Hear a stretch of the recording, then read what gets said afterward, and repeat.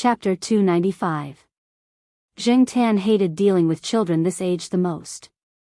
It was impossible to reason with them. Even if you could, Jing Tan couldn't. If you didn't cooperate with them or retaliate, they would cry in front of you and call for their parents. In comparison, Jing Tan felt that Zhua Kitten was easier to deal with. Although Jing Tan found it troublesome, he wasn't the kind of person who would sit there and wait to be hit. When the kid reached into the bag, Jing Tan was prepared to be thrown. Sure enough, a round object was thrown at him. The throw was quite accurate. It seemed that the kid played with this kind of thing a lot. Jing Tan raised his hand and swatted the small ball that was about to hit his head back. Then, he looked at the kid not far away. After the ball was swatted away, the kid didn't cry. Instead, his eyes lit up and he became more energetic. He reached into the bag and threw another ball at Zhang Zian. After swatting away 3 balls in a row, Jing Tan didn't want to play with the kid anymore. Jiao Ma brought the 2 kids to watch Jing Tan play with the ball. Just now, they wanted to go over and stop the kid, but seeing that the ball was very soft and didn't hurt when hit, and that their cat was playing with it so happily, they didn't stop him. Now, seeing that their cat was completely uninterested, the kid obviously wasn't done playing. Jiao Ma was afraid that the kid would come over and provoke their cat, so she got up from the stone bench next to her and prepared to talk to the kid. Before Jiao Ma could walk over, someone called the kid's name. It seemed to be the kid's parents. A couple walked over. The woman went to pull the kid who was about to walk over to Jing Tan. The man looked at Jing Tan and paused. Then, his gaze swept over to Jiao Ma and her group. He seemed a little confused and unsure. He went forward and asked, "Are you from Professor Zhao's family?" Jiao Ma looked at the person in front of her. He was a little unfamiliar. Even if she had seen him before, she wouldn't have any impression of him. However, seeing that this person didn't seem difficult to get along with, she smiled politely and replied. When the man heard this, he knew that he was not mistaken. The smile on his face deepened. "It really is you." Jing Tan thought the man looked familiar, but he couldn't recall who he was. Now that he heard the man introduce himself to Jiao Ma, he remembered that he had met this man named Jing Xian when he went back to his hometown in Jiao Pa for Chinese New Year. This man even gave Jiao Pa a business card. Jing Tan remembered this man because he worked in Nanchang and also because he had the same surname as Jing Tan. Now that he thought about it, it was fate that brought them together. Jing Xian brought his wife and child to Nanhua City to attend a relative's wedding. He didn't expect to bump into someone from the Zhao family. Every year, he would go back to his hometown to pay his respects. Except for that one time when he bumped into someone from the Zhao family, he always came and went in a hurry. He didn't bring the elderly or children with him. However, he had heard about the Zhao family. After all, Professor Zhao was one of the more frequently praised by the elderly in that area. In the hearts of some of the more traditional elders, a university professor had a higher status than some businessmen. Therefore, whenever there was a famous person in the surrounding villages, Jing Xian would hear about Professor Zhao. It was just that he had never met him. Jing Xian had a good memory. Even if he didn't remember what the people from the Zhao family looked like, he still remembered the special black cat that always hung out with the Zhao family. One of the reasons why his child especially liked to play with cats after returning to Nanchang was because the black cat in the Zhao family left an impression on his child. From Jiao Ma, Jing Xian knew that Professor Zhao was also nearby. Jing Xian decided to stay here for a while and wait for Professor Zhao to come back so that they could chat. After all, they were from the same hometown. In Nanhua City, it wasn't difficult to meet people from the same hometown. However, it wasn't so easy to meet people from the same hometown who had some social status. Since they all knew each other and were from the same hometown, Jing Xian asked his wife and children to come over and sit for a while. Jing Xian's son, the little kid who threw the ball at Jing Tan, kept staring at Jing Tan. It seemed like he was constantly thinking of taking the ball out of the bag to play with Jing Tan. Jing Tan ignored him. He didn't even look at the little kid. With Jiao Ma, Jiao Yuan, and little Pomelo here, he wasn't afraid that the kid would throw things at him. Not long after, the Jiao Pa and the others walked over while chatting. Zheng Tan didn't expect that Yuan Zi and Jing Xian also knew each other. As soon as they met, they greeted each other with Mr. Yuan and Mr. Zheng. Knowing that Jing Xian and the Jiao Pa were from the same hometown, Yuan Zi was happy. With this level of relationship, and seeing that Jing Xian didn't have any intention of alienating him, there should still be room for negotiation for the business deal that didn't go through last week. Thinking about this, Yuan Zi looked at the black cat that was squatting by the river and enjoying the night view. Just now, Jing Xian had said that they were going to go back directly. However, when they turned around, they realized that their child had run away. When they came over, they realized that their child was playing with the Jiao family's cat. Only then did they recognize the Jiao family. Thinking about this, Yuan Zi sighed in his heart. He was indeed a lucky star. Therefore, when Yuan Zi was happy, he started shaking. His intermittent amnesia acted up, and he forgot Zheng Tan's name. When he introduced Zheng Tan to his former university classmates, he said, "This is Ming Xing's moneymaker." This made the Jiao Pa's university classmates think that Zheng Tan's name was Moneymaker. They even said that this name was more down to earth. Compared to the various foreign pet names around, the name Moneymaker did sound more local. However, after listening to the Jiao Pa's explanation, they realized that Jing Tan's real cat name was. The two people looked at Jing Tan and said, "Oh, Black Charcoal's name is more down to earth." Knowing that the Jiao Pa and Yuan Zi would be staying in Nanhua City for a while, the two university classmates weren't in a hurry. They even invited a few classmates who worked here to gather. After they left, Yuan Zi started to discuss the business deal that they didn't manage to complete last time with Jing Xian. Coincidentally, the Jiao Pa was also here. The Jiao Pa also had shares in the company, so he could give more suggestions.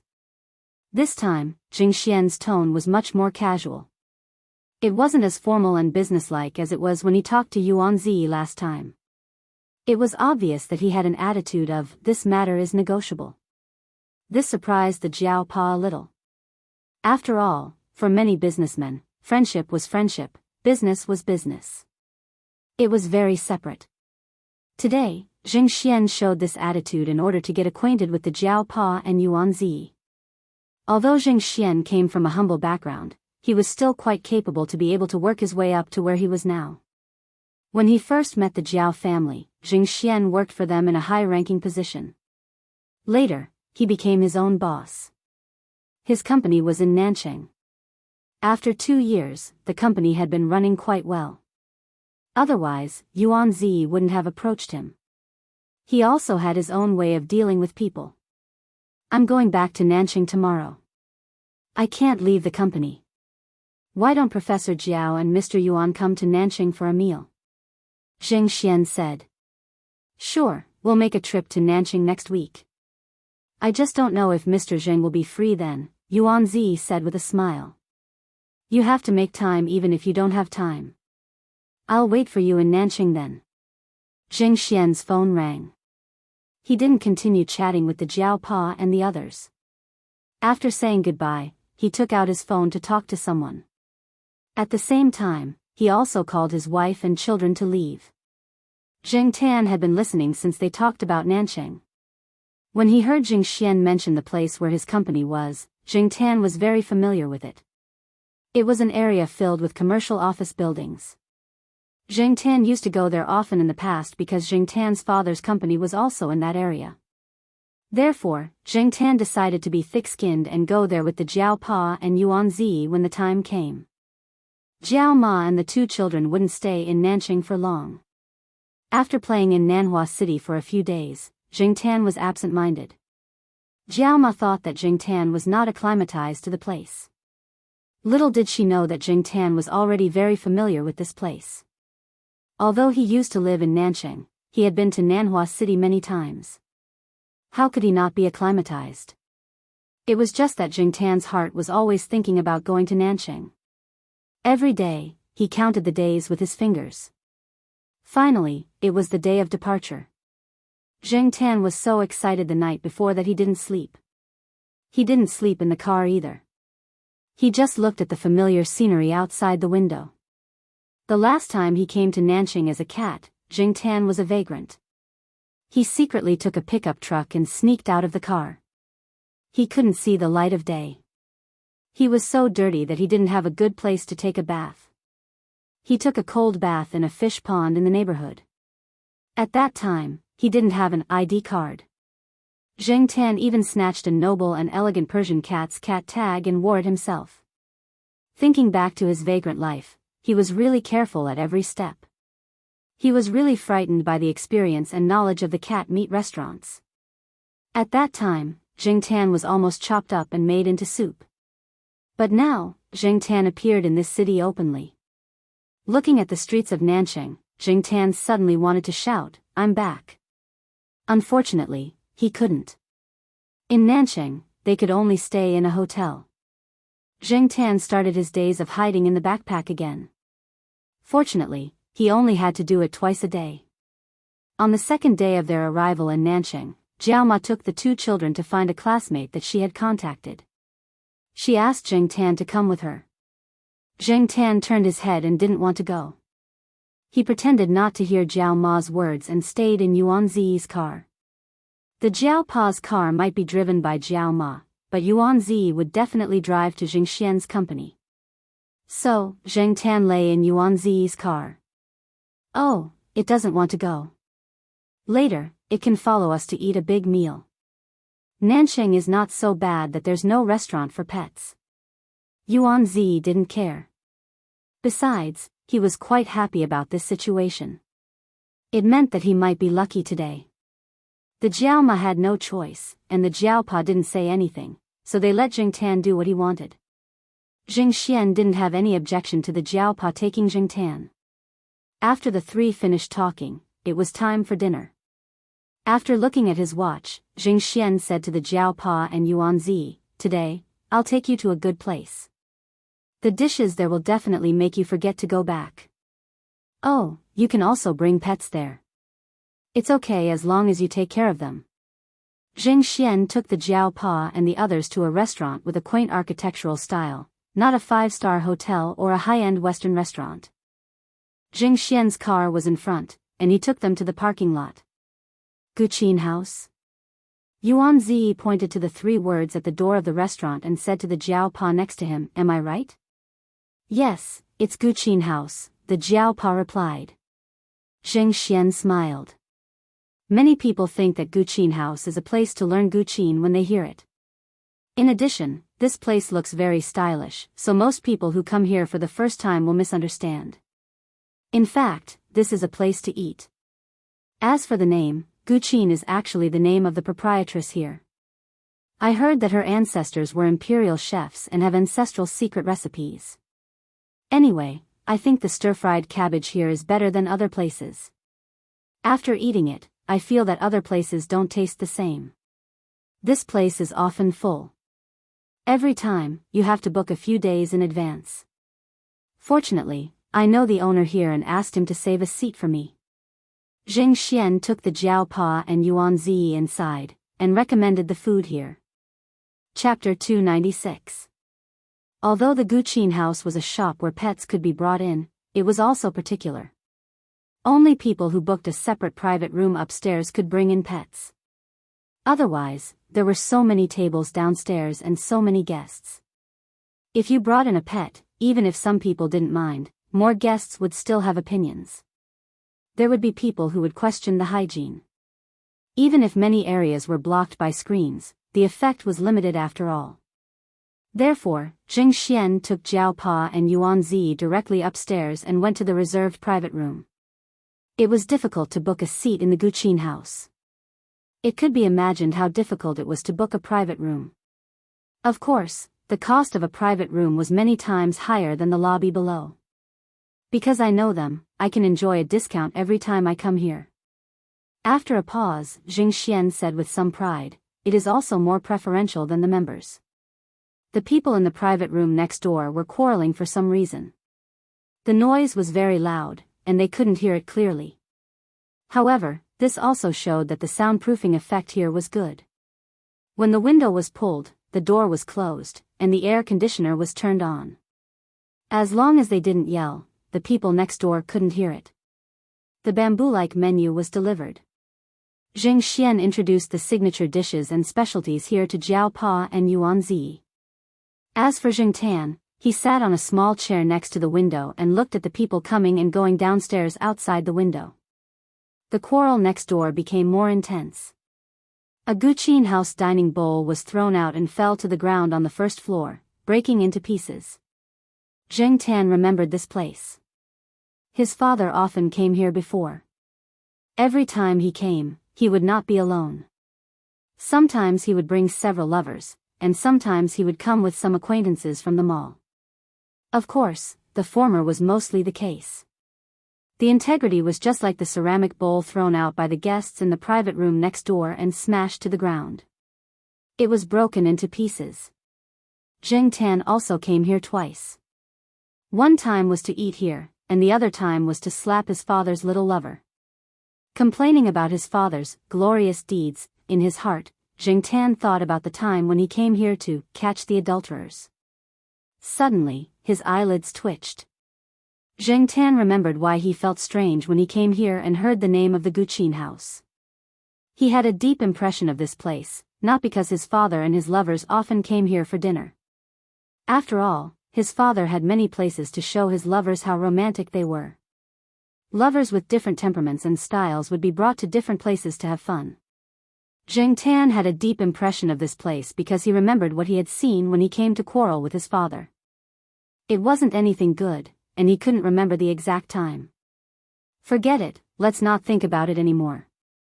Zheng Tan felt that his luck would not be so good. It was rare for him to come here, so how could he coincidentally encounter such a thing? Yawning, Zheng Tan leaned against the window and continued to look down. His ears were also listening to the Jiao Pa's conversation. Zheng Xian was lamenting that there were many rich young people in South City. As the saying went, young people were rich. Regardless of whether they were rich because they had a gold-like father or not, the truth was the truth. The three people at the table had also reached a certain age and had more experience. When they talked about it, they were quite emotional. They were just chatting and laughing. They did not have too much sour grapes.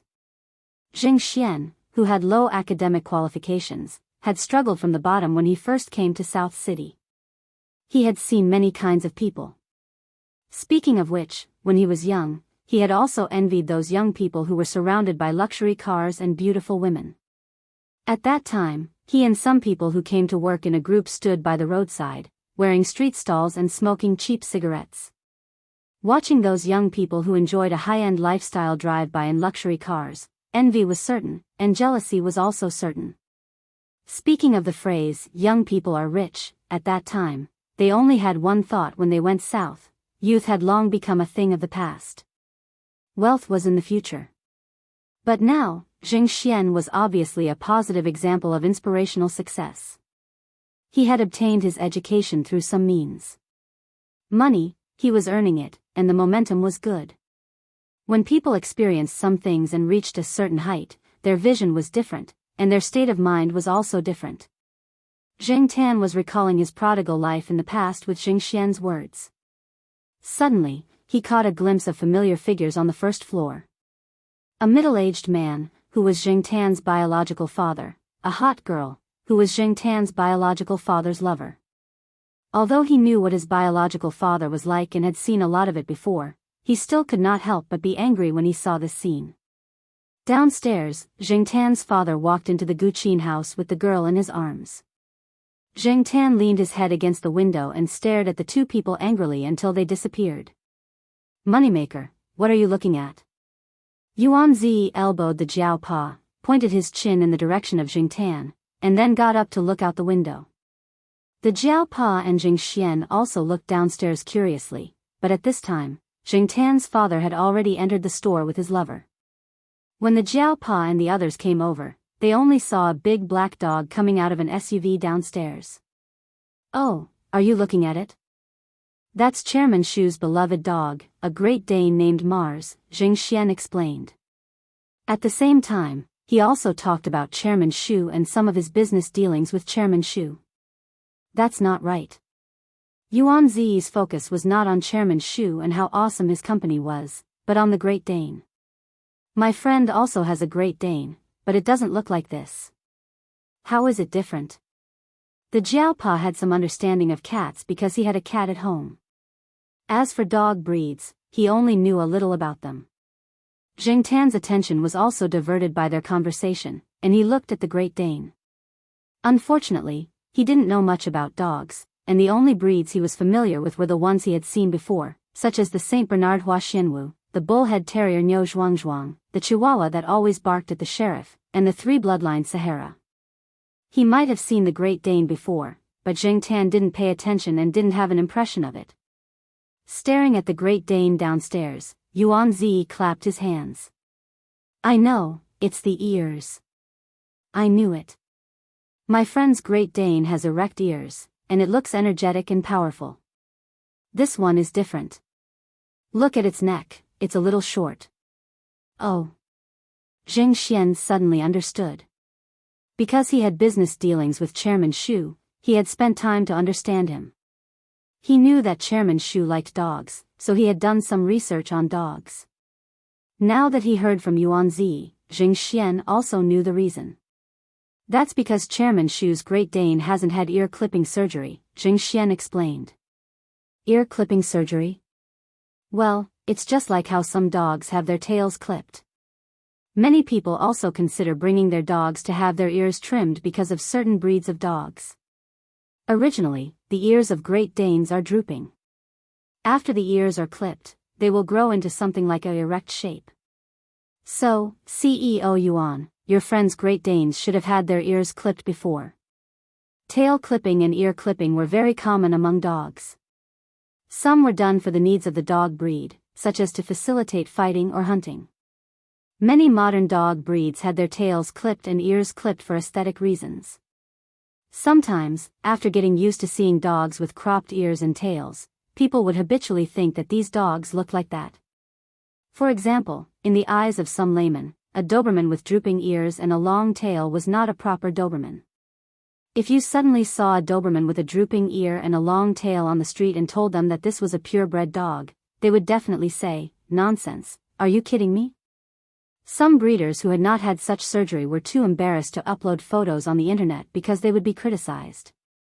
If they took the dog out for a walk, they would be pointed at, which was quite embarrassing. Now, some countries have banned this kind of surgery for dogs, but there are no restrictions in China. Now, there are many people in China who are arguing about this kind of surgery. One side says that cutting ears and tails is for the good of the dog, to prevent ear mites and other ear diseases, and to improve hearing, etc. The other side cites some examples to refute, saying that it is not humane. In short, there is a lot of debate. Chairman Shu is the latter kind of person, so he did not have ear-clipping surgery for his Great Dane. Zheng Xian did not finish his words. Many people had advised Chairman Shu to have his Great Dane's ears clipped, but they were all scolded away by Chairman Shu. Because of this reason, many people had been scolded by Chairman Shu, but Zheng Xian could not say it here. Every time he thought about it, he felt it was very funny. Chairman Shu was really interesting. Listening to Zheng Xian's words, Zheng Tan was glad that he did not become a dog breed that needed to have its tail clipped and ears clipped. Sure enough, being a local still had its advantages. The dishes in the Guqin house were really good. No wonder Zheng Xian praised it so much. The owner of the Guqin house knew that Zheng Xian had brought a friend over, so he specially sent a bowl of noodle soup. He did not know how it was made, but it was really memorable. It was worthy of the 3 or 4 digits price on the menu. The food was really good, but unfortunately, Zheng Tan was a little absent-minded while eating. He was thinking about which private room his irresponsible father was having dinner with his little lover. He wondered if he should go there to have a look and make things worse. After eating and drinking, the 3 people chatted for a while before they were ready to leave. Zheng Tan stayed in the backpack of the Jiaopa. When he went out of the private room, Zheng Tan saw people coming out of the opposite private room. It was his father and his little lover.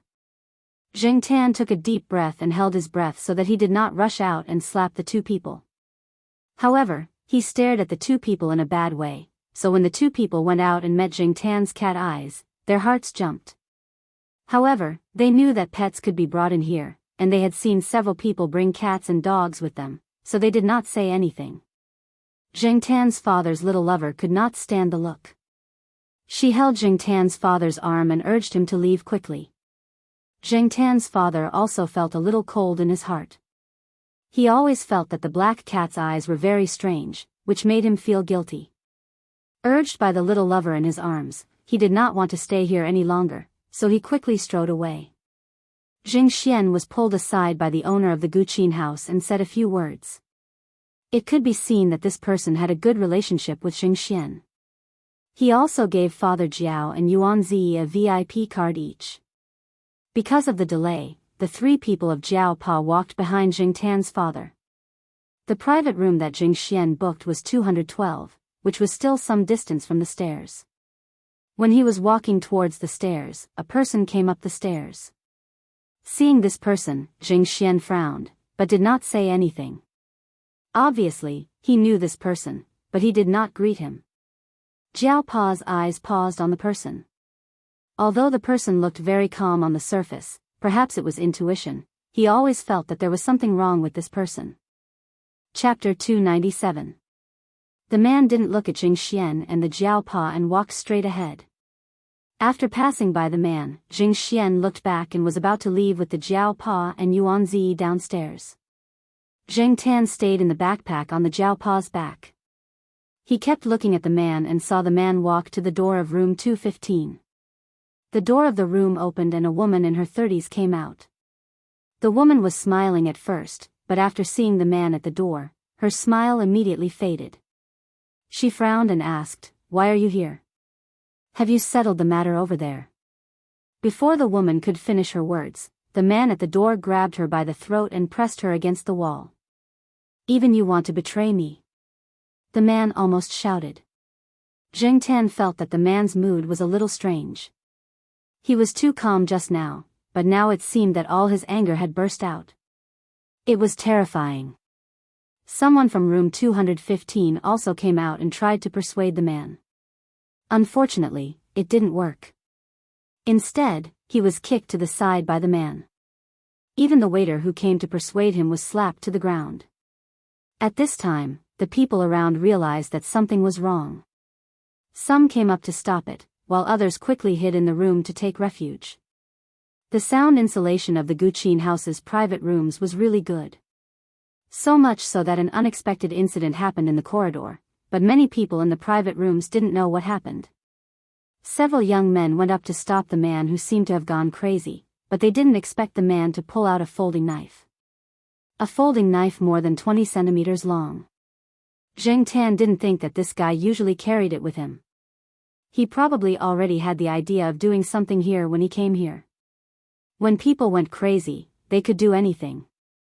One of the first two people to stop the fight had his arm cut, and the other was stabbed in the shoulder. This was the result of their quick movements and dodging in time. Otherwise, their injuries would have been more serious. When they heard the quarrel, Yuan Zi and the others stopped and turned to look. Yuan Zi and the Jiao Pa wanted to go over to help, but they were stopped by Jing Xian. Jing Xian knew the man's background. He used to be a gangster with some ability. Later, he made a fortune because of some things. His business was doing well, but recently, he was cheated by his competitors. His company went bankrupt and he became paranoid. People like the Jiao Pa and Yuan Zi who didn't have much fighting power were looking for trouble. Moreover, the other party's mood was not right. Jing Xian guessed that the man was probably going to go all out and didn't care about anything else. It was better not to go. Jing Xian pulled Yuan Zi and the Jiao Pa to the edge of the stairs and prepared to go downstairs. He didn't pay attention to the situation over there. He only knew that there was a fight over there based on the sound. There were also several guards of the Guqin house on the second floor. Jing Xian and the other two didn't see the situation over there, but Jing Tan had been paying attention. Although the guards of the Guqin house were not masters of fighting, the three of them barely had the upper hand against one person. Of course, this didn't mean that the guards here were weak. After all, they had some considerations and were somewhat restrained. The other party was completely crazy, stabbing whoever he saw. A guard found an opportunity to kick the knife in the man's hand. The man reacted quickly and dodged a little. However, his arm was hit. His hand was numb and the knife flew out. The knife flew through the gap between Yuanzi and the Jiao Pa. Jingtan originally stretched his neck to look over there. When the knife flew past him, it almost brushed his ear. Jingtan could feel the cold metal trembling from the few hairs on the tip of his ear. Because of the knife that was thrown over, the three people who had just stepped down the stairs paused. The cold sweat on Yuanzi's forehead came down. Looking at the traces left by the folding knife on the handrail of the stairs, one could imagine what would have happened if the knife had been thrown over. F***ck. Yuanzi cursed. His voice was still trembling. He didn't know whether to say that he was unlucky or lucky. The Jiao Pa was about to comfort Yuanzi when he found that his back was light. He didn't have time to say more to Yuanzi. He turned around and saw his cat running straight to the scuffle over there at a fast speed. Black charcoal. After Jingtan recovered from the fact that the knife had almost cut off his ear, the anger that had been suppressed because of his father suddenly flared up. Without thinking about anything else, he jumped out of his backpack and rushed over with a belly full of anger. He didn't even care about the Jiao Pa's shout. Chairman Shu, who was eating with his friends in room 216, rinsed his mouth with mouthwash. He opened the door and was about to go to the washroom. He didn't expect to see a man covered in blood being kicked in the back by a black cat. Pooh! He was so agitated that he spat out the mouthwash that he was rinsing. If it were a normal person, they would probably scream and close the door to escape or suspect that they had opened the door the wrong way. After all, they didn't know what was happening outside the room. There was even blues music playing in the room to adjust the atmosphere. The room was full of harmony. Who would have thought that they would see such a bloody and violent scene as soon as they opened the door? However, as Jing Xian said, Chairman Shu was quite an interesting person. He was a bit different. Therefore, when the people in the other rooms screamed and closed the door to escape, Chairman Shu was shocked. He rolled up his sleeves and shouted, "Mars, go!" Mars wasn't the only one who went. Chairman Shu also planned to go personally. It seemed that he and his pet would work together to get rid of this person. Unfortunately, before Chairman Shu's feet could completely step out of the room, and before Mars could rush out, the person who had been kicked to the ground by Zheng Tan was already subdued. There were also security guards below. From what they said, the police were probably arriving soon. The person and the dog that were about to go up didn't even have the chance to use their strength. After that kick, Zheng Tan felt much better. Seeing that the person was subdued by the security guards, he knew that the situation was under control. He prepared to go back to the Jiao Pa. As soon as he turned around, Zheng Tan saw a black dog's face.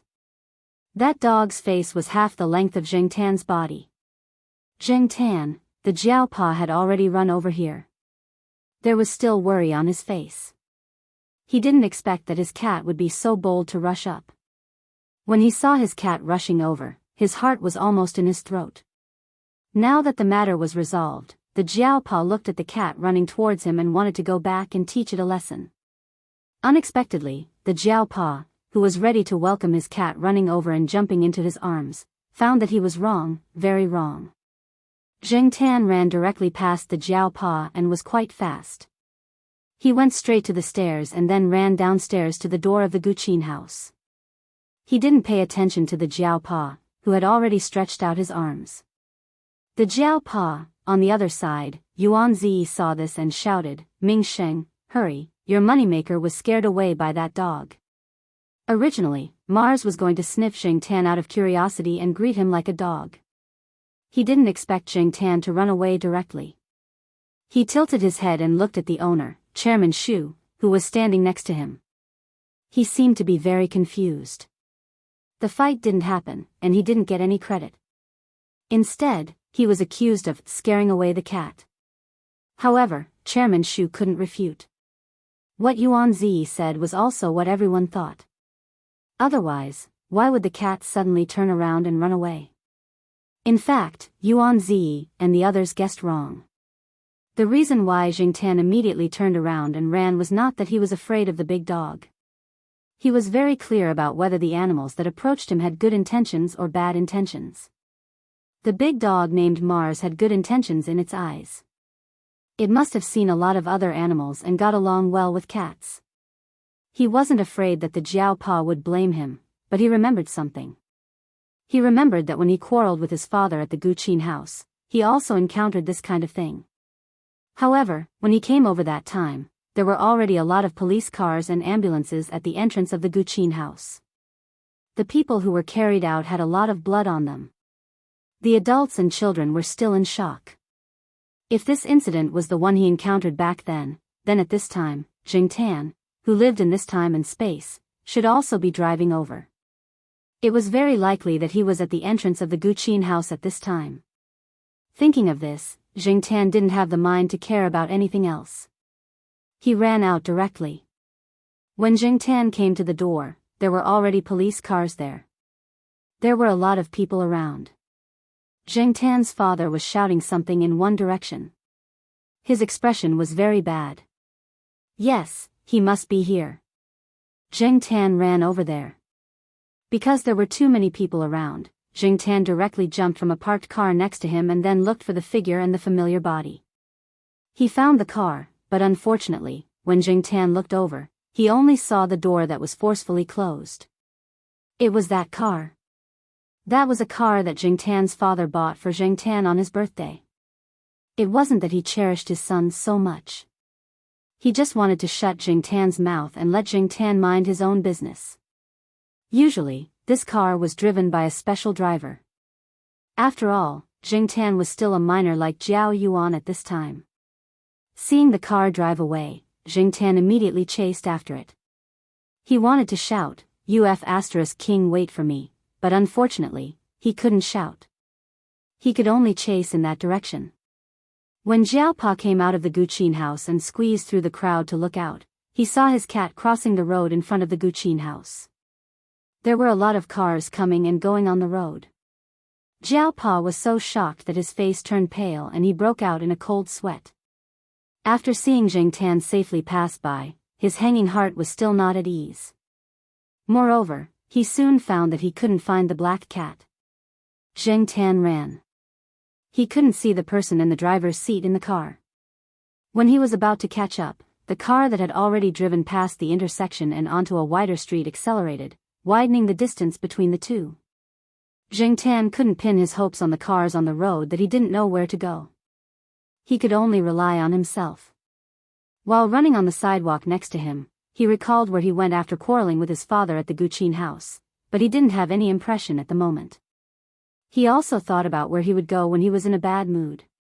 In order to catch up with the car that was getting farther and farther away, Jingtan also took a shortcut. He used to drive around here often and was familiar with the terrain here. So, even if he hadn't been here in recent years, he could still remember some things. Coming out of the intersection of a small road, Jingtan just saw the familiar car passing by. He didn't have time to rest and continued to chase. Jingtan didn't know what kind of mentality he had. He just wanted to see it with his own eyes. Fake? Real? Dream? Not a dream? Chapter 298. The car in front of him was driving very fast. Although Jingtan's physique was a little special compared to other cats, it was not a super cat, nor was it a god. Even if it took a shortcut, it only narrowed the distance a little. Once it took a straight line, Jingtan continued to be left behind. After chasing for so long, his physical strength was close to its limit. His whole body felt like it was on fire, and it was very uncomfortable. Jingtan saw that the intersection in front of him was about to turn red. He calculated that the car in front of him should be able to hit the red light when it arrived there. Trying to ignore the discomfort in his body, Jingtan chased while staring at the intersection. There were several times when he almost bumped into people. There were a few passers-by on the sidewalk who were pointing at Jingtan's back. He did not know what they were saying, but Jingtan did not pay attention. Anyway, it was not anything good. There was a pet dog on the sidewalk. The big dog seemed to have smelled something, or maybe it was preparing to pee. It was sniffing around the trash can, and its body happened to be in front of Jiangtan. When Jiangtan ran over, he jumped directly over the big dog's back. The big dog was about to look back at its owner, but found that Jiangtan had jumped over its back like the wind. It was stunned, then pulled the leash and roared in the direction where Jiangtan was running, as if it was venting its dissatisfaction. Jiangtan was too lazy to pay attention to it. His eyes were fixed on the monitor at the intersection in front of him. He looked at the countdown, praying that the red light would turn red quickly. He had to stop that car. The car overtook a few cars and drove toward the intersection. It seemed like it was going to rush through the intersection before the red light came on. It did not care about the yellow light at all. The number on the timer was decreasing. Jiangtan hoped that it would reach the end of the countdown and light up the red light. Jiangtan's prayer probably worked. When the familiar car in front of him was about to reach the intersection, the red light turned red. Jiangtan was happy. However, the next moment, Jiangtan saw that the familiar car did not slow down at all, nor did it mean to stop. It rushed straight past. If it weren't for the fact that there weren't many cars at the intersection at this time, and the pedestrians on both sides of the road hadn't taken a few steps, it might have led to a tragedy. At this moment, Jiangtan felt as if he had been struck by a heavy hammer.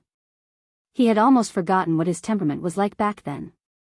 She had a bad temper, was full of herself, and was a complete idiot. She even drove over the speed limit and ran red lights when she was underage. Now that he thought about it, Jiangtan really wanted to slap her a few times. After letting out a sigh of relief, exhaustion and a burning pain swept over her body. Jiangtan had no choice but to slow down. She jogged, then walked slowly. Step by step, she arrived at the crossroad. The changing traffic lights, all kinds of people, all kinds of popular and luxurious cars driving on the road, and the tall buildings around the intersection, the vast army of buildings blocking the distant scenery. Standing at the intersection, Jiangtan watched as the familiar car sped away and disappeared from sight. Jiangtan felt that God was like an old man with a bad taste. Every time he was close to the target, God would stretch out a finger to flick him away, and then continue to watch the fun from the side. It was like this 3 years ago, and it was the same this time. It was maddening. Jiangtan suddenly wanted to scream like a lunatic. In fact, Jiangtan did just that. He raised a cat paw, gave a non-standard middle finger to the sky, and then howled. He didn't know which idiot driver pressed the horn almost at the same time, but the long line of cars that had started to slow down because of the green light completely suppressed Jiangtan's howl. Pedestrians came and went, and people rushed to cross the road. Someone kicked Jiangtan, but Jiangtan didn't have the mood to retaliate. The other party seemed to be in a hurry, and probably didn't notice Jiangtan. Even if they did, it was just a cat. Why should they care about this lunatic? There were too many pedestrians here. After Jiangtan finished howling, he didn't have the strength to howl a second time. He walked to the front of a restaurant on the side of the road, where there was an open space and shade. Jiangtan now only felt tired and depressed. He walked over listlessly, ready to rest in the shade for a while. Pitter-patter.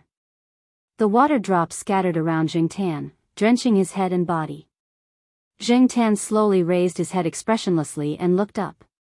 On the second floor of the restaurant, someone was watering a few pots of plants on the railing.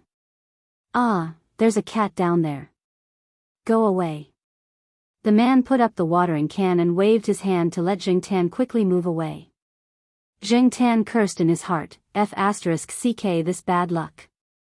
He got up and walked to a tree next to him, jumped on a wooden stool under the tree, and lay on it, looking at the world that was tilted 90 degrees, motionless. He was too lazy to move.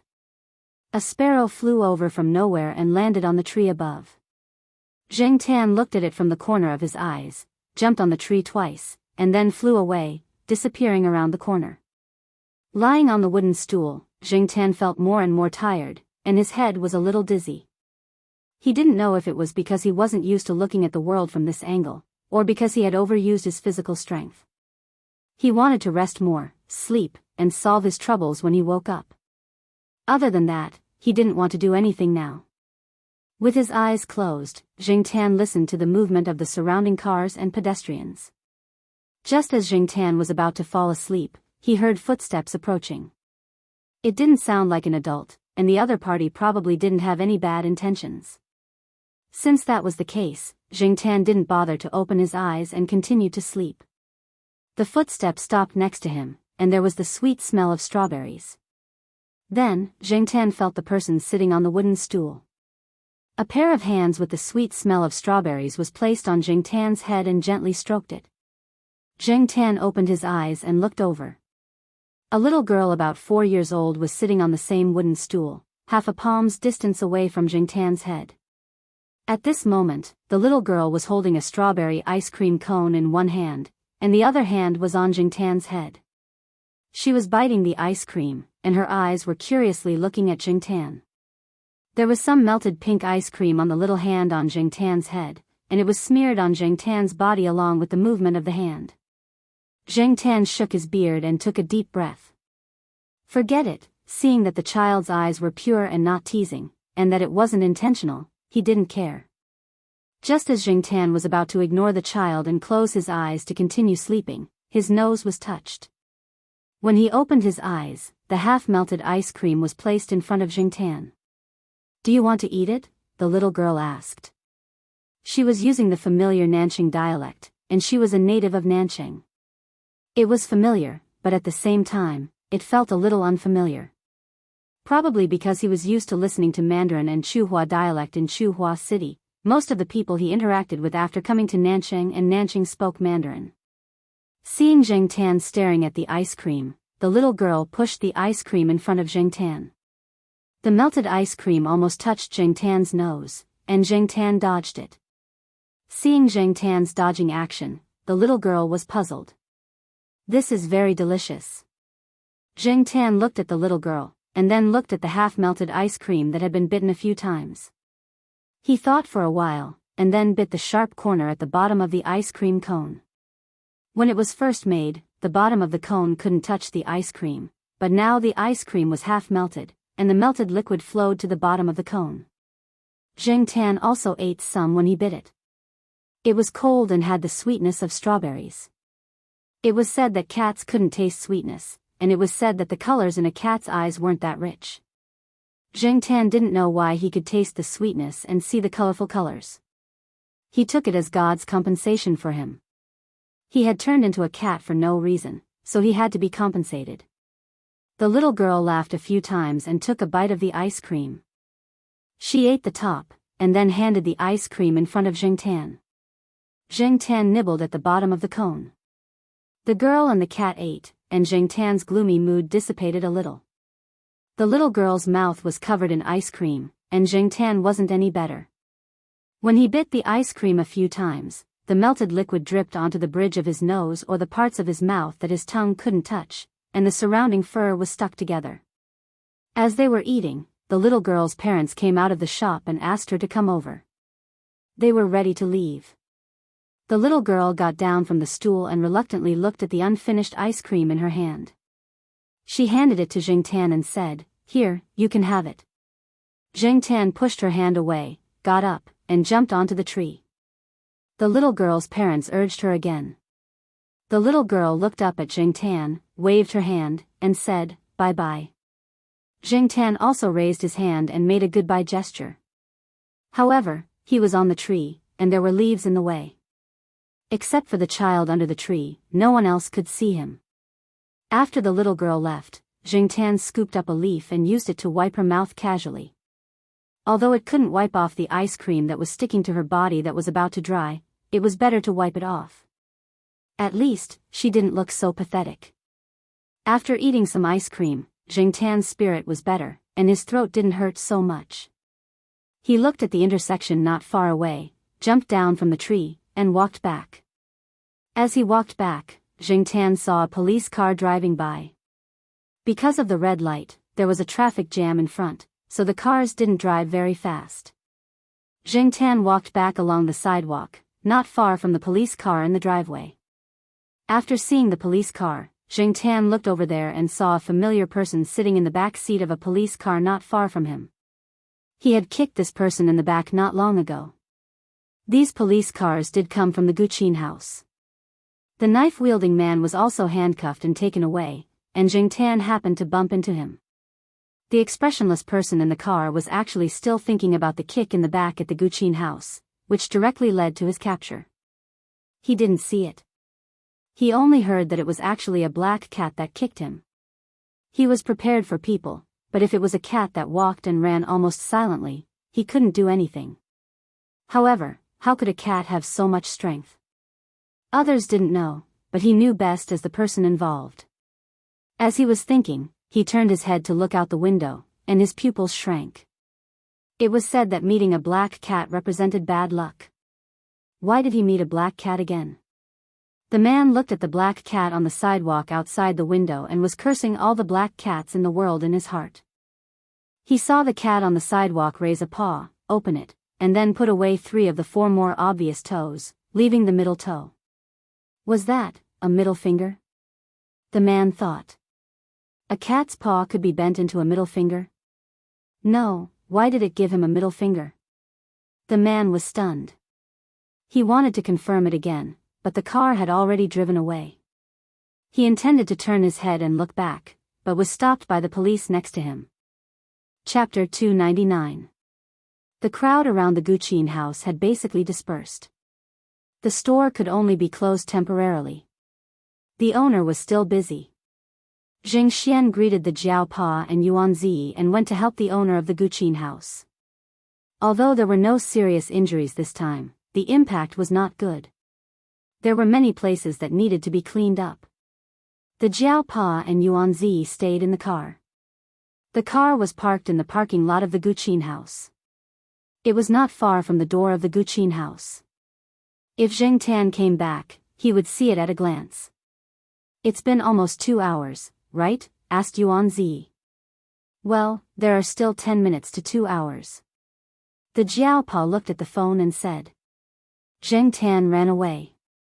The Jiao Pa did not tell the Jiao Ma and the others for the time being, fearing that they would be worried. Moreover, Zheng Tan had a record of running around. The Jiao Pa felt that Zheng Tan must have found something and ran away. It should not be the dog's problem. There were so many dogs in the compound, and his cat got along well with them. Moreover, Chairman Shu's dog was friendly. It would not run away because of a dog.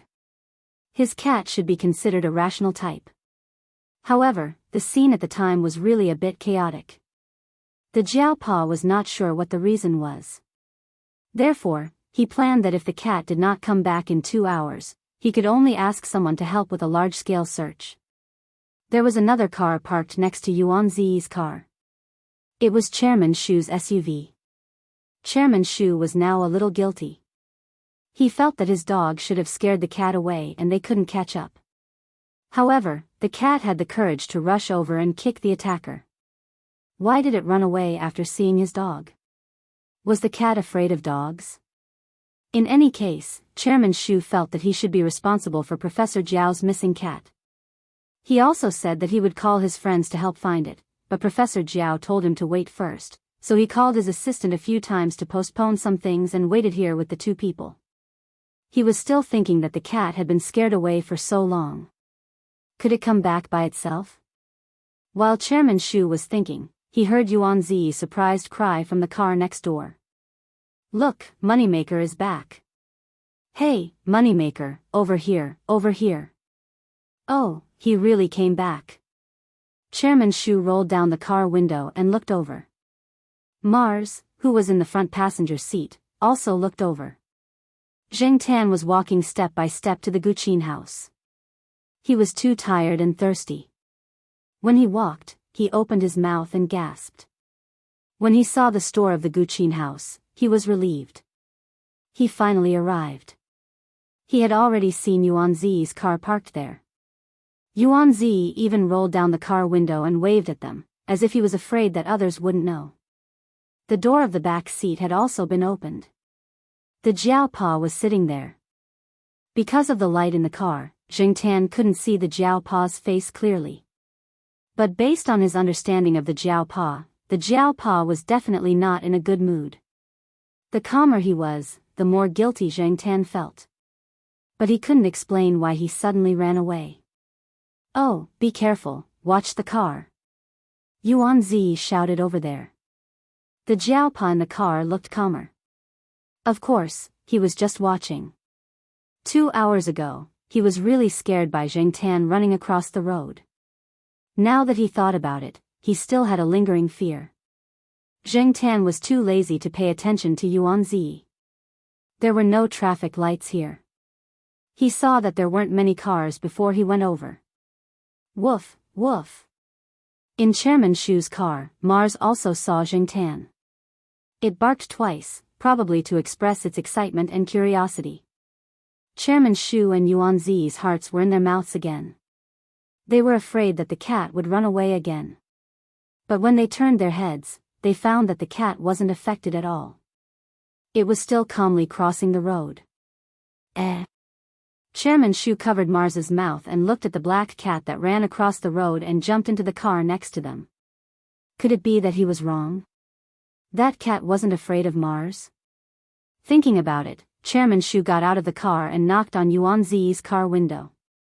In the car, Zhang Tan looked at the Jiao Pa's calm face and thought to himself, oh no, he's going to flip out. It's very scary when the Jiao Pa flips out. Will I be grounded for a long time? It seems that being grounded is considered a light punishment, but I don't know how long it will be. Zhang Tan was glad that the Jiao Pa rarely fought, so he wasn't worried about being beaten up. Even if he was beaten up, he wouldn't be badly beaten, right? As he was thinking, Zhang Tan heard Chairman Shu talking to Yuan Zi. Chairman Shu said that it was rare for them to meet each other. His dog seemed to have made a mistake. In order to apologize, Chairman Shu invited Yuan Zi and the Jiao Pa to have a cup of afternoon tea and have a chat. Yuan Zi had nothing to worry about because of Zhang Tan's return. This person's nerves were strong. He had forgotten the frightening scene of almost being stabbed by a knife at the Guqin house. Now that he saw Chairman Shu come over, he began to have other ideas. After all, Yuan Zi was a businessman. At that time, when Jing Xian introduced Chairman Shu to them, Yuan Zi only heard a little. They were still far from Chairman Shu. Now that it was rare for such a person to take the initiative to invite them, Yuan Zi naturally raised both hands in agreement. The Jiao Pa, who had a lot to say and wanted to have a good chat with Zhang Tan, could only continue to hold back his words. Since the other party invited him, of course, he had to give some face. The Jiao Pa was not a person who didn't know anything. However, as the saying goes, the spirit rises at the first spurt, and the second spurt will weaken. When there is a chance to lecture, I don't know how much deterrence it will have. Forget it, it's good that you can come back. The Jiao Pa sighed and signaled that Yuan Zi could go. Seeing that the Jiao Pa didn't mean to have a good chat for the time being, Zhang Tan was relieved. He was really grateful to Chairman Shu. He appeared at the right time. Chairman Shu took them to a very stylish restaurant. It was a little far from the city center, and the area was quite large. Yuan Zi looked at the restaurant in front of him, wondering how much it would cost to eat here. When they arrived, there were people coming out of the restaurant. Yuan Zi saw clearly that they were a few celebrities. Yuan Zi could recognize one of them at a glance even if she was wearing a big pair of sunglasses. That was the woman who had a poster on Yuan Zi's bedside wall when he was in college. Yuan Zi wasn't making a fuss. Whether it was in the past or now, Yuan Zi was considered a knowledgeable person. He was just thinking that since there were celebrities coming to eat here, the security must be very good. When he came in from the outer door, he had this feeling. Now, he was even more certain. Can we really bring cats in here? The Jiao Pa asked. Generally speaking, dogs were easier to take care of. Cats, on the other hand, were not so cooperative, especially when there were some celebrities here. Many celebrities seemed to be very close to cats in public, but not in private. After all, cats were easy to scratch, and the celebrities' faces were very valuable. Just now, when a celebrity passed by them, he frowned when he saw the cat poking its head out of the car, but he quickly covered it up. The Jiaopa happened to catch that moment. Yuanzi paused and said, "In theory, it shouldn't be allowed." He had been to a similar place before. Although there was no sign that said pets were not allowed to enter, the people who went there in private knew what to do. The word, "in theory," was used well. Many times, this word directly told you that the things on the surface were bullshit. Generally, people who could bring pets in were not afraid to say it. This was called privilege. For example, Chairman Shu was casually coming out of the car with his beloved dog. Who cares? Someone will take care of it. What are we afraid of? Yuanzi thought it through. The dishes here are not necessarily worse than those in the Guqin house, but the security here is much stronger. You don't have to worry about encountering that kind of thing again, Chairman Shu said as he walked in. The waiters here were very familiar with Chairman Shu. They greeted him but did not lead the way. Chairman Shu was very familiar with this place. Every time he went in, he could go wherever he wanted. When he needed service, he would call. At other times, they didn't have to be courteous over there. Walking further in, Jingtan saw a yard. The layout of the rockery and pond was also very exquisite. It looked very comfortable. There were a few single rooms near the yard. Only a few friends of the owner would come here. This place was not open to the public. In the courtyard, there was a pond with no fish. A big dog was lying on the edge of the pond with its head on the steps, snoring loudly. When it heard the noise, it immediately opened its eyes and looked over. When it saw Mars and Chairman Shu, it jumped out of the pond and wagged its tail happily. It was also a Great Dane. It was as black as Mars and about the same size. However, this was just a dog that had undergone ear-cutting surgery. Its ears were very beautiful and it looked very energetic and powerful. In comparison, it was easy to distinguish it from Mars. Chairman Shu told Jiaopa that this dog was called Tofu and was Mars's brother. It had a good temper, but it had a fierce face. When it was named, the owner of this restaurant was thinking about a dish about tofu. Chairman Shu urged him to name the dog. The man directly said, "Tofu." Zheng Tan gave a sympathetic look to the big dog. A tall and powerful black dog called Tofu. If you just listened to the name and didn't look at the dog, you would think that this dog was soft and easy to bully. A water column sprayed up from the pond. It was not high, about half a meter. As soon as they saw the water spray over there, the two dog brothers immediately ran over there and jumped into the pond. I don't know if it's because dogs born in summer like to play with water. Mars and Tofu like to play with water, especially when it's hot in summer.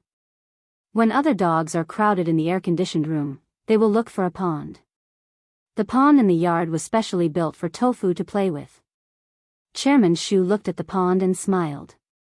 There was a water purification system in the pond and there were always people taking care of it. Therefore, even if there were dogs playing in it, the pond still looked very clean. Chairman Shu chose a single room near the pond.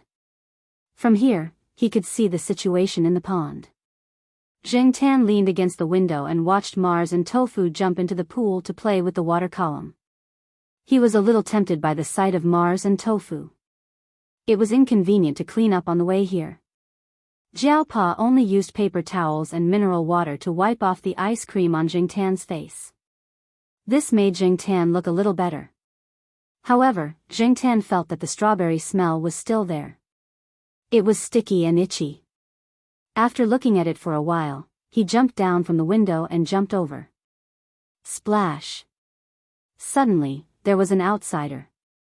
The two dogs that were playing happily suddenly retreated to the edge of the pond. Seeing that it was Zheng Tan, Mars swam towards the water column again. However, Zheng Tan kicked it away and occupied the water column alone. Why was it at the water column?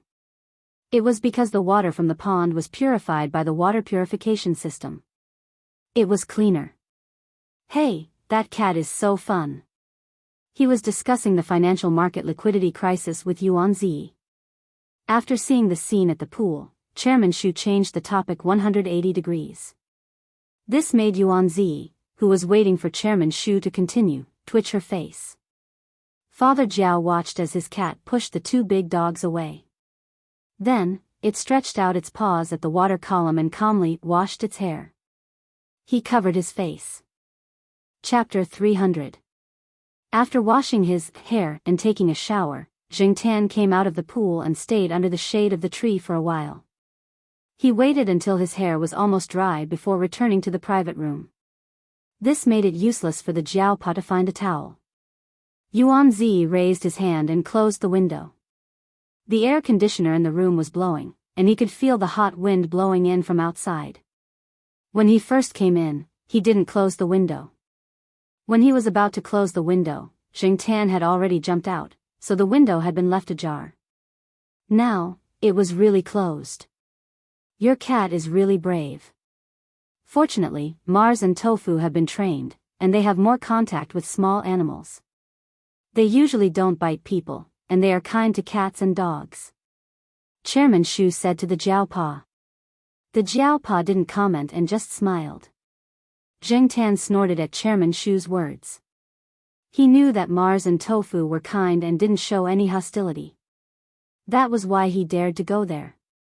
If that wasn't the case, he wouldn't be stupid enough to provoke those ferocious and untrained big guys. Was he tired of living? Yuanzi next to him had finally turned the topic back to the changes in the financial market and wanted to hear more of Chairman Shu's views. Now that Jiangtan came back, Chairman Shu changed the topic again. Yuanzi had to cough and winked at the Jiaopa, indicating to quickly change the topic. It was rare to have such an opportunity to learn more.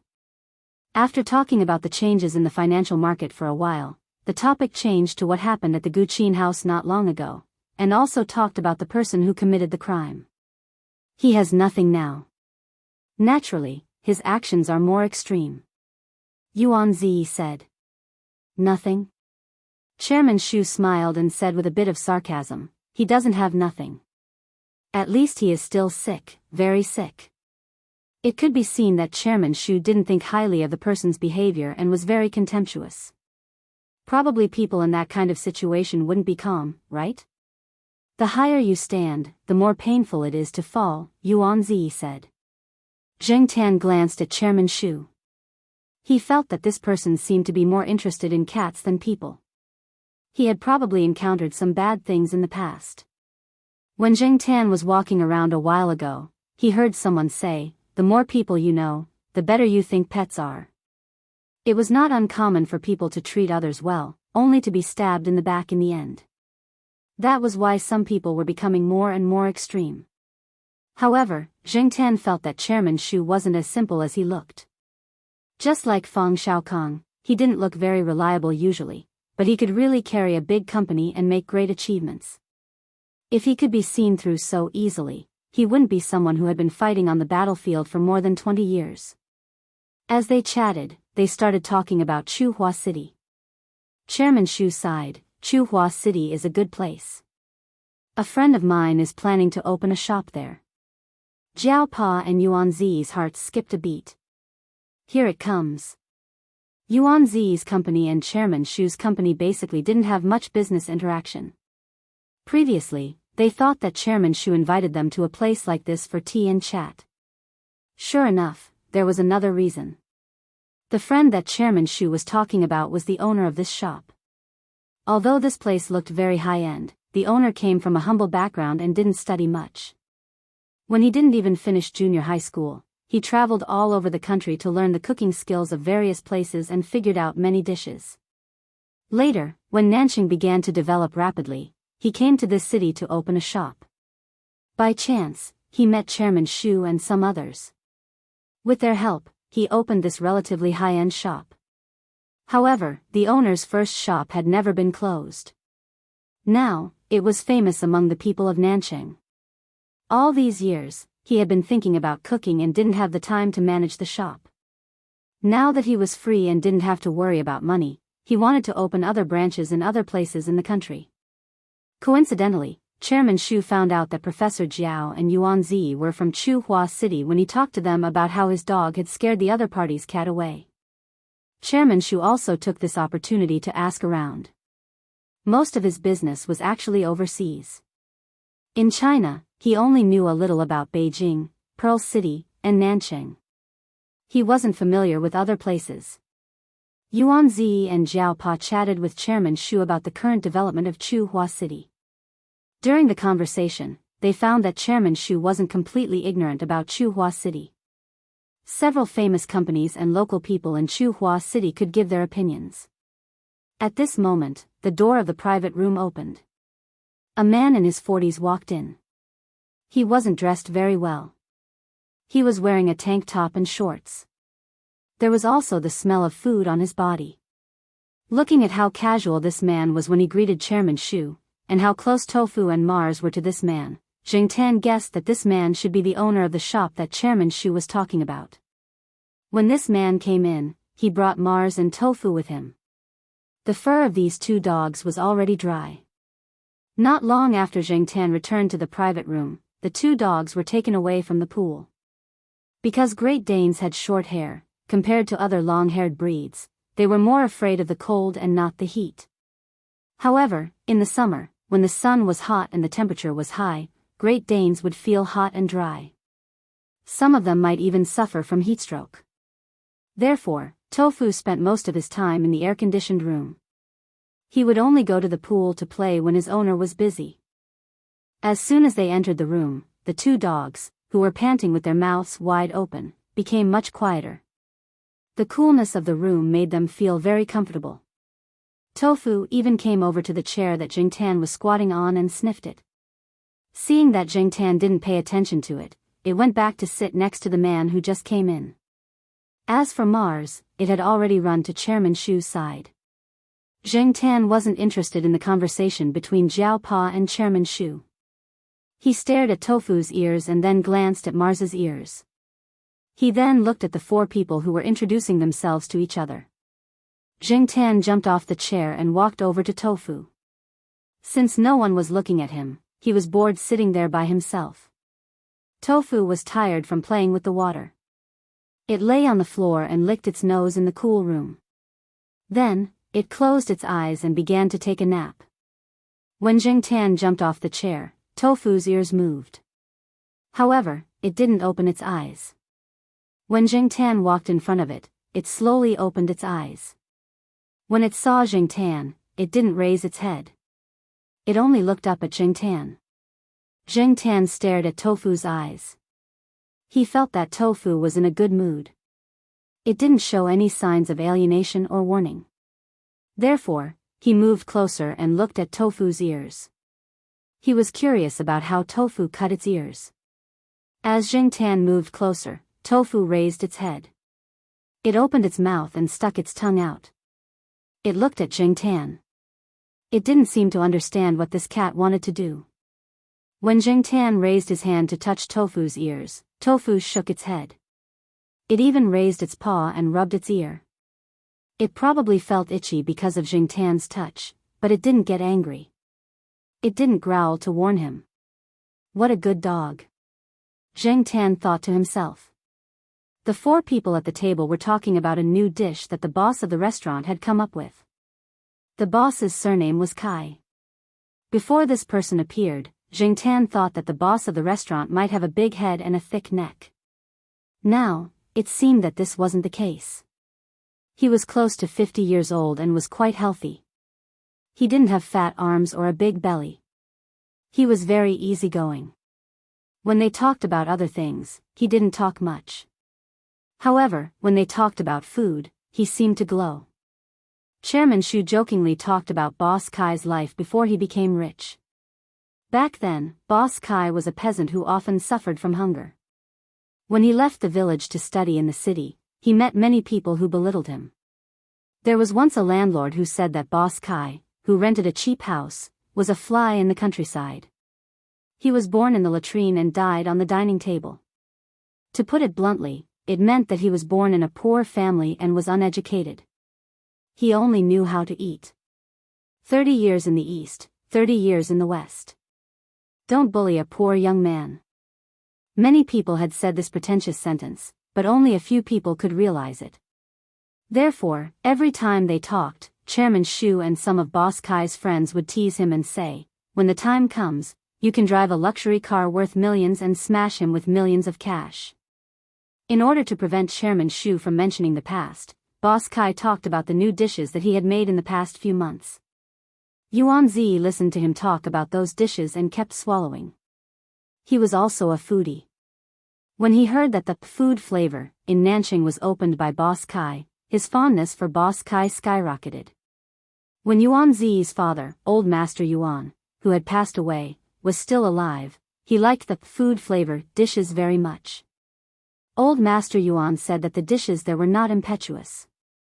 Yuan Zi couldn't understand what impetuous dishes were about. He only knew how to eat.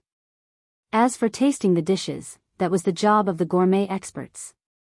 Putting aside the taste, Yuan Zi also planned to give Boss Kai more advice because of his relationship with Old Master Yuan. Opening a restaurant was not a simple matter. Just like when Jiao Wei's family opened a small restaurant in Tsinghua University, there were so many problems, not to mention the food flavor, which Yuan Zi thought would definitely be a big business.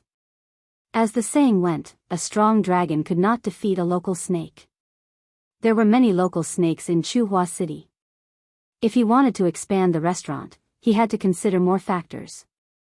This was also one of the reasons why Chairman Shu invited Jiao Pa and Yuan Zi over after knowing their backgrounds. One was a professor who had been teaching in Tsinghua University for a long time, and the other was the boss of a company in Tsinghua City. Even if he couldn't get much useful information from them, it was good to listen more. After all, the information he asked people to collect was not comprehensive. Yuan Zi didn't think that Boss Kai would encounter many difficulties in Tsinghua City. It was enough to take care of some places. Whether he could open a branch or not depended on whether he could retain customers, as long as the quality of the dishes didn't deteriorate.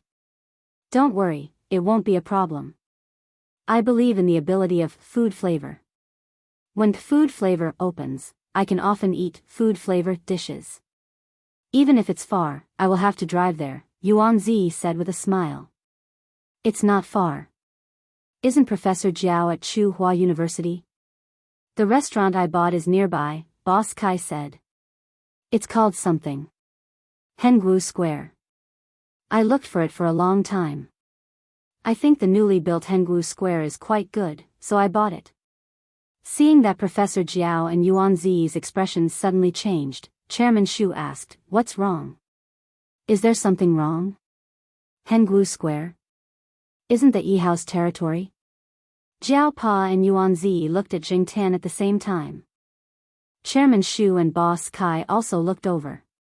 They saw that the black cat was pressing Tofu's head with one paw and flipping Tofu's ears with the other paw. It seemed to be looking at something.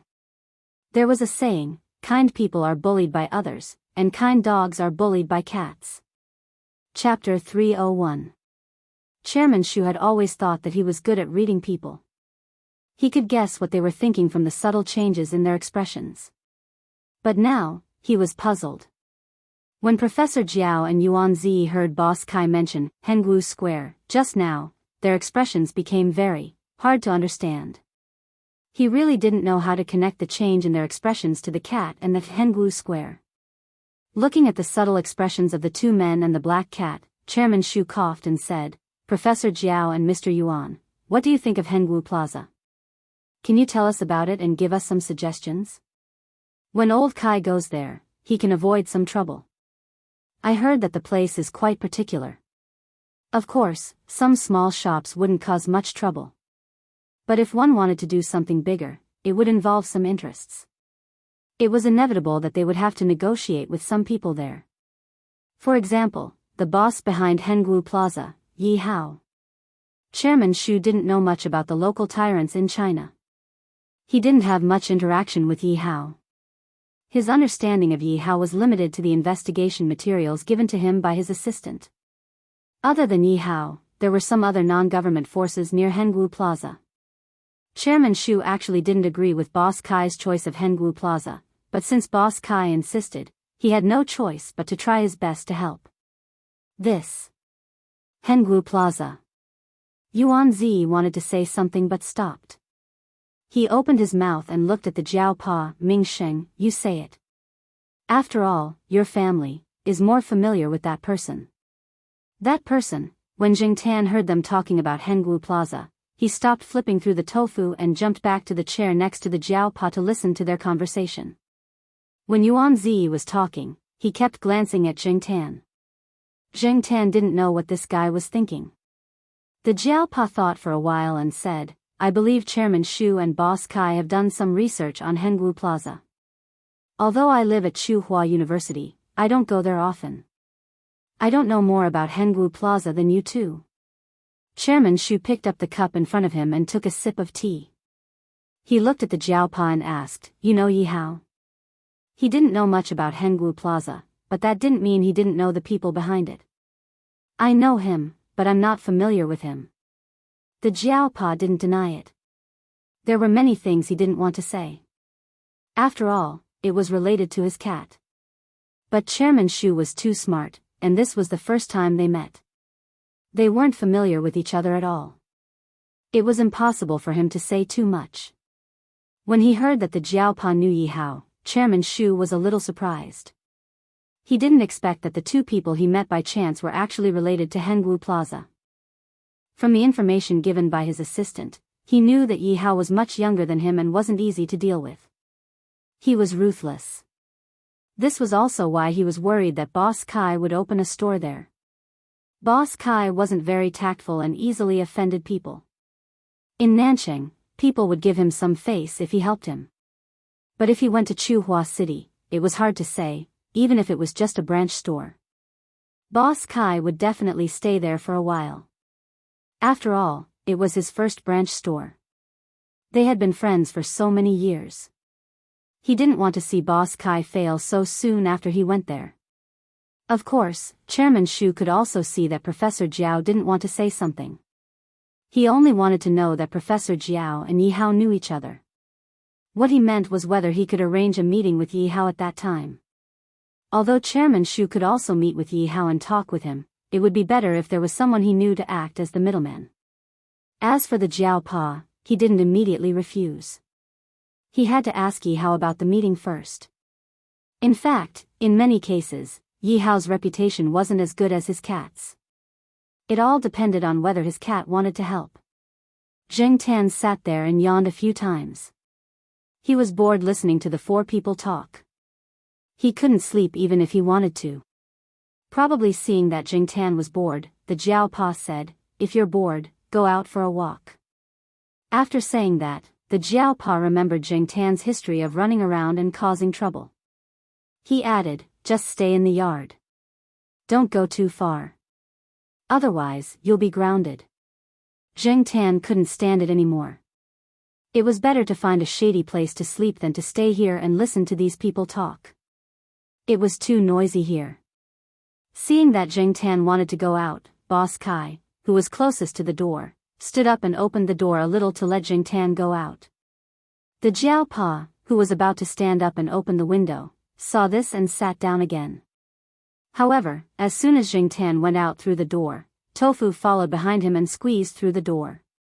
In the summer, other people's dogs would squeeze into air-conditioned rooms, but this guy wanted to run out and play in the pool when there was time. Boss Kai looked at the shady area in the yard. The sun was slanting in the afternoon, so the pool was not under the sun now. Seeing Tofu squeezing into the gap of the door and whining, Boss Kai opened the door a little to let Tofu out, so that Tofu would not make noise here. Zheng Tan and Tofu both went out. Mars looked at Chairman Shu pitifully. Chairman Shu choked and said, Forget it. Let it go out and play. No one will come to the yard anyway. After the two big dogs went out, they ran straight to the pool. Zheng Tan slowly walked to a rockery and jumped on it. It was shady here. Squatting on the rockery, Zheng Tan wanted to find a place to sleep. He still hadn't recovered all the energy he used today. When Zheng Tan was about to close his eyes and sleep, his ears twitched. He heard a familiar voice. Zheng Tan opened her eyes and looked in that direction. She perked up her ears and listened carefully. Ignoring the noise created by the Tofu and Mars, Zheng Tan heard a very familiar sound not far from here. Although Zheng Tan said it was familiar, it only existed in his memory. He hadn't heard it in the past few years after he became a cat. Now that he heard it again, he could still recognize it immediately. He didn't feel sleepy at all. Immediately, he jumped down from the rockery and climbed up a tree. With the help of the tree, Zheng Tan climbed over the walls of the yard.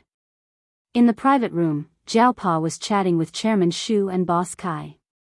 From time to time, he would pay attention to the situation outside the yard. He was sitting at an angle where he could see part of the yard through the window. When he saw Zheng Tan lying on the rockery and about to take a nap, he was relieved. However, when he turned around to chat with Zheng Tan for a while, he saw the little bastard climb over the wall. The veins on Professor Jiao's forehead bulged. He had just told the little bastard to play in the yard. In the blink of an eye, the little bastard climbed over the wall and ran away. As expected, he had to ground it. Don't worry. I'll ask someone to keep an eye on it. It won't run out of their sight. Other than the private rooms of the clients, there are surveillance cameras in the hallways and other places outside, Chairman Shu said. Jiao Pa wanted to tell Chairman Shu that cats were not like dogs. They couldn't be monitored and when you didn't pay attention, they would disappear. Moreover, his cat had a serious criminal record. However, there were many things that no one would believe even if he told them. Zheng Tan forgot about Jiao Pa's advice again. He was now looking for the source of the voice. The buildings here weren't very tall. Most of them were 2 or 3 stories high. It was easy to climb over. With Zheng Tan's rich experience in climbing over walls and buildings, he quickly found the owner of the voice. After all, it wasn't far away. At the end of a long corridor, there was a well-dressed woman who looked to be in her early 30s. She was talking on the phone with an impatient look on her face. Why didn't you look for your own son? What can I say? If he wants money, I'll give him money. If he wants a house, I'll give him a house. How can I not take responsibility? Okay, I'm busy now. I've already arranged everything for this afternoon. I don't have time. Zheng Tan knew who she was talking to on the phone. He also knew who they were talking about. Although he had thought of many possibilities when he came to Nanxing, he didn't expect to see these 2 people on the same day. 3 hours ago, he saw his own father. Now, he saw his own mother. One always took different lovers to have fun, and the other contacted a few rich wives when she was free to expand her career. Basically, they didn't care much about Zheng Tan other than giving him money. They were partly responsible for Zheng Tan's bad personality. He couldn't describe how he felt. He wasn't disappointed or sad.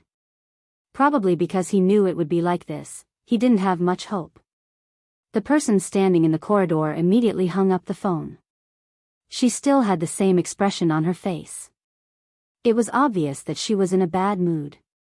In Zheng Tan's memory, he often saw such an impatient expression.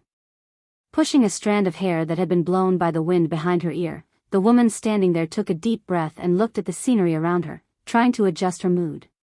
Her gaze swept around and stopped at the circular garden sculpture pool that was more than 1 meter tall and nearly 2 meters in diameter not far from her. There were some water lilies planted in the white round sculpture. The white water lilies were now blooming. The white lotus, the white sculpture pool, and the black cat formed a clear contrast.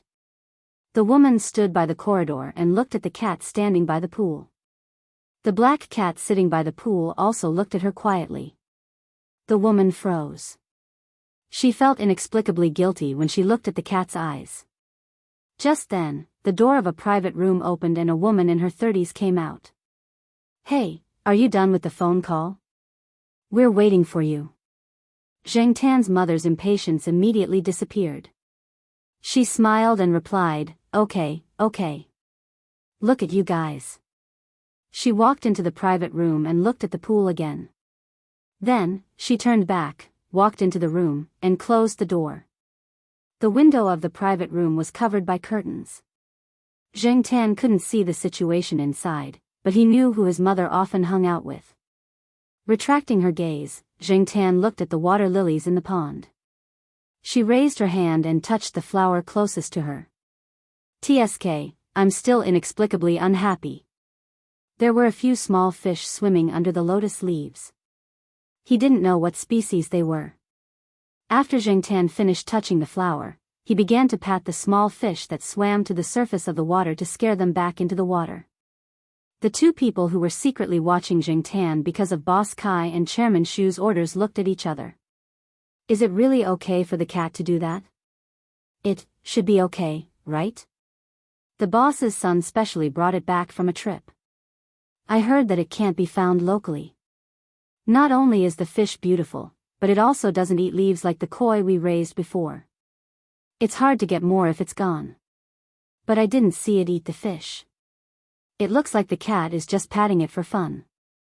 Didn't the boss say that as long as it's not a big deal, we can just ignore it? Then we should stop it when it really eats it? Yes.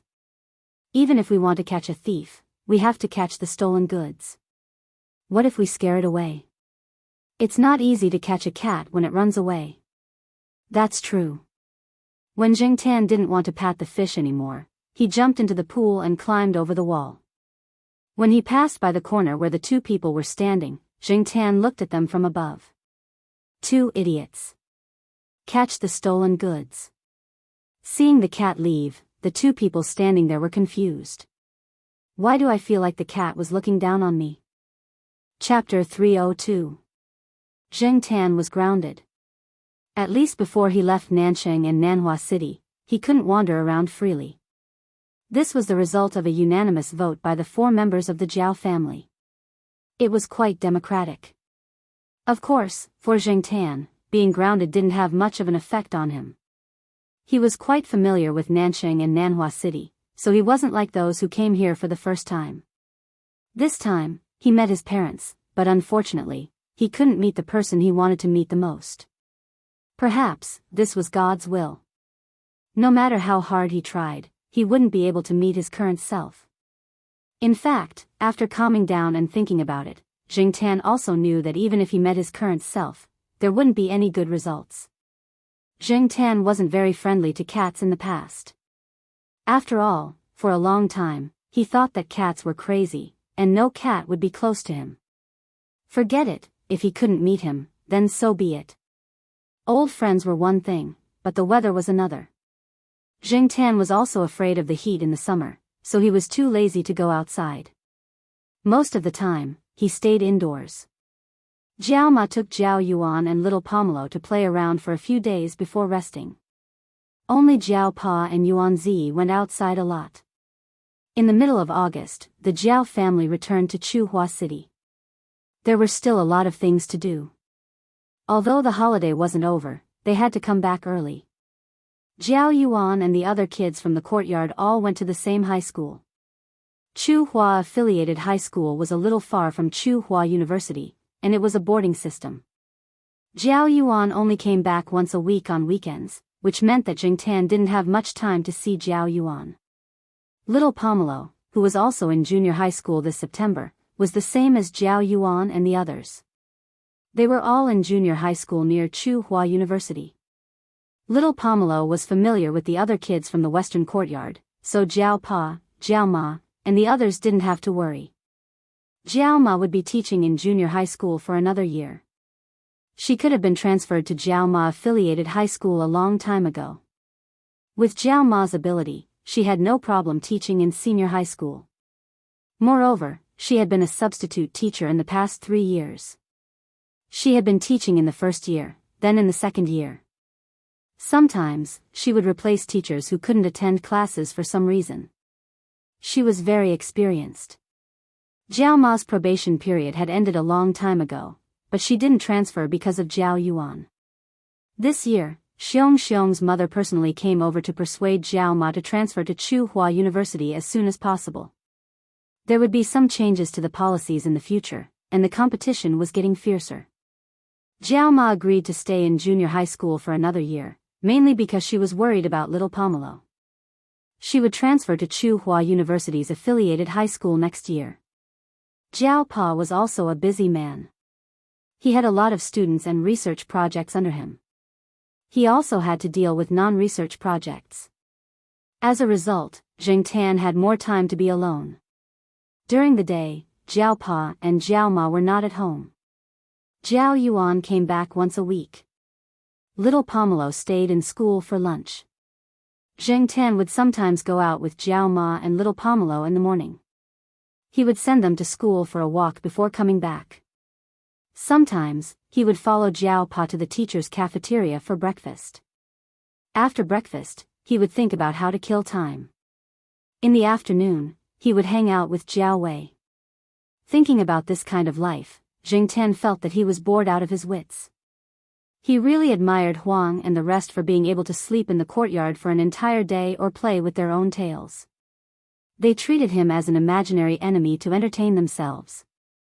Chairman Shu and Boss Kai came to Chuhua City at the end of August and met with Yi Hao. At that time, Zheng Tan was lying on the sofa next to them. When he turned over and stretched, he forgot to control his claws and scratched a hole in Yi Hao's high-end sofa in Triumph's office. Yi Hao just silently looked at the hole and didn't say anything. At that time, Chairman Shu was quite surprised. He didn't expect Yi Hao to be so tolerant of cats. Chairman Shu, who prided himself on his shrewdness, didn't know how many twists and turns to analyze the reason. Not to mention whether he guessed the truth or not, at least he was very sure of one thing. That black cat was special. Chairman Shu stayed in Chuhua City for a few days before leaving. He was preparing to invest in Chuhua City, so this time he came over just to inspect the city. After finishing his business and inspection, he left. Boss Kai still stayed in Chuhua City. His food taste would open in September when school started. After all, he had already started preparing for it, and the opening was just in time for school to start. After meeting with Yi Hao and receiving Yi Hao's words, he was a lot more relieved.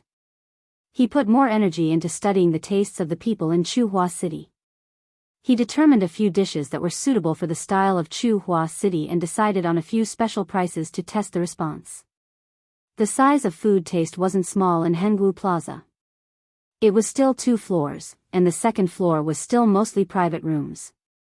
There was another door in food taste that led to the second floor, where there was a door that separated the restaurant on the second floor from Boss Kai's lounge. Sometimes, Zheng Tan directly climbed over the second floor and went to Boss Kai's lounge to sleep. Jiao Pa wasn't worried that Zheng Tan would starve at all. For Zheng Tan, there were too many places to eat and sleep. Sometimes, the Jiao Pa even told Zheng Tan not to eat too much. Excess nutrition would also cause trouble. Jiao Ma sighed. Luckily, it was Zheng Tan. If it were other cats, it would probably be very difficult to raise them. After all, Jiao family members didn't spend a lot of time at home nowadays. Their work schedule wasn't suitable for raising pets. Today, little Pomelo's classmates were celebrating their birthday in the western compound. Some of their classmates were invited over, so little Pomelo would come back a little later today. Jiao Ma went to the gymnasium to exercise, and the Jiao Pa continued to work hard in the courtyard. Zheng Tan didn't want to be alone at home watching a melodramatic drama, so he decided to go out for a walk. Zheng Tan ate too much for dinner, so he didn't want to go too far. So he walked around the campus of Chuhua University. He also went to the woods on the edge of the campus to play a game on his phone. Lu Ba probably had something to do recently, so there were no texts or phone calls to disturb Zheng Tan. Zheng Tan was happy to have some peace and quiet. He yawned. It was easy to feel sleepy after a full meal. After playing a game, he was too lazy to move. Zheng Tan decided to take a short nap here and wait until it was time to go back. Unexpectedly, he overslept. Zheng Tan had planned to go back at 9 o'clock, but he forgot to set an alarm on his phone. When he woke up, it was already 10:30. Zheng Tan knew that he would be scolded when he went back. It wasn't easy for him to be grounded after the Jiao Yuan and little Pomelo started school.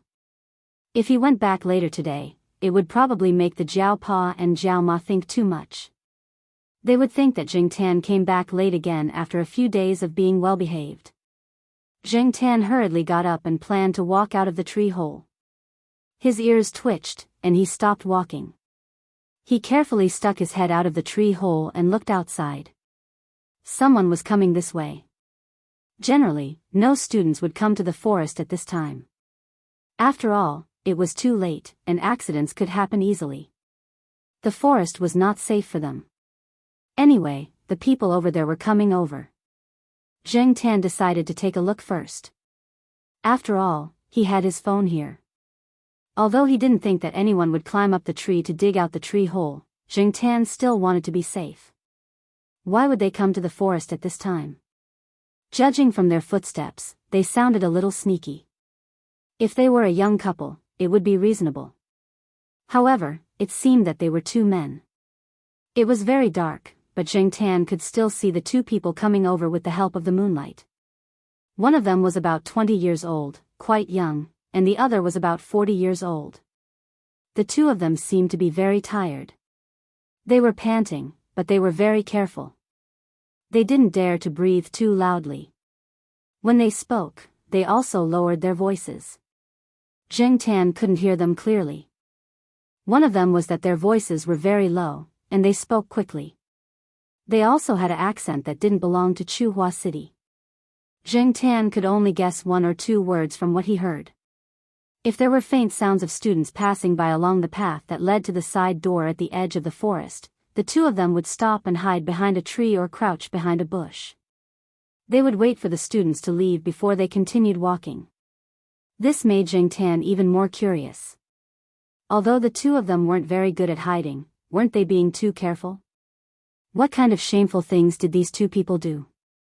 It was obvious that they weren't good people. When the two of them approached the tree that Zheng Tan was hiding in, Zheng Tan shrunk his head into the hole.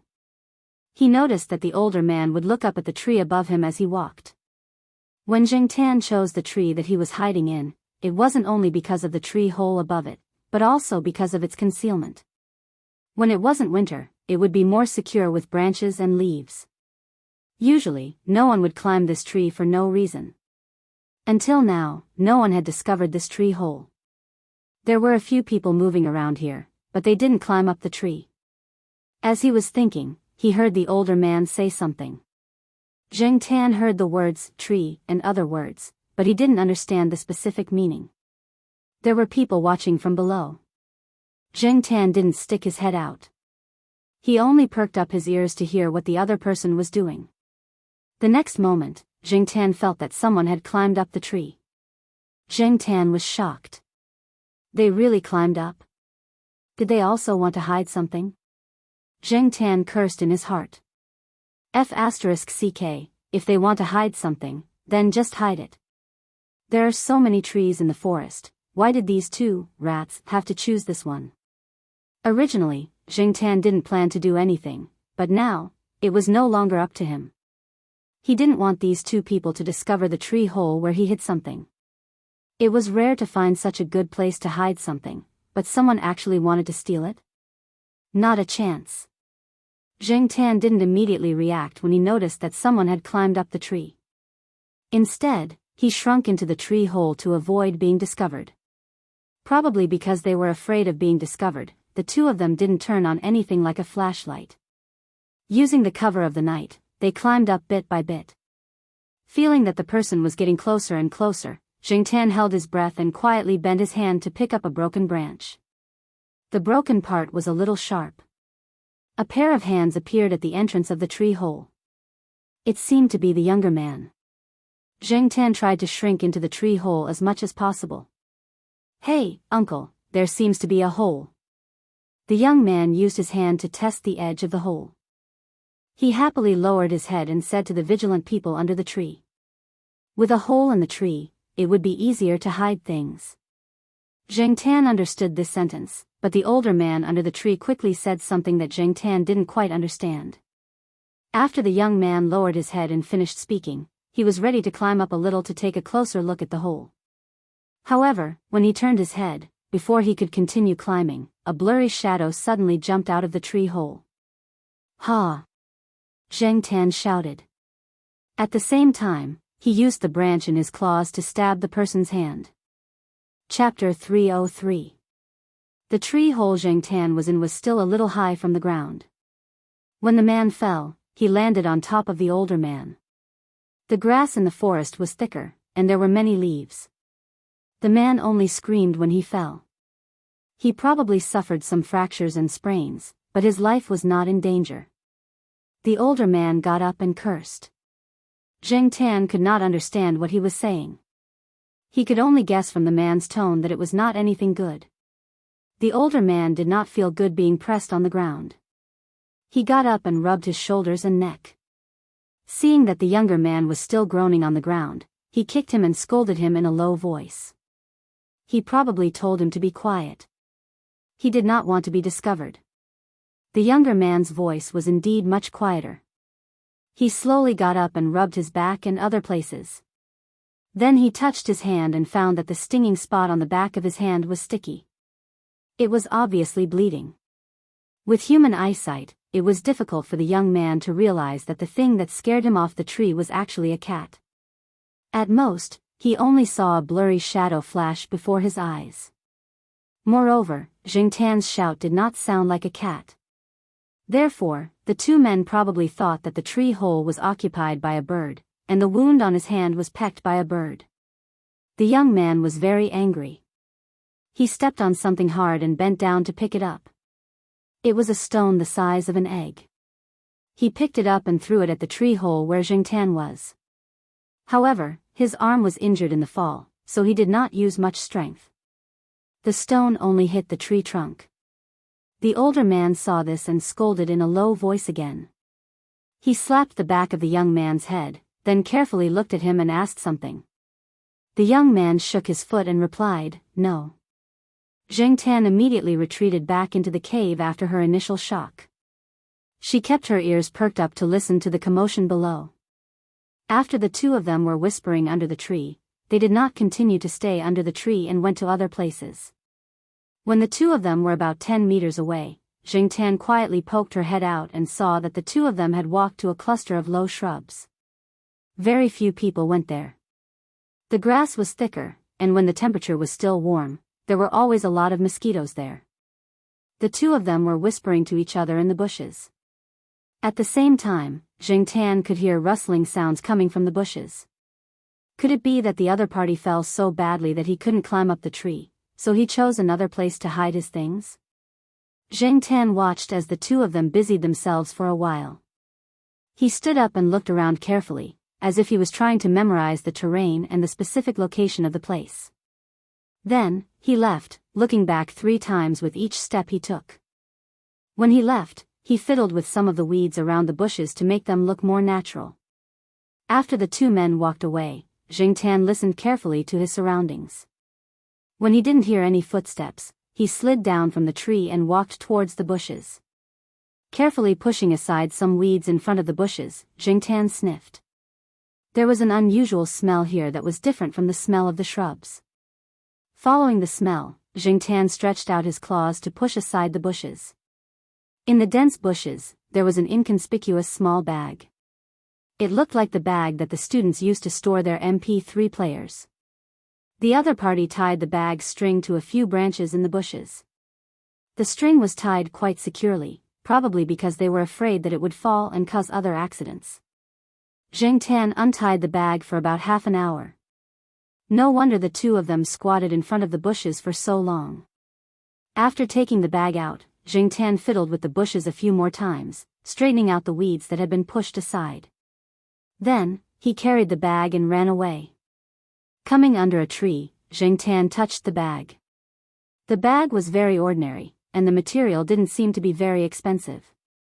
This kind of small bag was sold by the students outside for 1 or 2 yuan. Opening the bag, Zheng Tan looked inside. There were some small hard objects inside. The small ones were about 1 millimeter or even smaller. The bigger ones were about 3 millimeters. Zheng Tan looked carefully and found that these things looked like diamonds.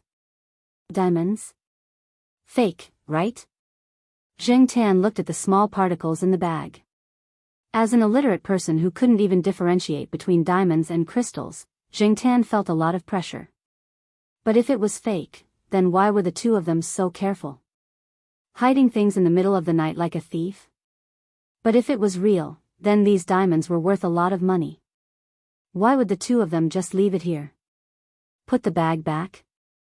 Thinking about the two's style of doing things, Jiangtan decided to give them a hard time. He didn't plan to bring this bag back to the Jiao family. It could cause trouble for the Jiao family. So, Jiangtan decided to hide this bag somewhere else. Anyway, it was already so late, and no one would see it. Huh. I seem to have forgotten something. Looking up at the night sky, Jiangtan cursed. Then, he tightened the bag and tied a simple knot. Then, he climbed up the tree hole where he hid the phone.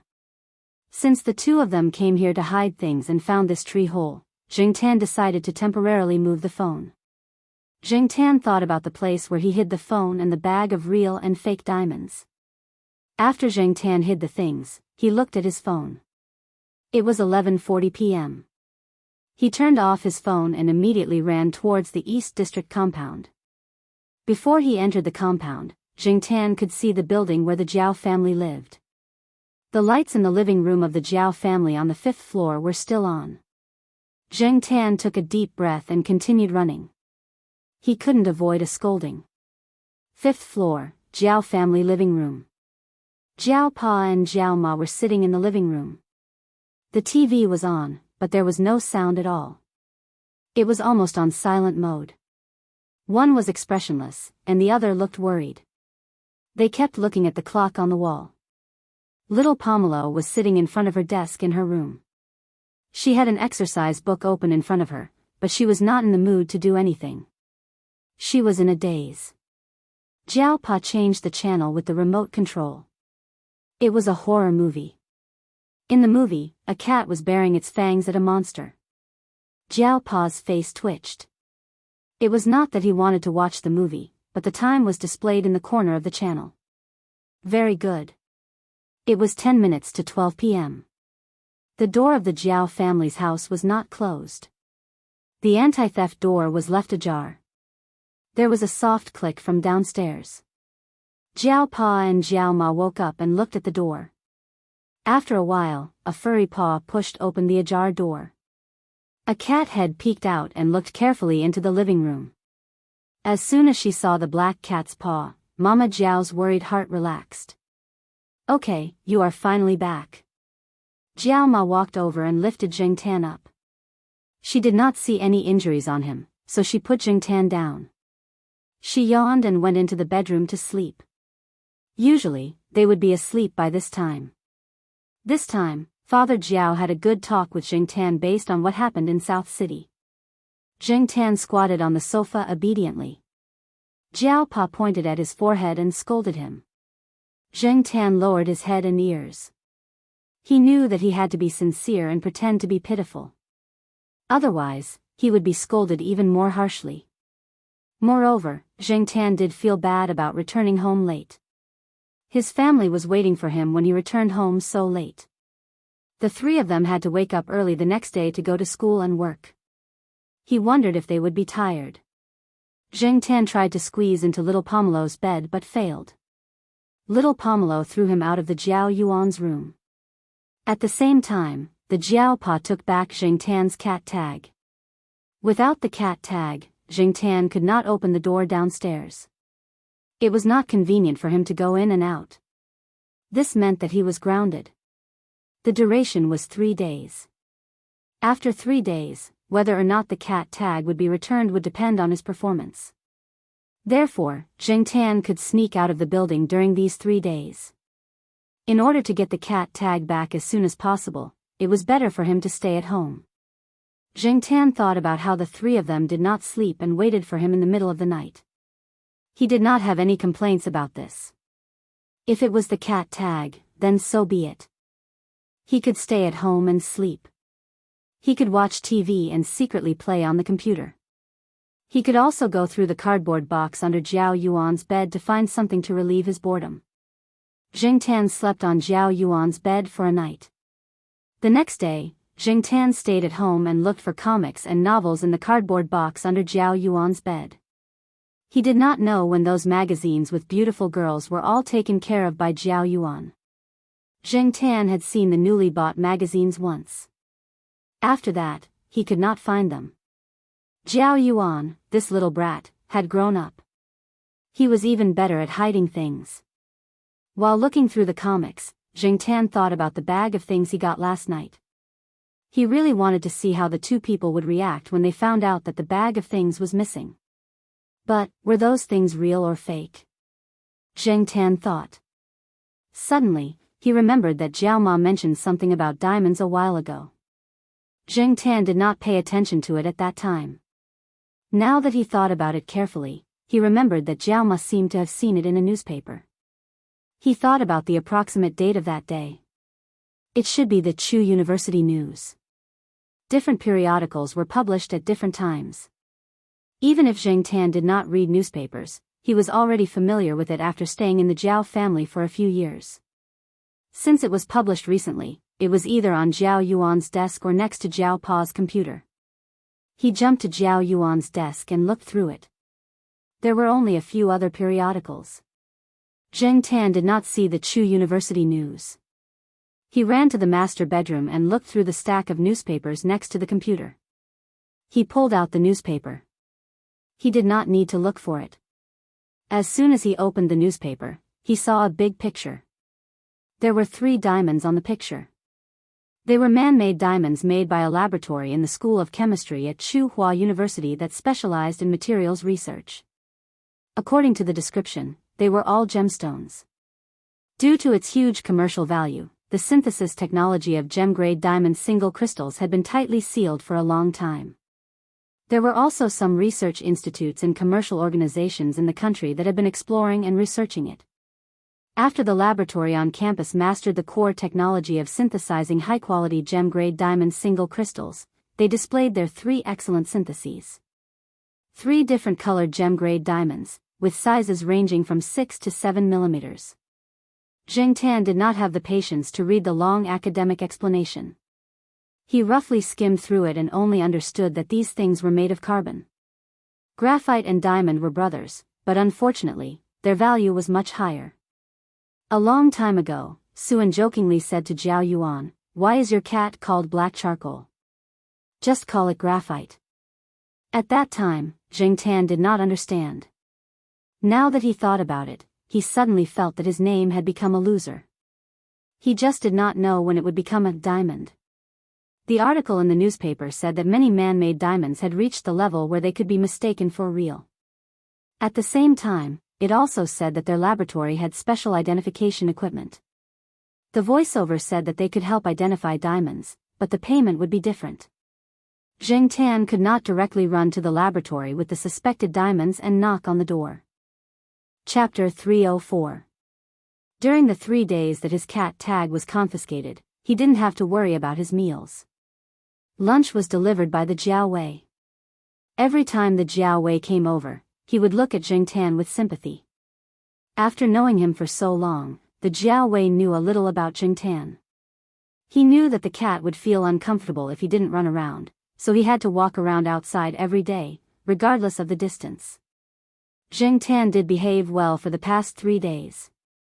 He didn't show any rebellious emotions or behavior, which was a strong contrast to the cat raised by a teacher in the building next door, who howled all day on the balcony. When he saw the cat in the building next door again, the cat was wearing an Elizabeth collar and didn't howl anymore. Jiangtan guessed that something must have happened to the cat, and he looked at Huang for details. Therefore, in comparison, not to mention Jiangtan, Sheriff and Depang were 2 of the few cats in the compound that didn't howl at home. Sure enough, it was better to be sensible. Jiangtan yawned in boredom on the balcony. Last night, Jiangtan had wandered around in front of Father Jiao a few times to make his presence known. At the same time, he wanted to see if he could get his cat tag back as soon as possible. Unfortunately, the Jiao Pa only glanced at Jiangtan and didn't say a word. Thinking back on his performance for the past 3 days, Jiangtan didn't feel that he did anything wrong. Jiangtan thought that he would be grounded for the 4th day, but when he returned to little Pomelo's room, he found the cat tag hanging on the cat tree. His dispirited spirit immediately perked up. He didn't notice it when he woke up last night and this morning. It seemed that the Jiao Pa put it there when he went out. He didn't expect the Jiao Pa to put it there quietly. Jiangtan jumped up and put the cat tag back around his neck. He unlocked the door and went out. Sure enough, he didn't move much for the past 3 days. Now that he was outside, he felt much better. Jiangtan didn't go anywhere else and went straight to the old tile-roofed housing area. At the beginning of this year, another batch of tile-roofed houses in the old tile-roofed housing area had been marked with a high-risk sign, so that students who were active there would avoid these buildings. In fact, for Jiangtan, these few buildings were not bad. It was just like a tile-roofed house that had been marked with a high-risk sign for a few years had become a gathering place for cats. For the cats, as long as it was not torn down or destroyed, it was enough for the cats to toss around inside for a long time. Jiangtan didn't hear any news that this area was going to be rejected immediately. Therefore, at least for this year, this place could be used as a good place for Jiangtan to hide things. He just had to be wary of those rats and some curious and naughty cats. At this time, there weren't many students moving about in the sturdy tile-roofed houses.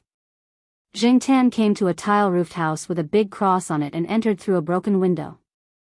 It hadn't been used for a long time, so there was a stale smell inside.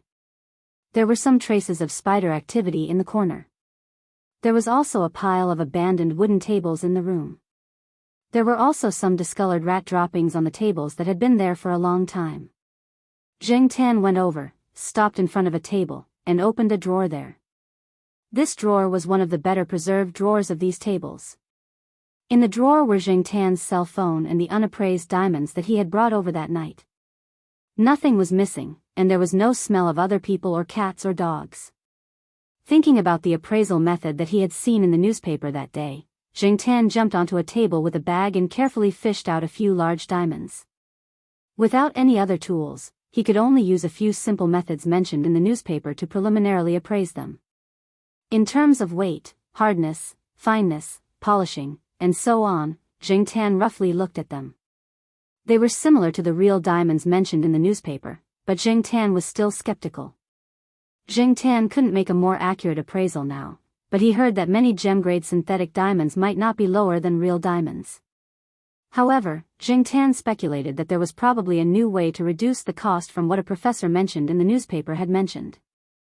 There were so many research institutes and companies in the world researching, and there might be new ways to create gem-grade synthetic diamonds that could pass off as real ones. It was just that everyone kept it a secret so that others wouldn't know.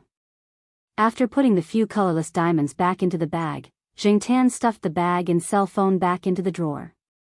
After closing the door, he came out of the tile-roofed house.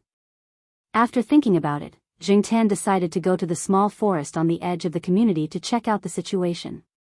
3 days had passed, and he didn't know if the two people who hid the things had come back to take a look.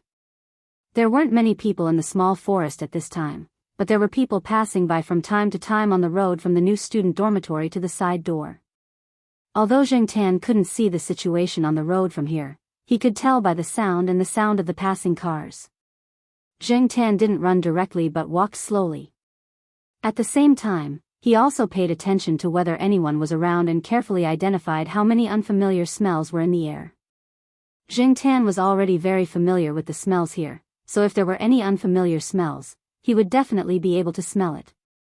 In the past 3 days, someone had come to the forest.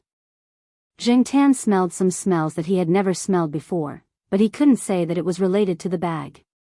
It could also be a student who came here to have sex. The guard's blackback came to the forest to pee and shit again, and he didn't know which student had drunk too much vomit. When he came to the bushes, the unfamiliar smells were basically gone. Jiangtan observed the surrounding grass and there were no obvious dents. Compared to the situation that night, it didn't seem to have changed. He went to the bushes and sniffed, but he didn't find any unusual smells. So, it seems that the two people didn't come back to take a look.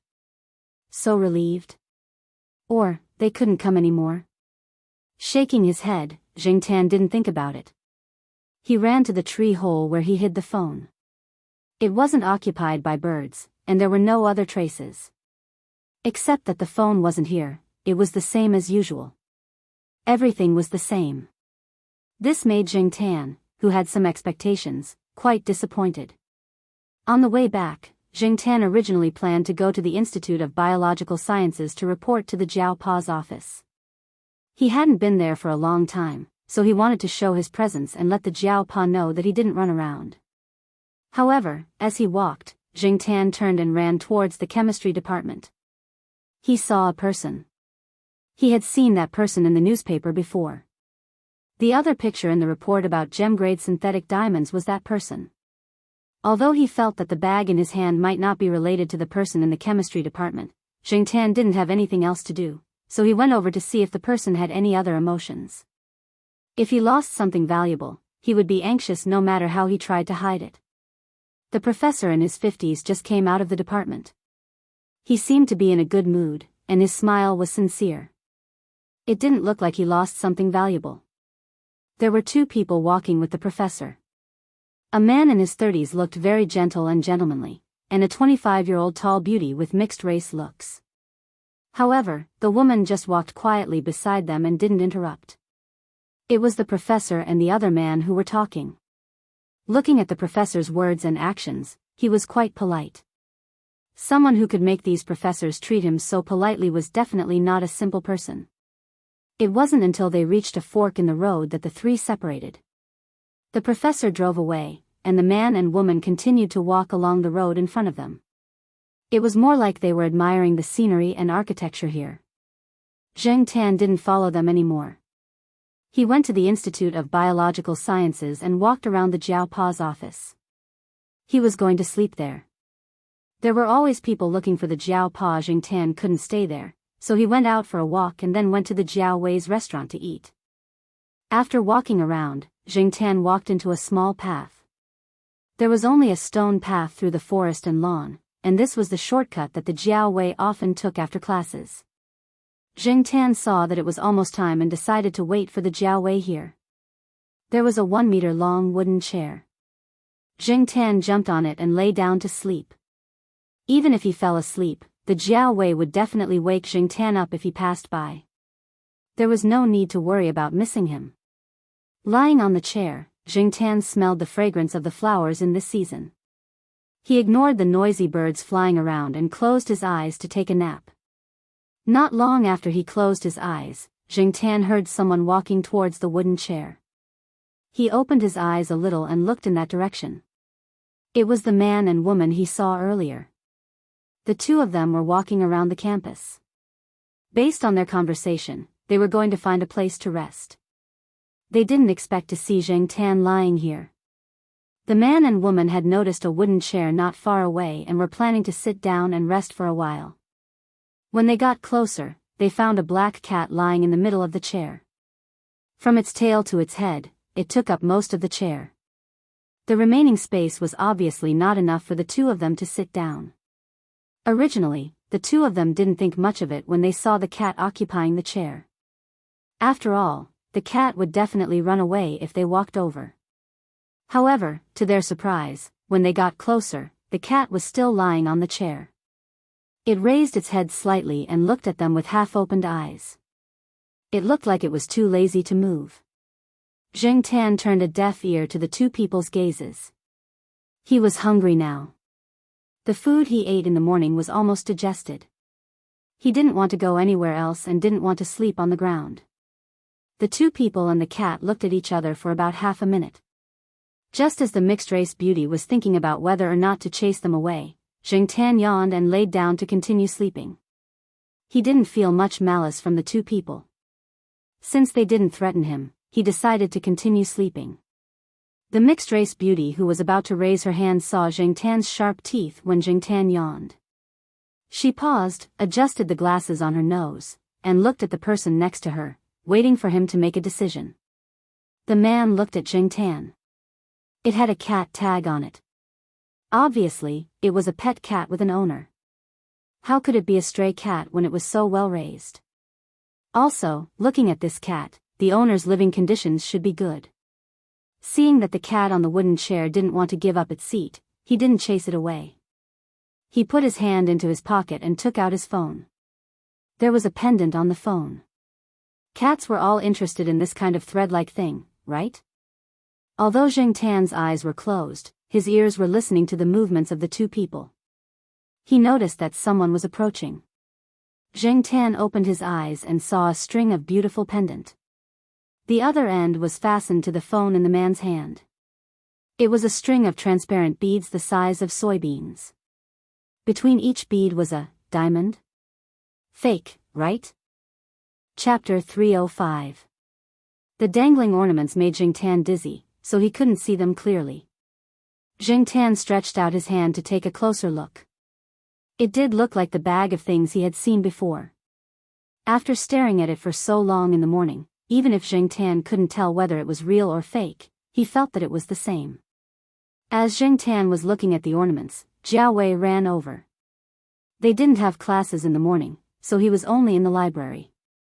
When it was about time, he planned to go to the restaurant to avoid the rush hour. During this period of time, whenever he ran along this road, he would look at both sides of the road, especially the tall trees that were suitable for cats to sleep on and the wooden chairs on the cobblestone road. Jingtan was very picky about where to sleep. Sure enough, he didn't have to spend too much effort to find the black cat lying on the chair. Black charcoal. Jiao Wei didn't know the boy and girl, so he just called out Jingtan's name and waited by the side. When he saw the boy and girl looking over, Jiao Wei smiled and nodded at them without saying anything. He usually didn't talk much. When he saw Jiao Wei, Jingtan was curious about the identity of the two people, but eating was the most important thing at the moment.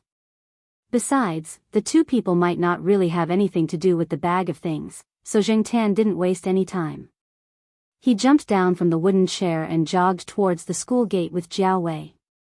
At noon, after eating at Jiao Wei's restaurant, Jingtan found a place to rest. Jiao Pa called the restaurant to ask about it, but when he found out that Jingtan was there, he didn't say anything. At noon, Jiao Pa and a few other teachers had lunch in the cafeteria, so they didn't come over. After sleeping on a tall sycamore tree, Jingtan decided to go out for a walk. He hadn't left the school gate for a few days. First, he went to Little Pomelos Junior High School to take a look. Then he continued to walk forward until he heard the familiar sound of the arrow and saw the familiar bridge. That old blind man was actually here today. How rare. Over the past year, the blind old man had been coming to the bridge less often. Sometimes, Jingtan would not bump into him even when he was strolling along the bridge. He would only see him when he went to the alley where the blind old man lived. Jingtan was walking in that direction when he noticed a low-key black private car coming to a stop not far from him. Two people got out of the car.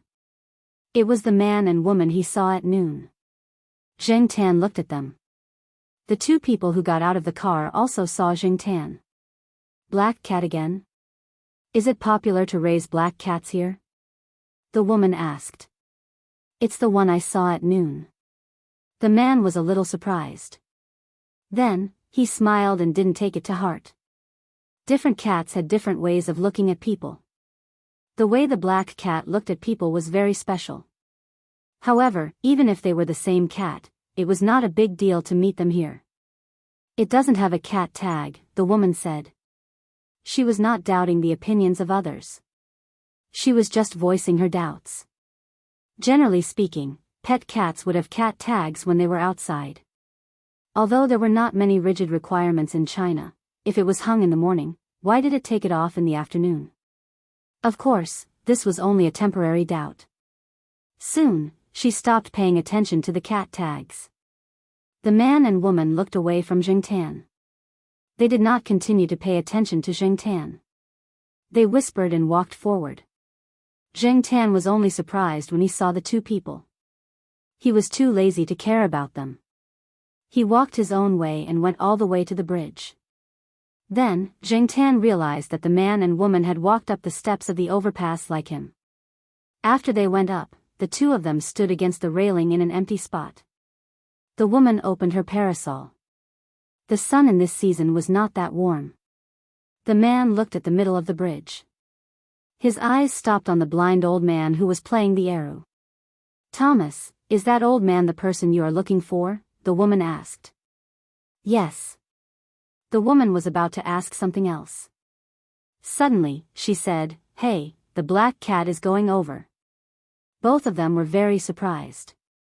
They had seen cats with big guts, but they had never seen a cat with such big guts. They had never seen a cat that could calmly walk on the overpass with people coming and going, as if the people around it were air. Under the gaze of the two people, the cat walked to the old man who was playing the eru. It stood beside the box of money as if there was no one else around. It took out 2 coins in a row. Then, it stood under the shade of the umbrella and yawned.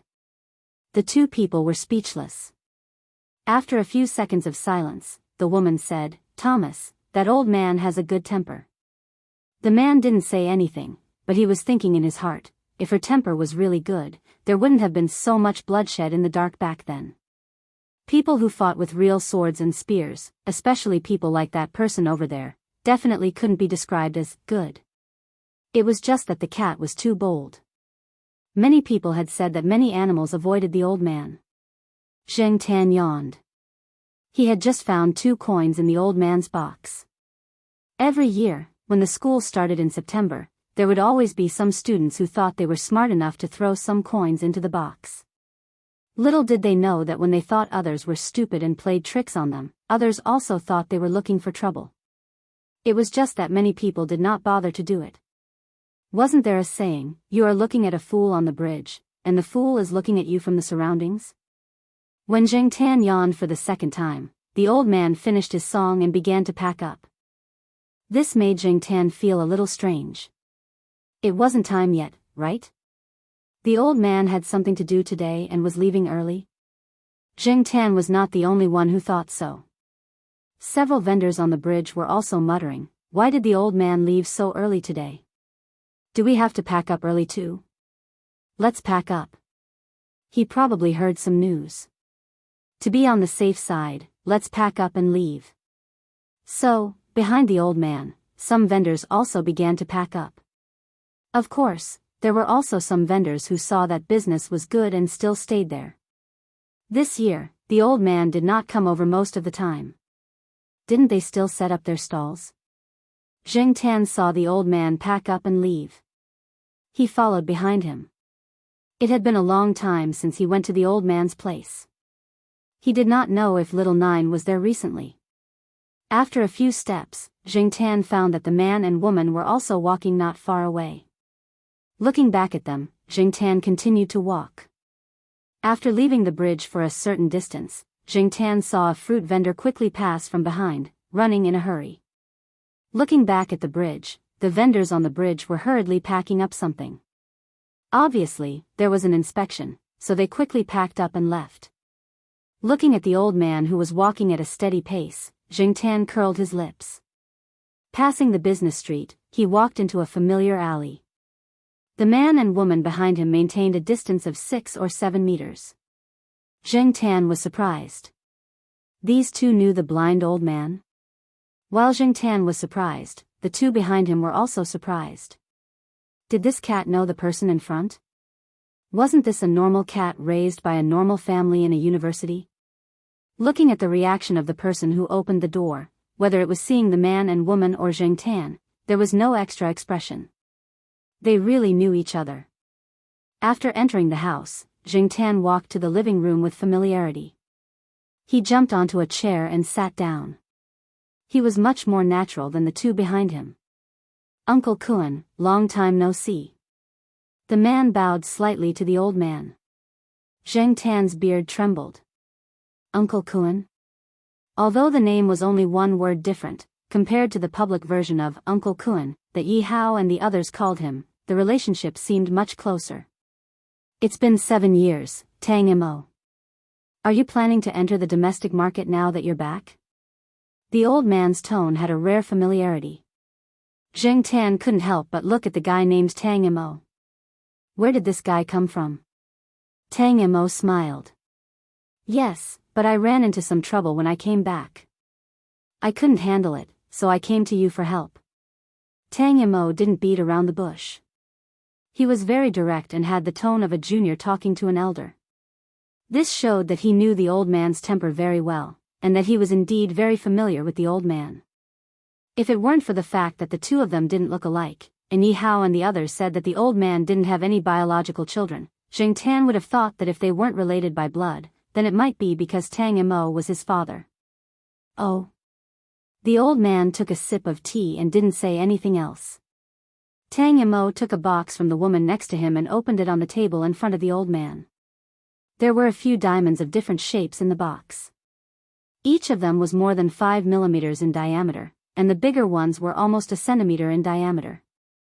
Zheng Tan didn't know how to evaluate the value of a diamond, so he perked up his ears to listen to their conversation.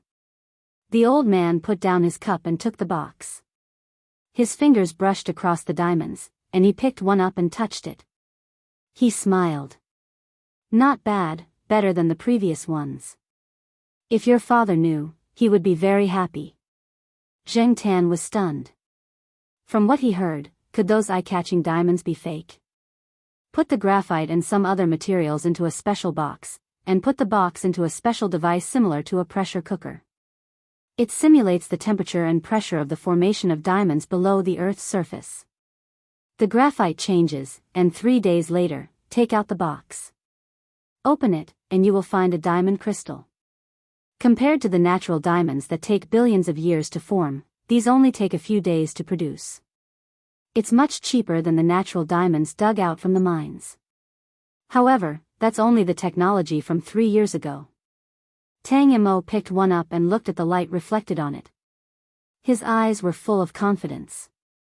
These are the products of the new technology. The cost is slightly higher, and it only takes a few days to produce them. However, they are no different from the natural diamonds that formed naturally under high temperature and pressure more than 1 billion years ago. Furthermore, they can grow. Congratulations. It seems that the jewelry market is going to start another war. The old man's tone didn't change much. The benefits behind this didn't excite him.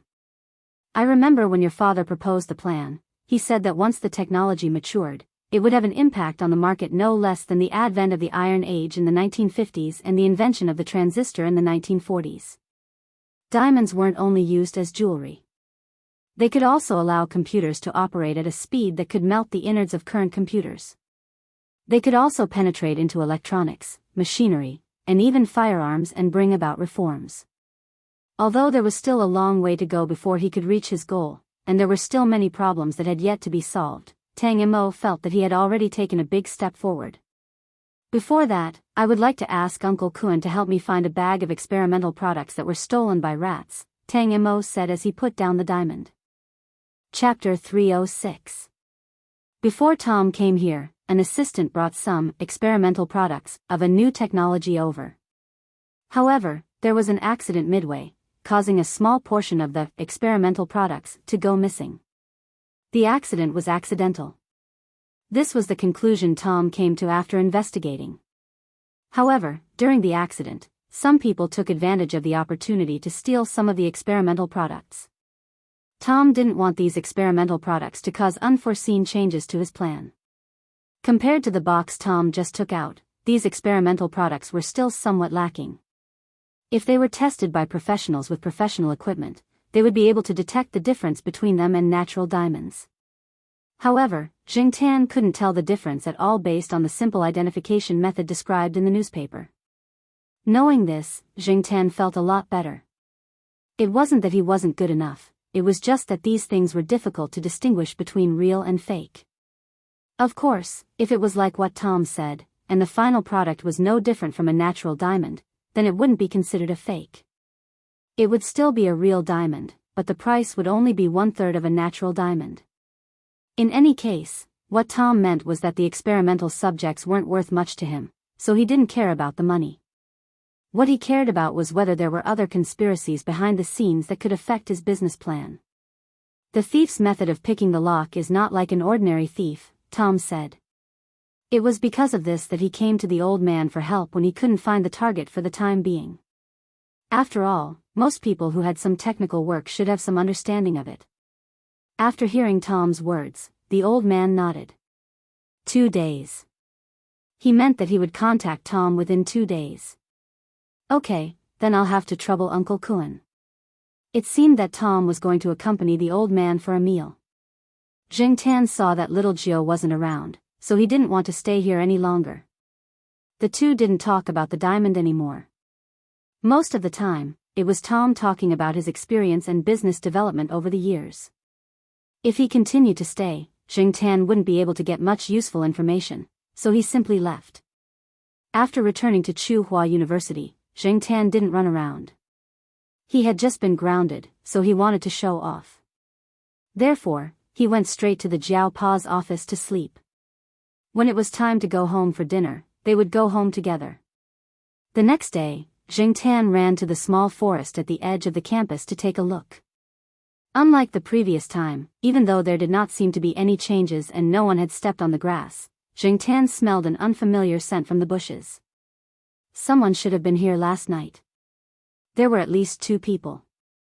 One of them was one of the 2 people Jiangtan saw that day, and the other person's scent was very unfamiliar. Jiangtan shouldn't have seen him before. Carefully identifying the scent left behind in the bushes, the person who came last night didn't go to the tree hole where Jiangtan used to hide his phone. He didn't even walk there. After coming here to take a look, he walked around the bushes and then ran out. Jiangtan stayed in the small forest for a while, then he ran towards the old tiled houses. The weather was good, and the sun was shining.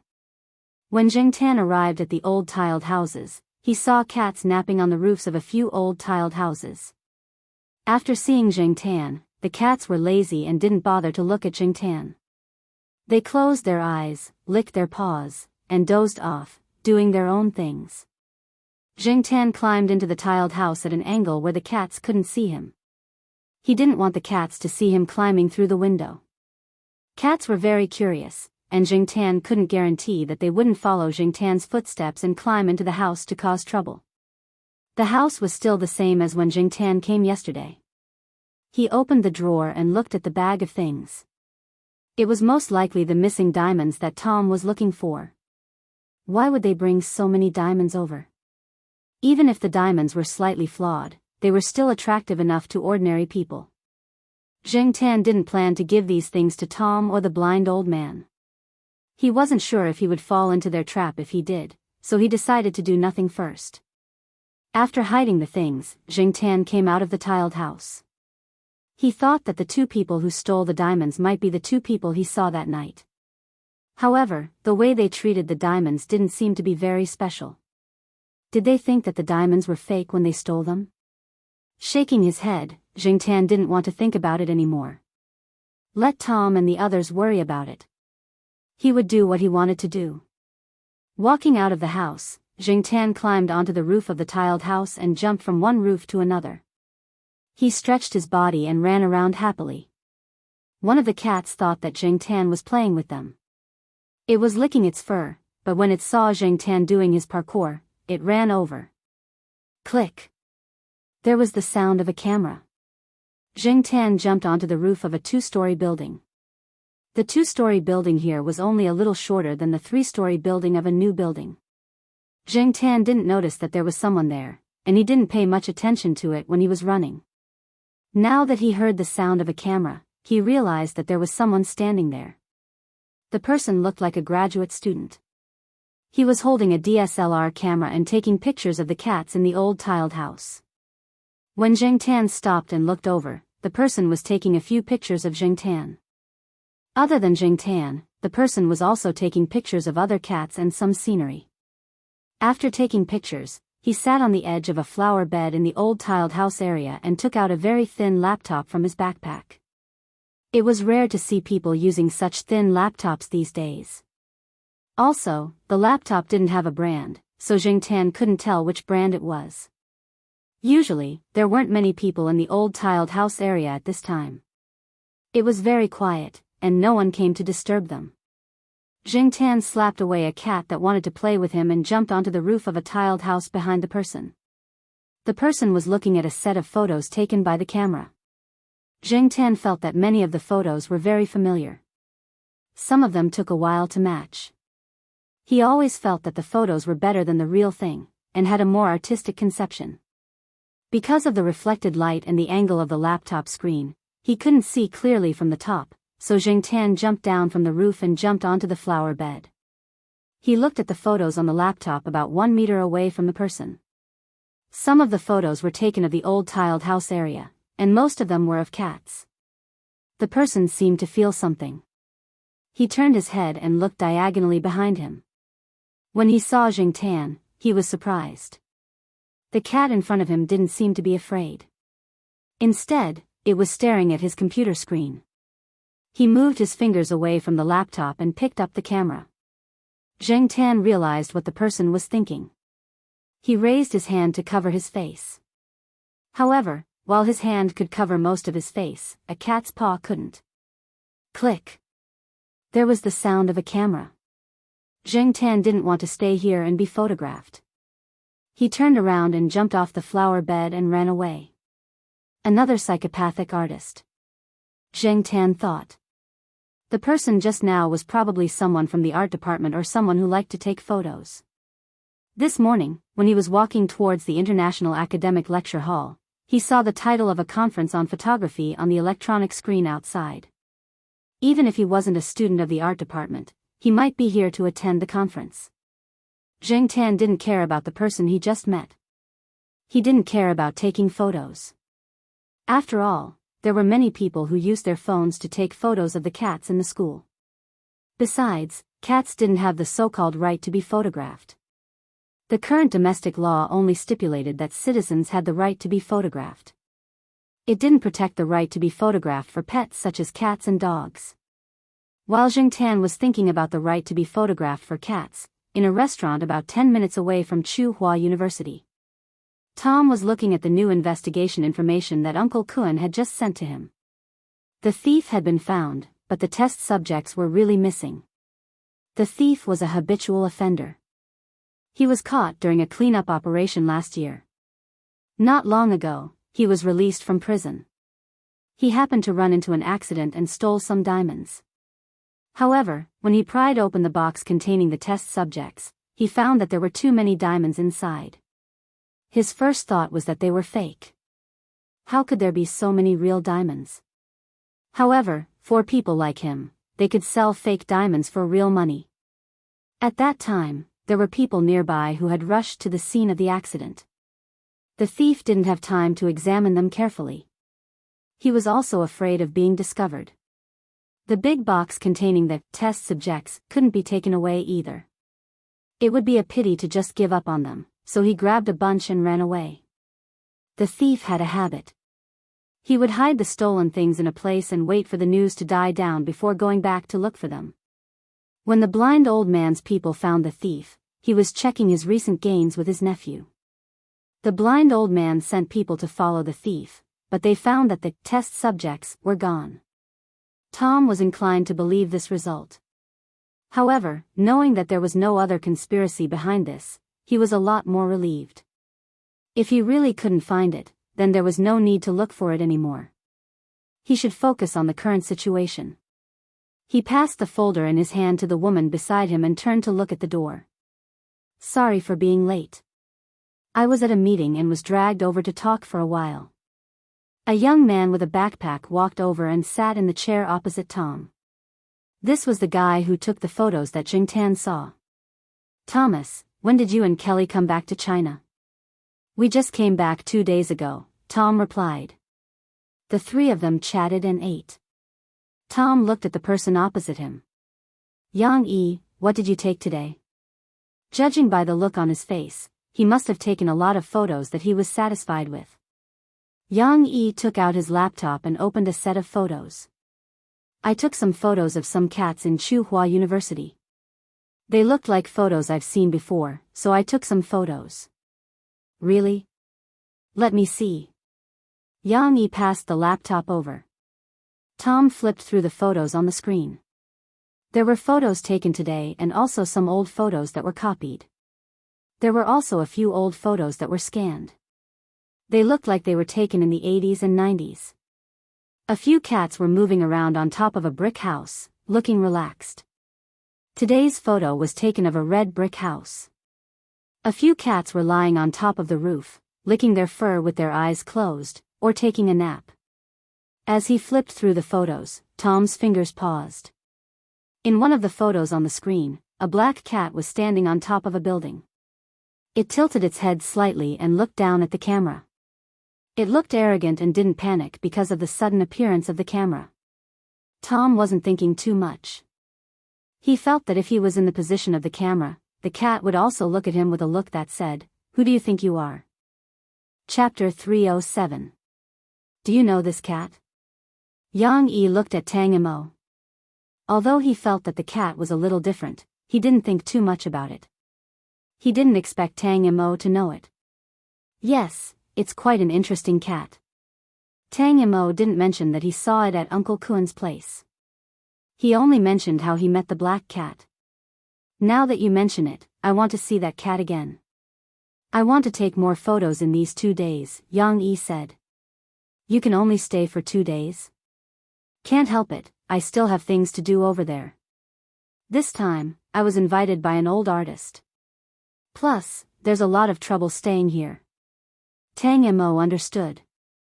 The so-called invitation meant that Yang Yi only came to the conference because of the old artist who invited him. It wasn't just for the conference. During this period, those who came to the conference with other ideas would also try to use this opportunity to show their faces in front of Yang Yi. If Yang Yi liked them, those people's value would multiply overnight.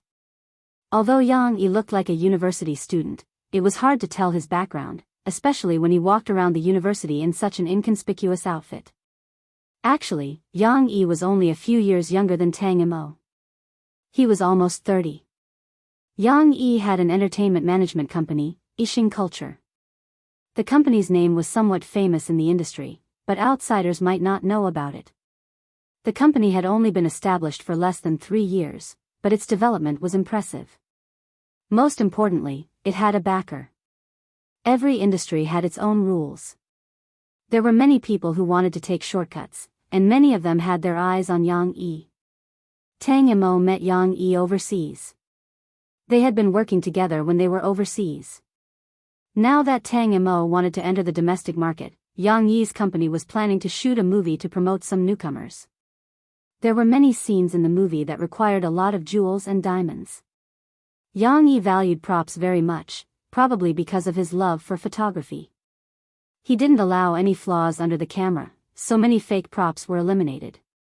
Because of this, Yang Yi and Tang Mo decided to work together again. Tang Mo's synthetic diamonds came in handy this time. The synthetic diamonds under the camera were almost identical to natural diamonds. It was hard to tell them apart. Tang Mo took this opportunity to advertise himself. Yang Yi was very satisfied after looking at the sample diamond. If I don't have time by then, I'll send someone over to discuss it with you. There were a few scenes that would be filmed in Chuhua City. Tang Imo also planned to stay here for a while. He could afford to wait.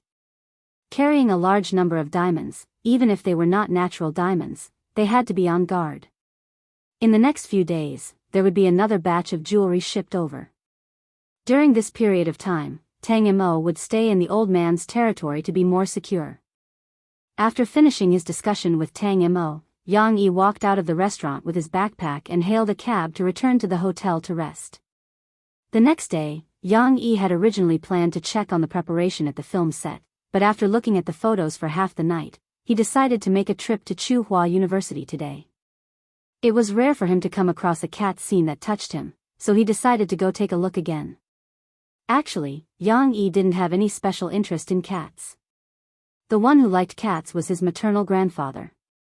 When he saw the old tile-roofed houses in Chuhua University and the cats there, he was reminded of the things that happened in his maternal grandfather's house when he was young. Yang Yi's maternal grandfather's family was quite well off. The old man liked to raise cats and take pictures of them with a camera. At that time, taking pictures with cameras wasn't as convenient as it was now, so they had to save on film. The technical requirements were high, and because of this, the old man was very experienced in taking pictures of cats. Every time Yang Yi went over, the old man would show off his shooting results to Yang Yi and show off his shooting skills. Yang Yi remembered his maternal grandfather saying that cats were a very special kind of animal. They had personalities and were also scheming. They weren't as easy to tame as dogs, and they weren't cooperative during filming. They were unruly and did things their own way. Therefore, the technical difficulty was slightly higher, and there was a lot of attention to when and what kind of photos were taken. Therefore, most of the time, the old man would accommodate the cat's work and rest schedule. Of course, the different cat's work and rest schedule had a lot to do with the cat's owner. Back then, the old man and the cat raised by the old man actually influenced each other. The old man very much agreed with Mr. Jing and saying that all scenery is love. Using the scenery to express one's emotions, and using the scenery to express one's emotions. The photographer's mission was to record images, and every photo contained the photographer's emotions. Looking through the old photos from when he was young, he realized that the person who took the photos was no longer there. The cats in the photos were also long gone. Although he didn't set foot in the pet rearing circle that was becoming more and more prosperous with the economic and social development, Yang Yi had always been taking pictures of cats. It had a kind of chance and randomness in life. Whenever he came across them, he would take pictures. Therefore, it was rare for him to have some feelings. He wanted to take more pictures. He might not have time to come here in the future. Even if he came here, who knew if this place would still be the same? Now, many universities were undergoing renovation. The old buildings were being demolished and new buildings were being built. When the time came, would the cats still be there? Yang Yi woke up early. When he came to Tsinghua University, he saw many old people walking around outside. Today was Saturday, and most of the students didn't have classes. Therefore, there were fewer students walking around than usual. This time, Yang Yi entered from another door. It was a different route from yesterday's meeting. This side was close to the faculty's residence. It was much quieter. Moreover, most of the people he saw were old people. Many of the old people were the type to sleep and wake up early. They didn't stay up late like the young people. After taking a few pictures, Yang Yi saw an old man carrying a bag of steamed buns bought from the cafeteria. He was walking a bullhead terrier. He was probably tired from walking and was resting on a wooden chair by the lawn. The bullhead terrier was squatting beside him. When it looked around, its small triangular eyes were filled with vigilance. However, when it looked at the old man beside it, the bullhead terrier's eyes were much gentler. Yang Yi raised his hand to take a few pictures. He heard the old man shout, "Little flower." He looked over and saw another old man leading a very large Saint Bernard. The "little flower" that the old man shouted just now should be this Saint Bernard. Seeing Yang Yi taking pictures, the two old men greeted Yang Yi. When they heard Yang Yi say that he was a photographer, they quickly shouted for him to take a few more pictures. "These two are getting along well," Yang Yi said as he looked at the two dogs that had different sizes and personalities. One of his friends had a bullhead terrier. That fellow was very aggressive, causing the dogs and cats around to run away when they saw it. Therefore, when he saw these two dogs, he was quite curious. Of course, these two grew up together. Let me tell you, back then, if it was someone who was familiar with the teachers around, when they heard, "let me tell you," they would know that there would be a long story or an educational speech behind it. However, Yang Yi didn't care. He stood aside and listened to the two old men talk about the things that happened in the community and Niu Zhuang's heroic deeds. As they were talking, the old man noticed that the two dogs were looking in the same direction, wagging their tails. "Yo, Black Charcoal, where are you going?" one of the old men shouted. Yang Yi looked over. On the other side of the road, a black cat wearing a small vest was walking over slowly. It looked lazy, yawning as it walked. When it heard the old man's shout, it slowly glanced over and continued to walk at the same speed as before. This morning, after the Jiao Pa went to the courtyard, he called home. He didn't bring a USB flash drive and couldn't leave the laboratory, so the Jiao Ma directly asked Jing Tan to deliver it. Similar things had happened before. He put on a small vest, put the USB flash drive in the pocket of the vest, zipped it up, and sent it to the Institute of Biological Sciences. Running over and walking back, Jing Tan didn't sleep well last night, thinking about those diamonds. There was still work today, so Jing Tan planned to take a nap before that. The benches around were occupied by old men and women who came out for a walk or to buy groceries. He didn't want to lie on the tree now, so sleeping on a branch while wearing a vest wasn't very comfortable. After looking around, Jingtan directly went over and used the flower as a blanket, a soft and warm blanket. Looking at the cat sleeping on the back of such a big Saint Bernard, Yang Yi raised his eyebrows. He looked at the bullhead terrier next to it, then looked at the Saint Bernard lying down obediently. Yang Yi curiously asked the two old men, "Is this cat not afraid of dogs?" "Afraid? Tisk, it's good enough that it doesn't bully these two, they've been bullied by it since they were young," said one of the old men. "Oh, Black Charcoal's vest is not bad," another old man touched Jingtan's vest. "You're so sleepy, did you catch a thief last night?" The three of them talked here, and when it was time to leave, Jingtan also got up, but he stopped at the small fork in the road and waited by the side. Later, someone would come to pick him up and take him to the pet center. Today, he wore the vest to deliver something to the Jiaopa, and also for the pet center. If he worked overtime today, it would be just right for overtime pay. Yang Yi didn't leave, but followed Jingtan over. Seeing Jingtan waiting there, he also looked at him not far away. He was curious about why the cat was squatting there. After waiting for about 10 minutes, Jingtan finally saw the person he was waiting for. Charlie was driving his nanny van, a small two-wheeled electric modified specifically to pick up Jingtan and take him to the pet center to shoot the new promotional video. It was said that the government had recently introduced a policy related to environmental protection. Recently, various departments had been learning to implement the new spirit, and even some social groups had begun to follow the trend. Xiaoguo wanted to use this topic to shoot an advertising video to promote environmental protection. The electric car stopped in front of Jingtan. Charlie looked at the time. He really wasn't late today, it was the cat that came early. Thinking of this, Charlie's worries were a lot less.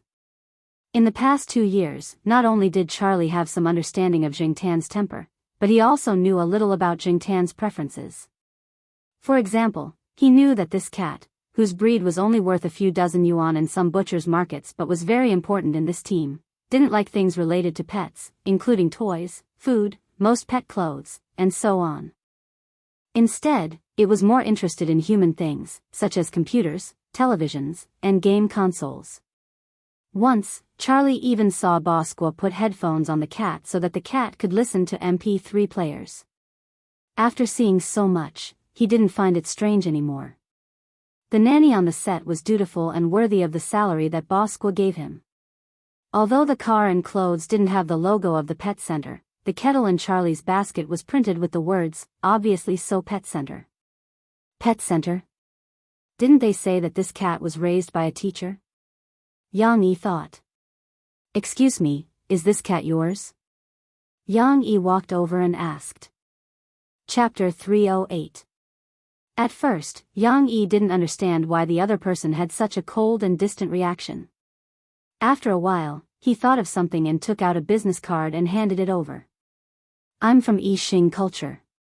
I'm here to attend a photography conference." Charlie was still on guard. He didn't know what Yixing Culture was, but since it involved people in the photography industry, he could be considered to have crossed paths with them.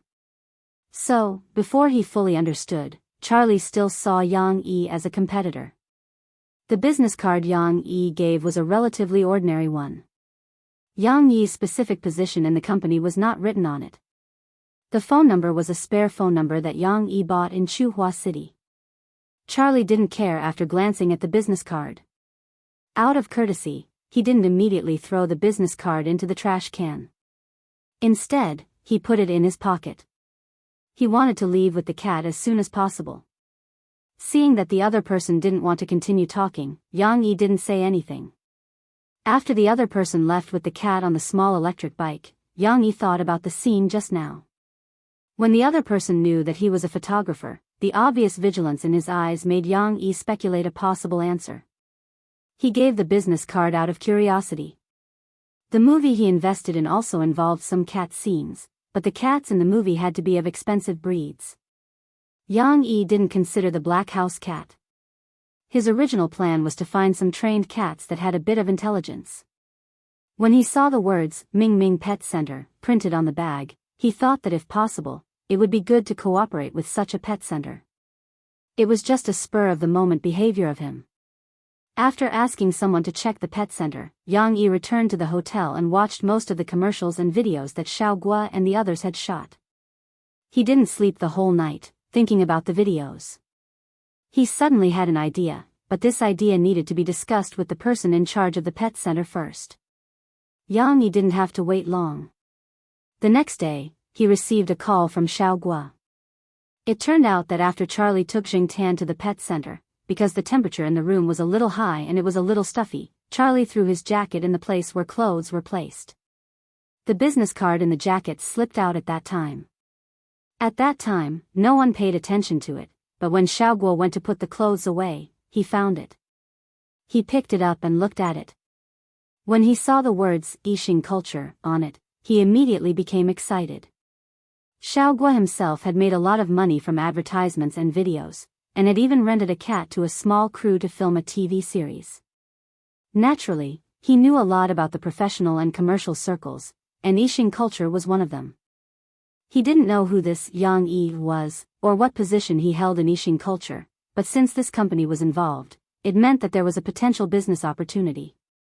Without caring about anything else, Xiao Guo immediately called Charlie over and asked him about what happened. Charlie didn't hide anything and told him everything. Anyway, it was only a matter of a few minutes. Looking at Boss Guo's unpredictable expression, Charlie's heart was pounding. Boss, is Yixing culture that awesome? Could it be that they were also shooting commercials? How does it compare to our studio? Charlie asked. In his heart, their studio was the best in the industry. Of course, this was only limited to the circle of cat commercials. Xiao Guo knocked Charlie's head with the magazine in his hand. What do you know? The difference between our studio and theirs is like the difference between braised beef instant noodles and braised beef. Charlie was speechless. Wasn't this the difference between a loser and a Mr. Perfect? Looking at the 2 yuan bag of braised beef instant noodles on the table next to them, Charlie didn't say anything. Xiao Guo pondered for a whole night, then woke up in the morning and made a phone call. After receiving Xiao Guo's call, Xiao Guo introduced himself and had a rough idea. When he was investigating the pet center, he had investigated a few key people in it. He knew what role Xiao Guo played in the team. The two made an appointment. Yang Yi came to the pet center and walked around with Xiao Guo. He also asked about Jingtan. However, Xiao Guo didn't want to say too much when it came to Jingtan. After Yang Yi revealed his identity, he revealed some secrets. Jingtan had always been low-key. Although there were many people in the cat community who knew the name Black Sea, they couldn't match it.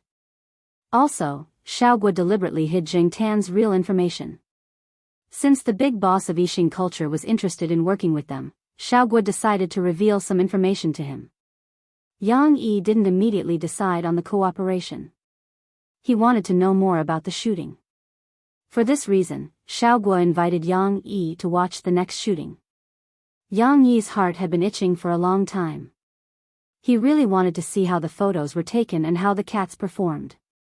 In the videos, many of the cats' performances were perfect, especially the black cat.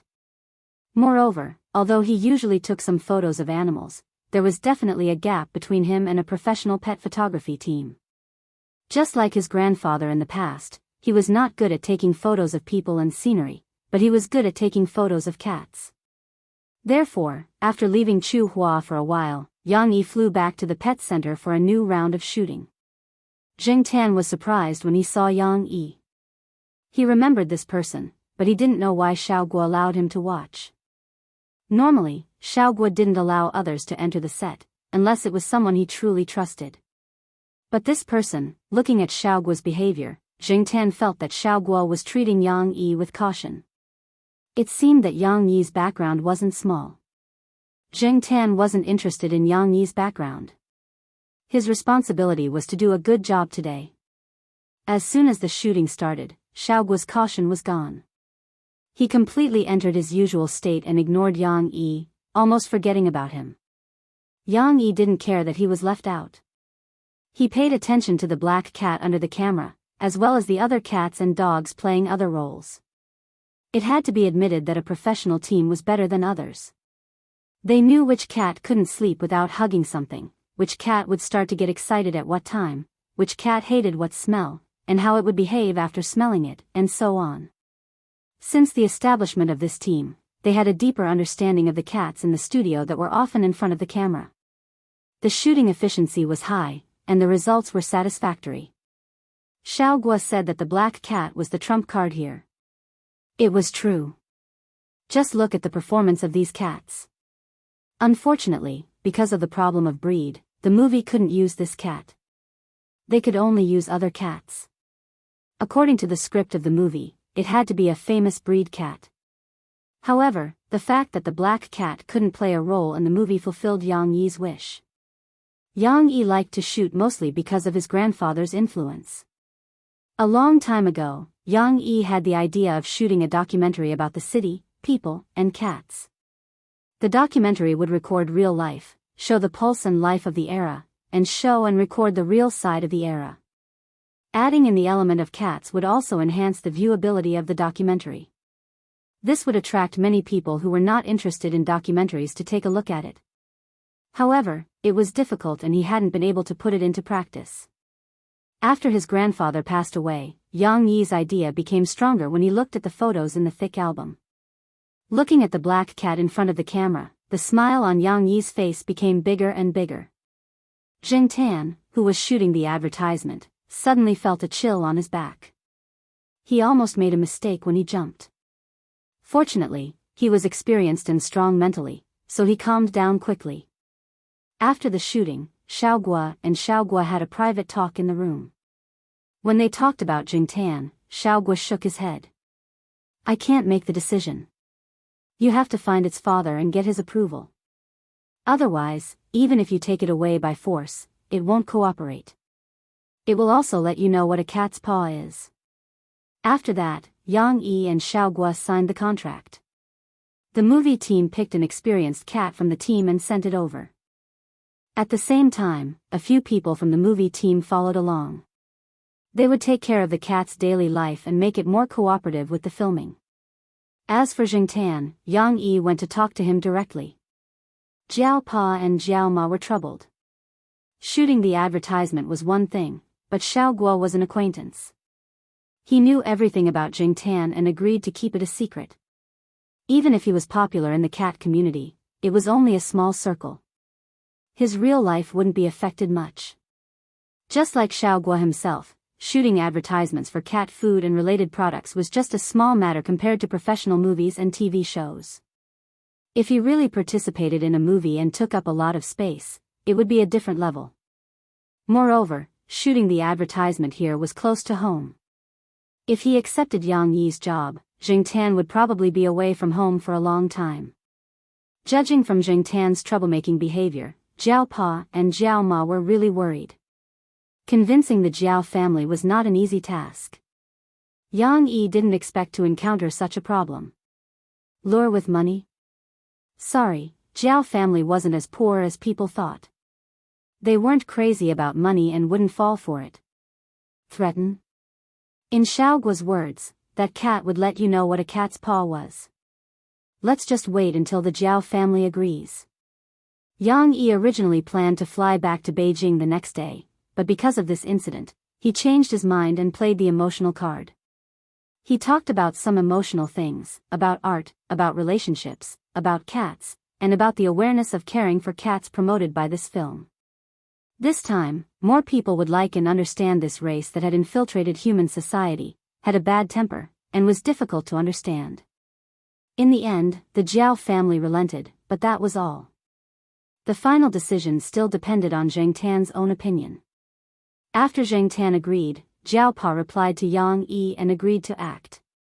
After Yang Yi ended the call, he looked at the sunlight outside the window for a while. Then, he picked up his phone and opened the photo album.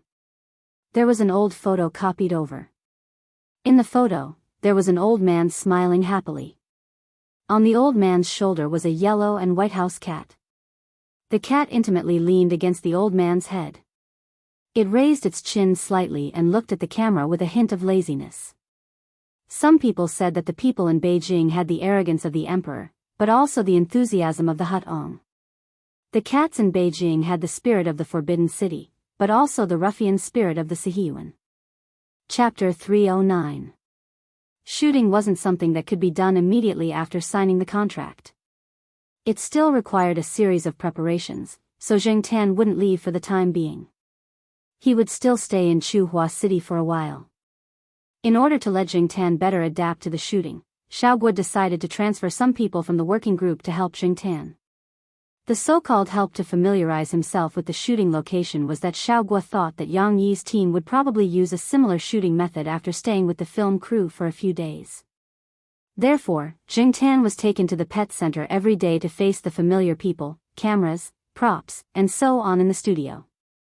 He was brought here for special training, so the people around him were very active. Zheng Tan didn't need to shoot advertising videos and pictures these days, so he was quite bored in the studio. If there was no privacy to eat, sleep, or even poop, Zheng Tan didn't mind letting Xiaoguo know what a cat's paw was. Therefore, when Xiaoguo returned to the pet center from the film crew and opened the door of his lounge, he found that the sofa cushion that he bought less than half a year ago was full of scars. Xiaoguo didn't lock the lounge these 2 days, and only Li Yuanba, Peanut Candy, and Zheng Tan could open the door by themselves. Zheng Tan often slept here, and Li Yuanba occasionally came over. Peanut Candy basically didn't enter the door. Among them, Li Yuanba had his own special place for lunch, the bookshelf. Only Zheng Tan slept on the sofa. Half a year ago, Xiaoguo annoyed Zheng Tan because of something. In a fit of anger, he destroyed a sofa in Xiaoguo's place. Now, he destroyed the cushion of a new sofa as a warning. After seeing the miserable state of the sofa, Xiaoguo wailed and then lay on the computer chair. When he looked up, he saw Li Yuanba on the bookshelf. Li Yuanba's eyes made Xiaoguo feel as if he had done something stupid again. "Can't you stop him?"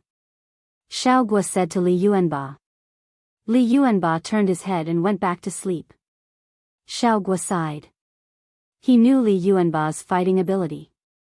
He could beat up cats, scratch dogs, and even fight thieves. However, he just watched from the side when Zheng Tan destroyed the sofa and never stopped him. They were all ancestors and were really hard to please. Each of them had a bad temper. If only they were as obedient as Prince and the others. However, these few were a little special. That's right, that black cat was different too, so he couldn't treat it the same way he treated other cats. If it was a human, what should he do? Reason with him, do some work, and enlighten him? After making up his mind, Xiaoguo immediately contacted Charlie. Thus, wet nurse Charlie was forced into a corner. For the next few days, Zheng Tan didn't see any of those annoying things when he came to the pet center. However, no matter how hard Charlie worked, Zheng Tan's attitude could only be regarded as normal. Charlie didn't know if Charlie had instilled Bosqua's order into the cat's brain. Bosqua had been busy these days, so he gave Charlie this difficult task to try to arouse the cat's positive emotions. Charlie didn't know what a cat looked like when it was in a positive mood. He only knew that when he was working, he talked until his mouth was dry. In the end, he found that the cat lying lazily on the chair narrowed its eyes and yawned. Then, it ignored him. Charlie's mood at that time. Speaking of it, he felt like crying. For the sake of the high salary, he accepted it. Xiaoguo came back early that day. When he came to the studio, Zheng Tan hadn't left yet. He was lying on the sofa and sleeping. Charlie next to him had a tangled look on his face. No one knew what he was thinking. Seeing Xiaoguo, Charlie got up and talked about today's situation. Still the same? Xiaoguo frowned. This cooperation with Yang Yi was an excellent opportunity. If the cat didn't agree, it would be fine. But since it agreed to act, Xiaoguo had to spend more effort on it. If he was passive and slack off, people wouldn't be optimistic about him. It was fine here, but if he went to Beijing and went to other people's territory, he didn't know if he would be at a disadvantage. Throwing his coat on the sofa, Xiaoguo didn't bother to change his shoes. He wiped his face, rolled up his sleeves, and walked to Zheng Tan. He squatted down and looked at Zheng Tan, who had just woken up. He waved his fist seriously to encourage him. Black charcoal, after this job, we'll be rich. Zheng Tan and Charlie, simple, direct, and effective. Zheng Tan's fighting spirit was finally ignited and he narrowed his eyes. Zheng Tan looked at the contract. The money was indeed a lot, but Zheng Tan felt that Xiao Guo was too nervous. He wasn't a rookie who just started shooting commercials. Did he need to worry so much? Sighing in his heart, Zheng Tan felt that recently everyone seemed to be a little too nervous and anxious, whether it was the people at the pet center or the Jiao family. While Zheng Tan was sighing, the Jiao Pa was thinking about whether to contact the people he knew in Beijing. He knew people there, but they definitely didn't have time to take care of them. It was also inconvenient for them to take care of them. After thinking about it, the Jiao Pa contacted Fang Xiaokong. The third Master Fang's base was in Beijing. It was more reliable to ask him for help. The third Master Fang, who was busy in other provinces, was surprised when he received the call from the Jiao Pa, shooting a documentary.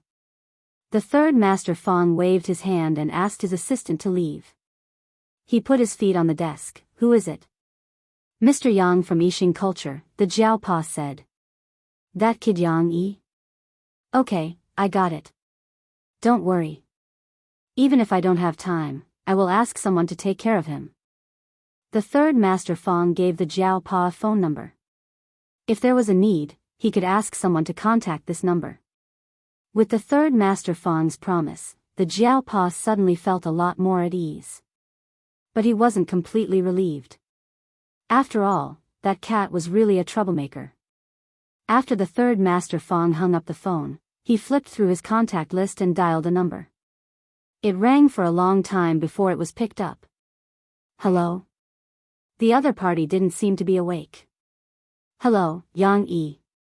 It's the third Master Fang. I heard that you are shooting a documentary about cats. Yang Yi was a little confused. He didn't sleep the whole night after organizing some materials. He went out again in the morning and only started to catch up on sleep when he came back at noon. He didn't expect to receive a call from this person. Oh, Uncle Fang. Yang Yi was of the same generation as Air Mao and the others. He wasn't very familiar with Fang Xiaokong. They had cooperated a few times in business in the past 2 years. He used to call Fang Xiaokong Uncle Fang like Air Mao and the others. Yes, that's true. What's the matter? Are you interested in investing? Fang Xiaokong had invested in many movies. Yang Yi was just casually mentioning it. He didn't expect Fang Xiaokong to laugh. Yes, but I want to ask, do you still need a role? I have a cat at home too. It's very smart. It's not much worse than black charcoal. Yang Yi paused for a few seconds. Third Master Fang had a cat at home? What he didn't expect was that unlike other people who recommended actors, celebrities, or relatives, the third Master Fang only recommended his cat. Since third Master Fang had asked, Yang Yi didn't immediately refuse. Instead, he asked, what's the breed of your cat? My cat is a crossbreed. It's not a famous cat, but it's very smart. It's much better than those famous purebred cats. Do you have internet there? I'll send you some photos. Fang Xiaokong took out his laptop, selected a few photos taken at home, and sent them over. He always thought that the smartest cat in the world, other than black charcoal, was his Demi. If his Demi wasn't good enough, what other cat was qualified? Crossbreed cats referred to cats with impure bloodlines. Yang Yi didn't plan to use many expensive purebred cats in the documentary. Basically, he was going to use house cats and crossbreed cats. Hearing Fang Xiaokong's words, Yang Yi was relieved. He opened the file he received and checked the photos. 10 seconds later. How is it? Good enough, right? Fang Xiaokong asked. His eyes are sharp enough, Yang Yi commented. Fang Xiaokong didn't ask for much. He just wanted to make a cameo appearance as a souvenir for himself. After Yang Yi agreed, Fang Xiaokong immediately looked for an opportunity to ask his daughter for credit. Fang Mengmeng was happy, but she thought of another. Dad, since our Demi is participating, can we get Xiaomi to make a cameo appearance? I haven't seen Xiaomi in a long time. So, after Yang Yi slept restlessly for another hour, he received a call from Fang Xiaokong again. Hello, Yang Yi. It's me, Fang San. Yang Yi, I just wanted to ask, are you still looking for roles? I'll recommend another one. She's also a crossbreed. She's from the same family as our Demi. She's called Xiaomi. She's just a little dumber than our Demi. Her looks are passable, but there's a mole near her mouth. Are you still in front of the computer? I'll send you the photos. Yang Yi, Xiaomi had always been with Xiao Lu. They stayed in Chuhua City for a while. Later, when Zhao Lu got busy, there was no one to take care of her. Even the nanny couldn't hold her down, so Zhao Li's mother brought her to Beijing to keep her company. Her husband and daughter were usually very busy, but Zhao Li's mother liked Xiaomi. When she returned to Beijing, she couldn't bear to part with her, so she brought her along. Although they were both in Beijing, Xiaomi and Xiaomi didn't have much time to see each other. As for Zhengtan, ever since Xiaomi was taken away, they hadn't seen each other. Xiaomi only saw Xiaomi when they went to the cat exhibition. Knowing that these two would also participate, Zhengtan was looking forward to it. He wondered if Xiaomi would still be as aggressive after inheriting her father's mole. In the middle of November, Zhengtan followed a group of people selected by Xiao Gua and set off for Beijing. Charlie's sidekick took care of them. This wasn't the first time Zhengtan went on a long trip. The people of the Jiao family couldn't help but worry. Zhengtan's ears were about to grow calluses from all the reminders he had heard. Before leaving, Zhengtan went to the old tiled house and hid the phone and the bag of diamonds separately. He also moved some broken tables and chairs to block the entrance. This way, he wouldn't be afraid of other cats entering. They didn't have the strength of Zhengtan. Yang Yi had already arranged a place for them to stay. There were also some other staff members of the film crew there. These people were very curious about Zhengtan. They heard that the big boss Yang Yi had brought up the plan of making this film again because of this cat. Charlie and the others who were entrusted with the important task by Xiao Guo were worried that Zhengtan wouldn't be able to adapt after seeing so many strangers. It turned out that they had thought too much. Zhengtan wasn't nervous at all. Although he didn't know these people, he could feel the kindness from them. Even the ugliest one, the big bearded man with a fierce smile, was actually kind. Since there was no threat, there was no need to worry. After Charlie called the Jiao family to tell them that he was safe, someone came to pick up Zhengtan before Zhengtan could get familiar with the people of the film crew. It was Fang Xiaokong's people. After going downstairs, Zhengtan glanced around and his gaze fell on the silver private car. Black charcoal, over here.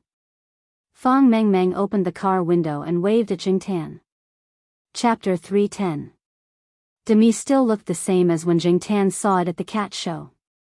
It still did not have much of an expression and seemed to be indifferent to the people and things around it. Only when it looked over did its eyes widen a little and its pupils dilate a little. This made it look a little less sharp than usual. As for Xiaomi, this was the first time Zhengtan saw it after it was taken away. The pattern in his impression and the mole that was the same as its father's made Zhengtan recognize these two features. Unlike Demi, this was the first time Xiaomi saw Zhengtan after it left. When it looked at Zhengtan, it was a little confused. Zhengtan did not know if this guy still remembered him. Xiaomi's line of sight followed Zhengtan. It probably felt that the space was too small, so it squeezed Demi beside it. Demi slapped its head, but it did not care. It continued to squeeze and its head was slapped again.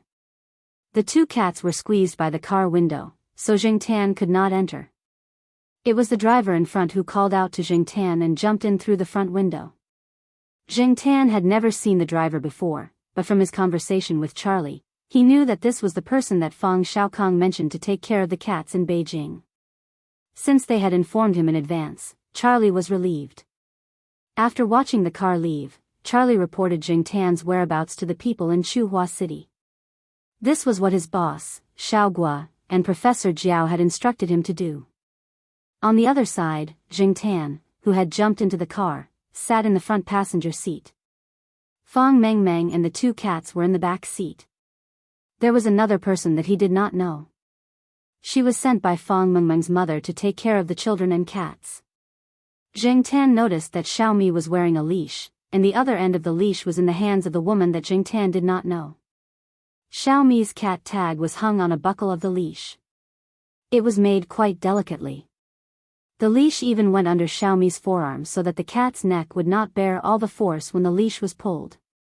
However, most of the cats that used this kind of leash were more active. Demi was not like that.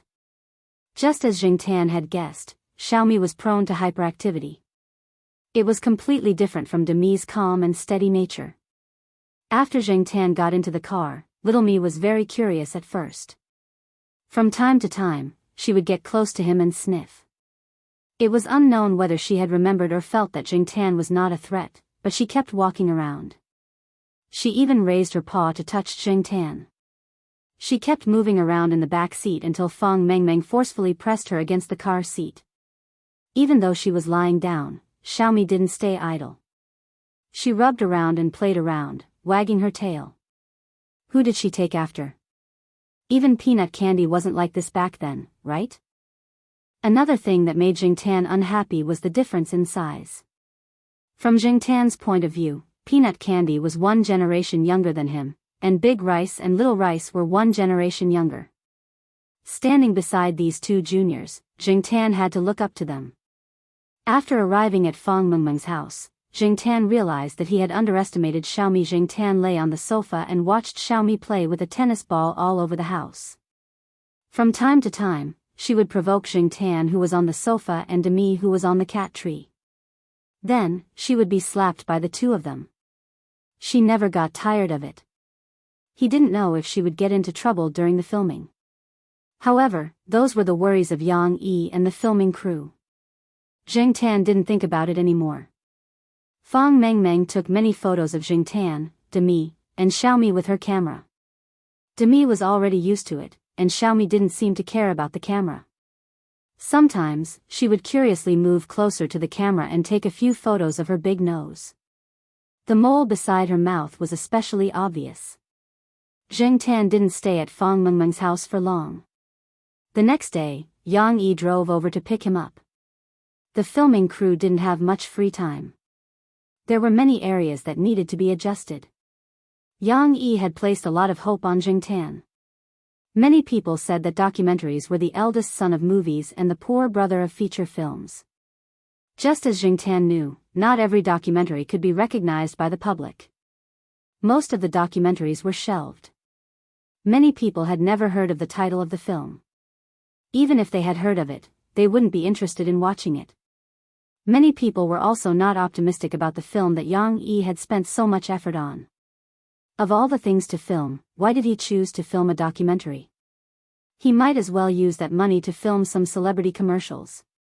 Regarding this, Yang Yi didn't care at all. Zheng Tan wasn't a Beijing cat. Since he wanted to tell the story of a Beijing cat, these stories definitely wouldn't be the real Zheng Tan. Authenticity was the essential attribute of a documentary. It recorded objective things so that the audience would have a more realistic experience. Therefore, Yang Yi wouldn't make up nonsense, and he wouldn't let Zheng Tan act in those fake stories. Zheng Tan wanted to act in something that used to be real. In other words, Zheng Tan wanted to act in another cat that was no longer in this world. He had to change the location and the mentality. Compared to 20 or 30 years ago, the current Beijing had changed a lot. The scenes and things in Yang Yi's memory couldn't be recreated as they were. Therefore, this involved a method of using scientific and technological means to create a virtual reality. Of course, virtual didn't mean that the story was real. The scenes and things created by scientific and technological means were also real and had historical basis. Therefore, some parts of the documentary needed to use a combination of virtual and real shooting techniques to recreate the real story. Humans had the ability to recreate the past. Those past events were scenes that existed in Yang Yi's memory. Yang Yi said that he wanted to achieve a resonance in terms of thinking. Zheng Tan felt a bit of pressure. Whether it was the lineup or the atmosphere, it was very different from Xiaoguo's studio. During the shooting process, the focus was on the control of the light ratio to improve the visual effect of the image. Therefore, the technical level of the camera and the cameraman was higher. The cameraman had to adjust the light ratio to ensure the beauty of the image, so that the filmed content could be shown to the public at the most beautiful angle. The advanced shooting equipment and the skillful cameraman showed the importance Yang Yi attached to this documentary from these two aspects. The post-production requirements for the technical processing of the image were also high. They had to be able to ensure the authenticity of the filmed content and modify the image to enhance the visual effect. This required the relevant filming technicians to have strong technical skills. Sure enough, there was a big difference between filming a pet commercial and this kind of documentary. No wonder Xiao Gua had been nervous before, and even Charlie had been nagging at the side for fear of causing trouble. Yang Yi, Charlie, and the rest of the team sent to Beijing by Xiao Gua talked about the next few scenes to shoot, how to walk, where to look, how to bark, and so on. Zheng Tan listened at the side. The old man who acted with Zheng Tan and many people in the filming crew did not understand Yang Yi's approach. At the beginning, when they knew that Yang Yi wanted to shoot this documentary, they knew that it would be very difficult. People were easy to deal with, but cats were notoriously difficult to deal with, much more difficult to deal with than dogs. Looking at the proportion of dogs and cats in the movies so far, one would know.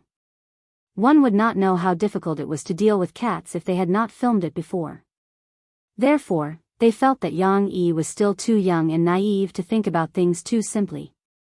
Yang Yi also knew what others would think, but what he learned from Xiao Gua and Professor Jiao, as well as what he saw with his own eyes at the filming site at the pet center, made him have high expectations for this cat. This involved the story of his grandfather, and the significance of the film itself was great, even if it was not a big production movie and was only a documentary that many people did not think highly of. Every time Yang Yi filmed an animal, he liked to guess the animal's mood by looking at the animal's eyes that were fixed in the photo. Compared to humans, animals were more eye-catching. In fact, most of the time, an animal's gaze could instantly kill the celebrities on TV. It was not that they performed better than the celebrities, but it was how much of an impact their gaze would bring to the people who saw it. Those who loved pets sometimes, even if their pets did something wrong, they would be prepared to reprimand them, but when faced with the pet's coquettish or pitiful eyes, they would abandon their armor. The eyes of animals were also filled with emotions. Although it was a documentary, there were still some things that had to be done, especially Zheng Tan, who was acting the life of another cat. Before shooting, Zheng Tan had to do makeup. Yes, makeup.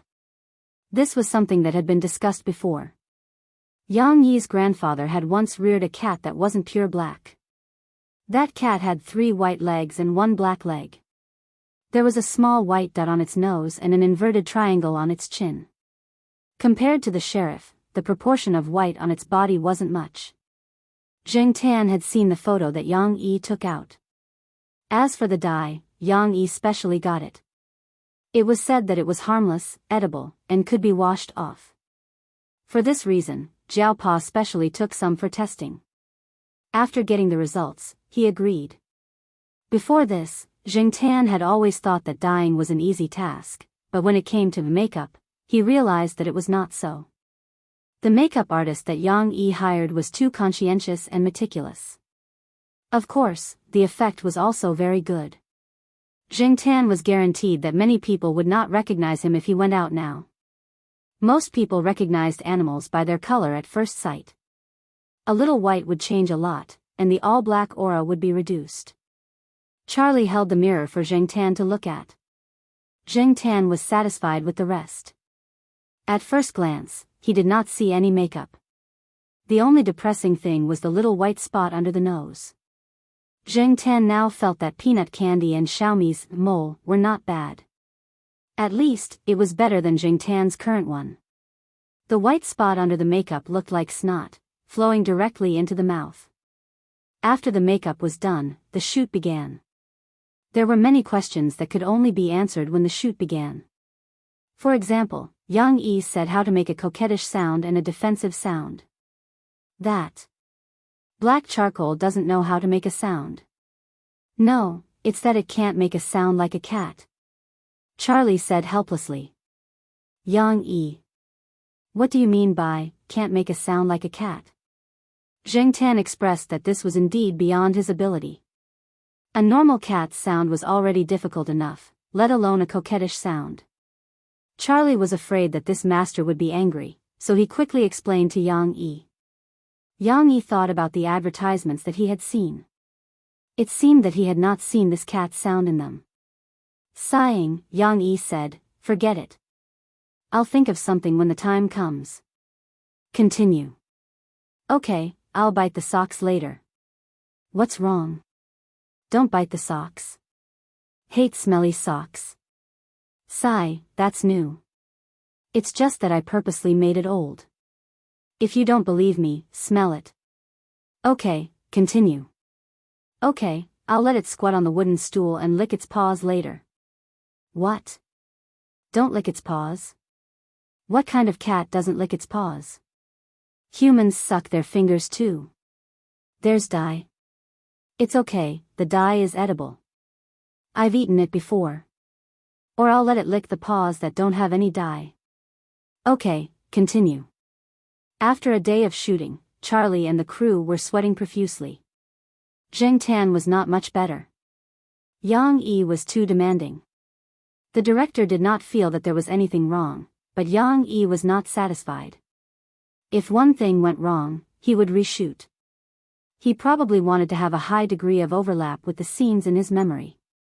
Chapter 311. As for Zheng Tan, before he came, the Jiao had told him that he had to play dumb. What did he mean by, when necessary?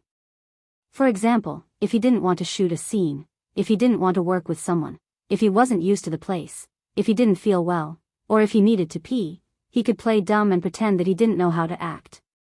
He could just roll around on the spot. After all, he was a cat.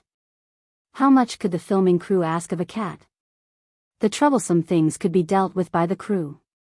Xiaogua didn't send so many people over just for show. Zheng Tan didn't believe that Xiaogua and the Jiao didn't have a private agreement. However, this was for his own good. Zheng Tan understood that it was okay to be smart, but if he acted too smart, it would arouse suspicion. To avoid unnecessary trouble, sometimes it was safer to be a little stupid. There were many scenes that Zheng Tan wouldn't shoot in the past, but this time, he tolerated it. After all, this kind of documentary was different from commercials. It took a lot of manpower and material resources. Since Zheng Tan had accepted this job, he had to be responsible. Moreover, these scenes were very common for ordinary cats. It wouldn't make sense for him to refuse to act. Zheng Tan didn't feel very comfortable with the makeup on his body. He had to touch up his makeup every now and then, especially the eyebrows and whiskers that were accidentally rubbed off. After all, Zheng Tan's whiskers were black, but the whiskers of the cat in the photo were white. Fortunately, Zheng Tan was more efficient. The whole shooting process was much shorter than Yang Yi's plan. The filming crew thought that it would take a long time to shoot these scenes. They didn't expect the cat to be so cooperative. In their opinion, the cat's intelligence was one of the reasons. More importantly, they heard that the few people who came over were a team that specialized in taking care of cats. In their free time, the filming crew even talked to the team members sent by Xiaogua. Little did they know that the team members were smiling so much that their faces were almost stiff. They didn't dare to say some things. They had signed several contracts, and they would do whatever Xiaogua told them to do. Zheng Tan didn't know how well he acted. He could only tell from Yang Yi's expression that he wasn't up to standard. He could only wait for the final production to be completed. The old man who was acting with Zheng Tan looked like Yang Yi's grandfather from the side. Of course, he had also put on makeup to make it look more alike. Coupled with some filming techniques, Zheng Tan believed that Yang Yi would be satisfied when the movie was actually produced. Among them, Zheng Tan had also come into contact with some of the things that were commonly used in that era, such as the gray cat litter. At that time, almost every house burned coal, which made it easy to clean up. There was also a handmade catwalk made by the people in the Sihiyuan for the little rascals who came in and out all day. A half-foot square hole was made and a curtain was hung. Fat cats and bigger cats would also make the hole bigger. There wasn't any high-tech technology, but it was used well at that time. Other than Jingtan, Xiaomi and Xiaomi also made a cameo appearance. Yang Yi wanted to film some scenes where the cats were usually active and having fun. Among them, Yang Yi liked what Little Me did the most. Even when it was alone, Little Me would immediately get high. It would kick, scratch, and bite its own feet as if it was schizophrenic. It would quickly run around the narrow wall, and after it was done playing, it would raise its tail in an S shape. Its chrysanthemum faced the setting sun, and it would stretch lazily. Then, it would start calling for food. Everyone was happy when they were filming. Zhao Li's mother even came to the scene personally. She didn't care about her cat's embarrassing appearance at all. Instead, she thought that cats should be like that. Zheng Tan could see that Zhao Li's mother valued Xiaomi. It seemed that Xiaomi was to her liking. As for Xiaomi, although it didn't have stage fright, it was too calm and quiet. It stood on the high wall and didn't move. Yang Yi didn't know what to do. After all, this cat was requested by Fang Xiaokong. He had to film something, right? Are these two really brothers?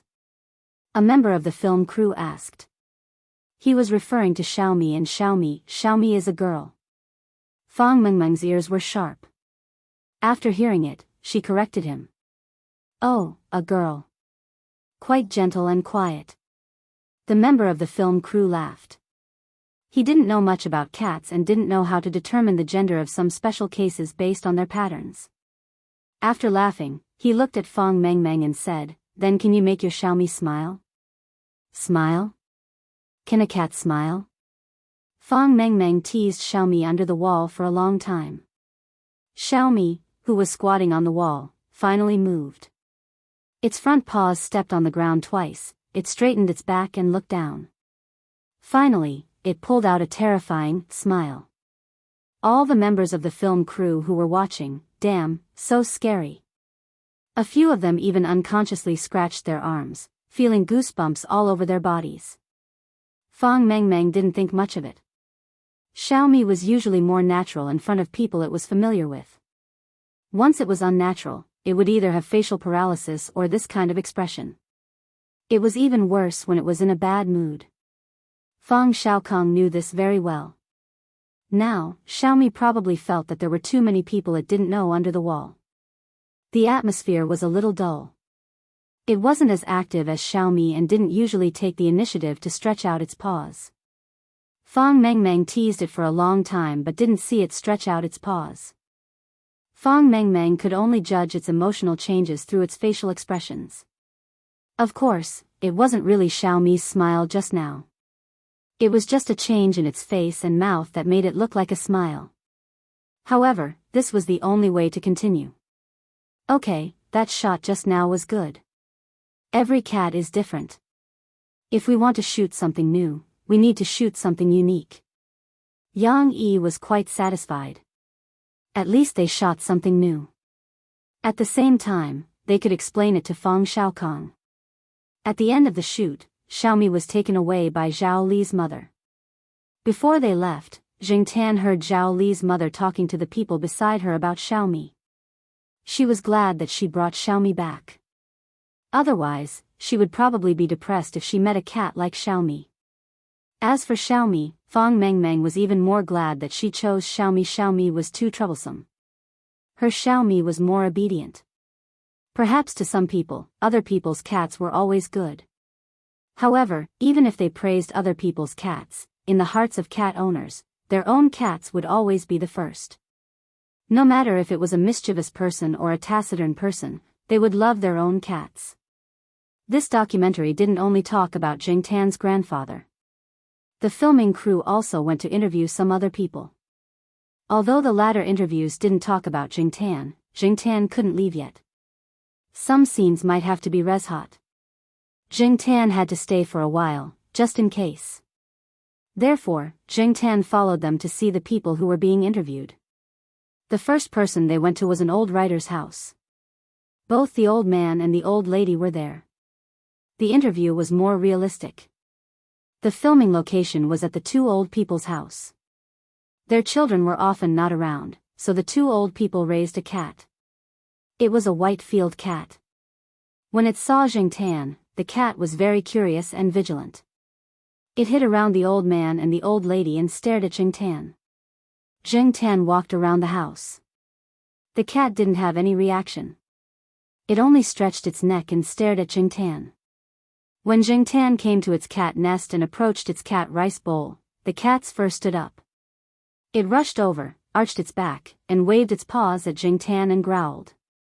"Hey, don't worry. That black cat won't fight." Yang Yi comforted the worried old lady. Then, he asked the two old people when they could start. After Jiangtan left its rice bowl and cat nest, the cat immediately ran back to the old man and the old lady. The two old people had been interviewed countless times. Therefore, they could handle this kind of situation calmly. The director wouldn't deliberately ask them to do what they wanted. When the old lady was reading and cooking, when the old man was writing, when he was listening to the radio, and the cat's reaction were all filmed. When the old man was writing, the cat would jump on the desk and cause trouble. It would step on the old man's paper and couldn't be pushed away. If it was pushed away again, it would directly lie on the paper. It would only get up slowly when the old lady called it. The old man wasn't angry. He smiled and scratched the cat's chin with the end of the pen. "This guy is very arrogant. When I sit here, it comes over to bully me. Wife? My wife doesn't say anything about it. Instead, she asked me to write some articles to praise it." Looking at the old man's face, he didn't feel wronged or angry at all. Instead, he was very happy. The old man said that the literati in the capital liked to raise cats. He also gave a few examples of writers of the same generation. Under the literati's pen, the cats in the capital were somewhat like young masters who were spoiled in every aspect. Although most of them went from catching rats to eating, drinking, and playing in high-rise apartments to pets, they still had a sense of manliness in their bones. They didn't care if the person they were facing was a literary expert or a small citizen. What were the morals of Chu Hua's cats? Jiangtan thought about the few cats he knew. Thinking about it carefully, it seemed that the few cats he knew were somewhat special. Perhaps they were representative of Chu Hua's cats. In addition to the current cat, the old man also recalled the cats he had raised in the past. The old lady also took out a photo album and showed it to everyone. During the interview, the two old people were often immersed in their memories. Sometimes, they would quietly think, as if they forgot that there were people filming the interview around them. There were several times when there was silence.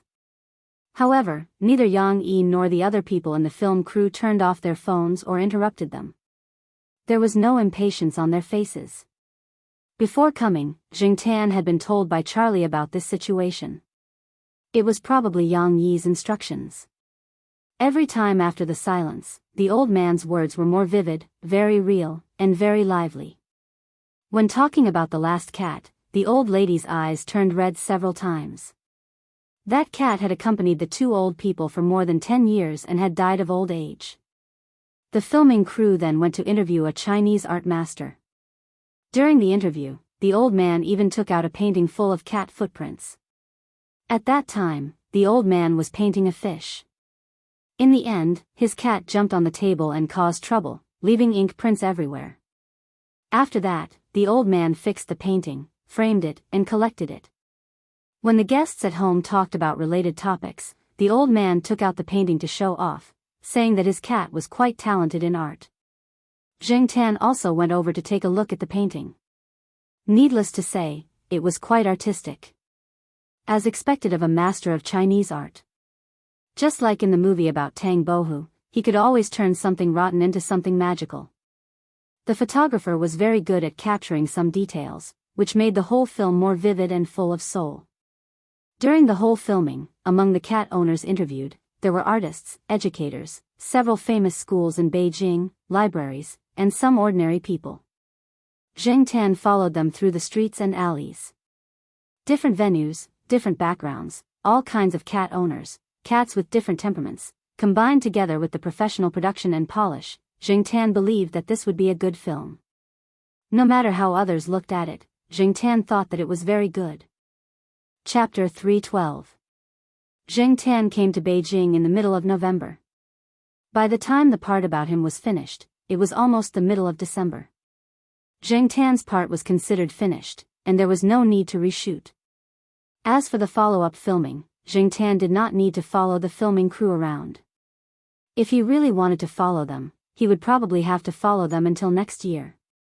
The filming crew's journey was not finished, and Tan planned to return to Chuhua City early for the new year. Charlie and the people sent over were summoned back by Xiaogua. They were very busy at the end of the year, and Tan was urged by Fang Mengmeng to stay in Beijing for a while.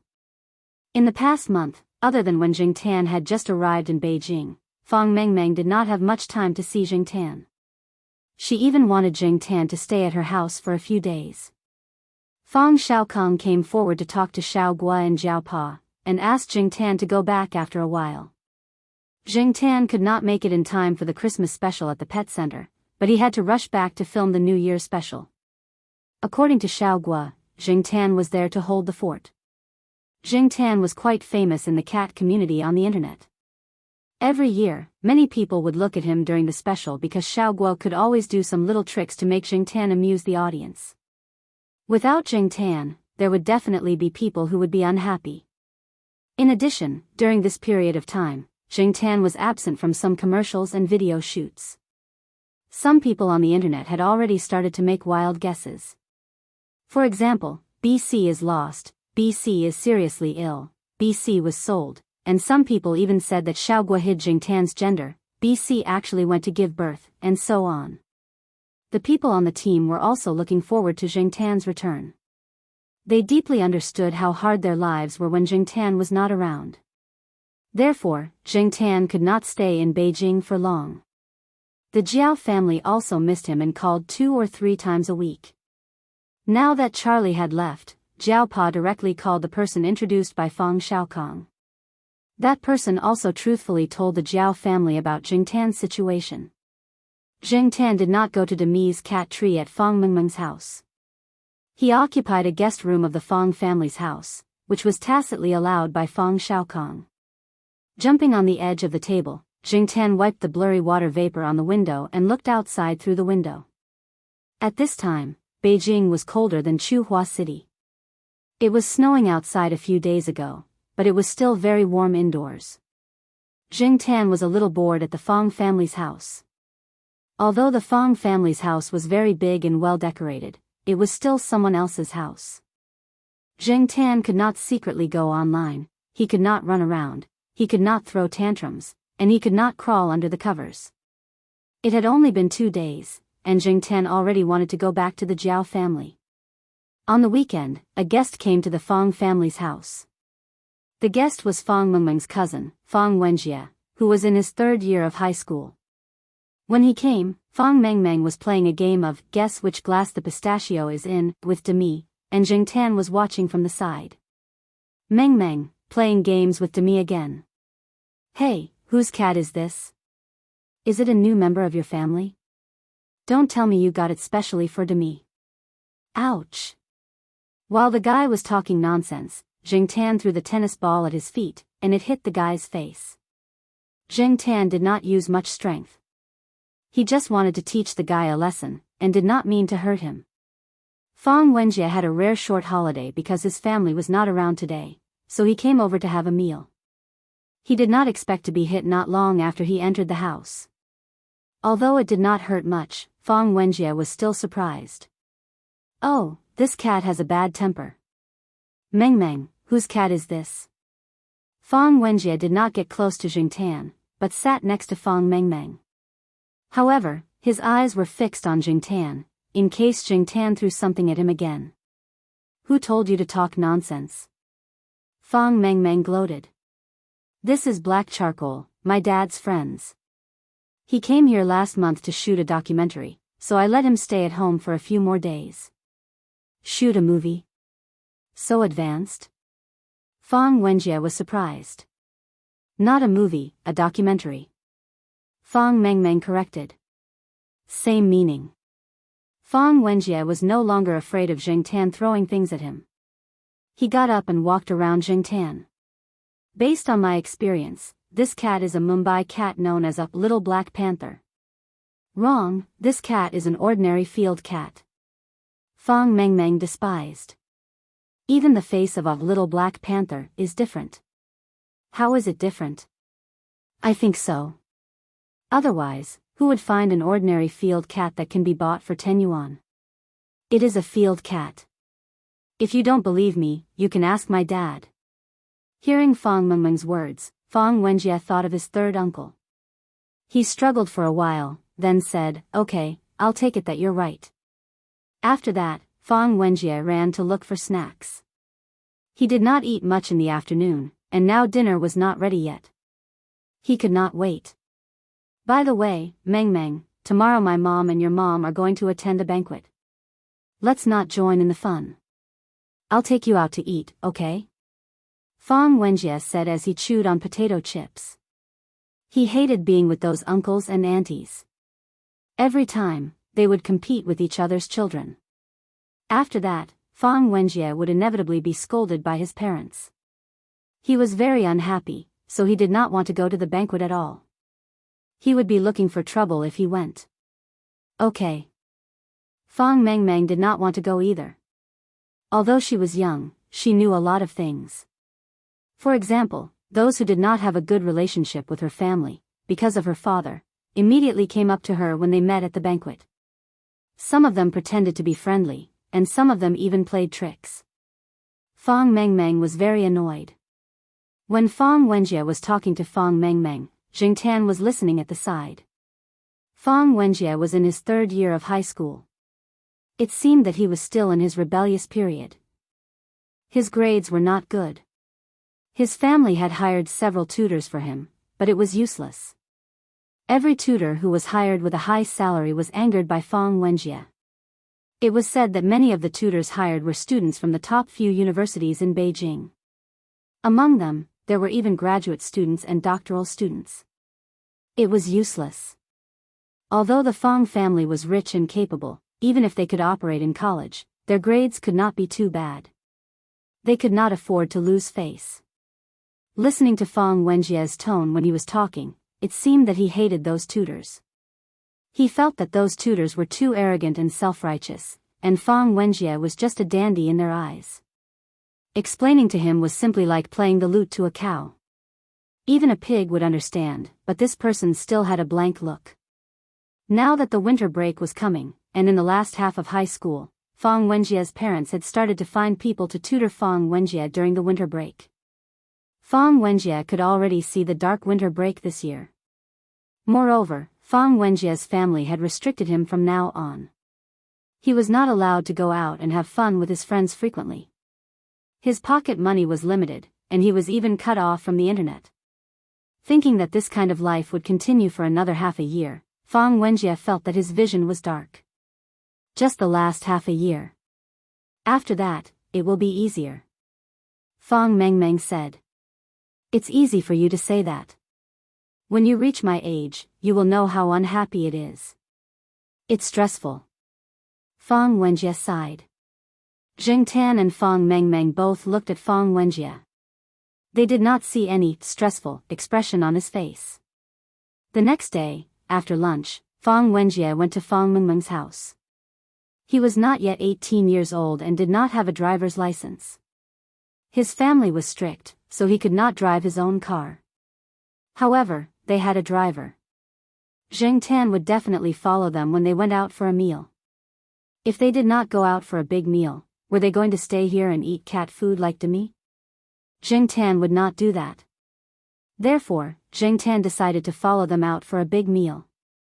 Jingtan felt a shiver when he walked out of the door. He quickly got into the car. It was really cold outside. No wonder Fang Mengmeng was wearing so much. Jingtan's fur was short, unlike Demi and the rest. However, Demi did not seem to like going out with Fang Wenjie. After seeing Fang Wenjie, Demi jumped onto the sofa to sleep. Fang Mengmeng did not call it anymore. It was already used to this. When Fang Mengmeng got into the car, she was carrying a big backpack and a white pet suit. This was bought when Demi was still young.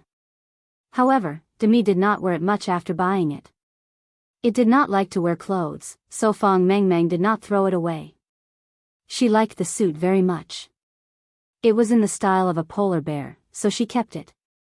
She did not expect it to come in handy today. Zheng Tan also did not like to be tied down by those clothes. However, when he thought about the temperature outside and did not know how long he would have to stay outside in the afternoon, Zheng Tan decided not to treat himself harshly. He let Fong Mengmeng put on the white clothes that looked very warm. There was also a hood on his head. After putting it on, Zheng Tan looked at himself in the rearview mirror. The clothes looked a little silly. Fong Mengmeng even took a few photos. Fong Wenjie sat in the front passenger seat and laughed. It was still early. Lunch had not been long ago. They would not go straight to eat. Before that, they had to go to the bookstore. Fong Wenjie wanted to buy a few reference books. His mother had listed them for him. He could not refuse to buy them. Fong Mengmeng was not against going to the bookstore. Instead, she was looking forward to it. Children who did not need to buy reference books, books, and practice questions were good. The driver was sent away by Fong Wenjie. The bookstore was very close to the place where they had lunch. There was no need to keep the driver waiting. After lunch, Fong Wenjie would call the driver to pick them up. When Fong Wenjie and Fong Mengmeng entered the bookstore to read, Zheng Tan would definitely follow them in. There were many people walking around in the bookstore. He did not know if there was a pet restriction. Zheng Tan still had to stay in the backpack. Black charcoal, stay in the backpack when you are inside. Don't run around and bark. You will be beaten out with a mop, Fong Wenjie said as he carried the backpack. There was a heater in the bookstore, so it was warmer.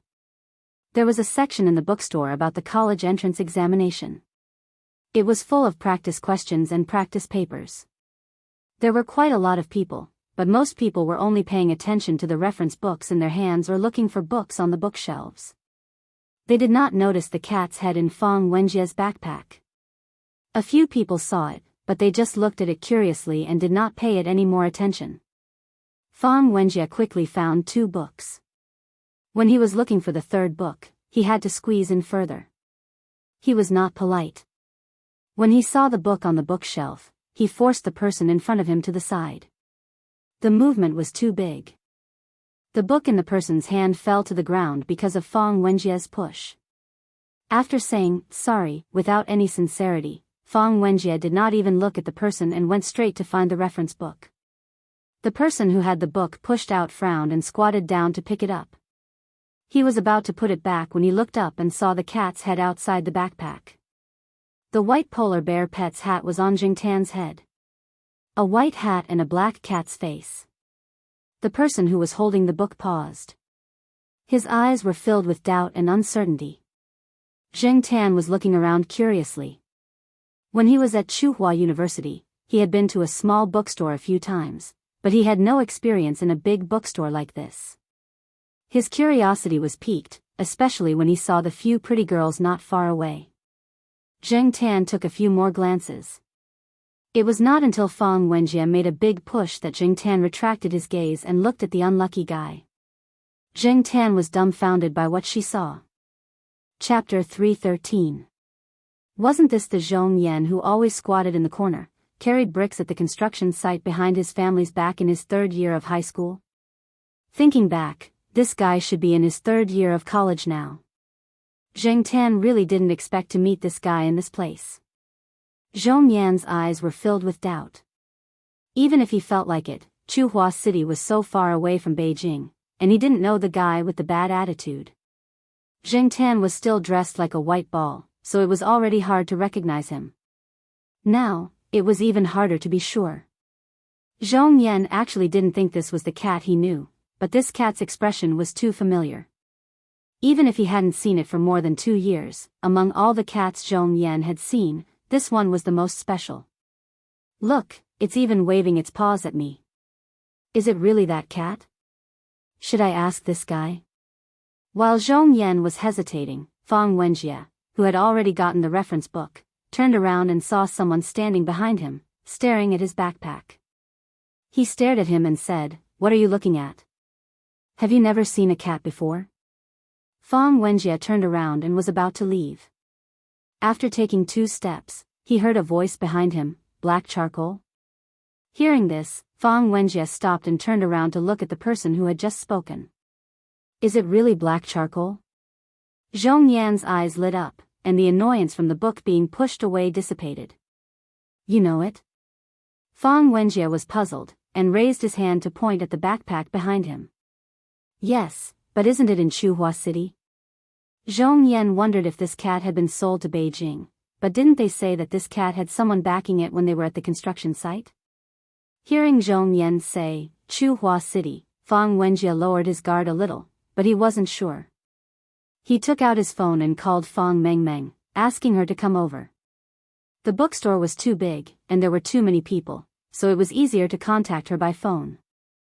However, even a Jiao family might not be able to recognize all the people Zheng Tan knew. Many of the people he met while walking around didn't even know the Jiao family, let alone Fang Mengmeng. The 2 Fangs could only determine if they were acquaintances through Zheng Tan's attitude.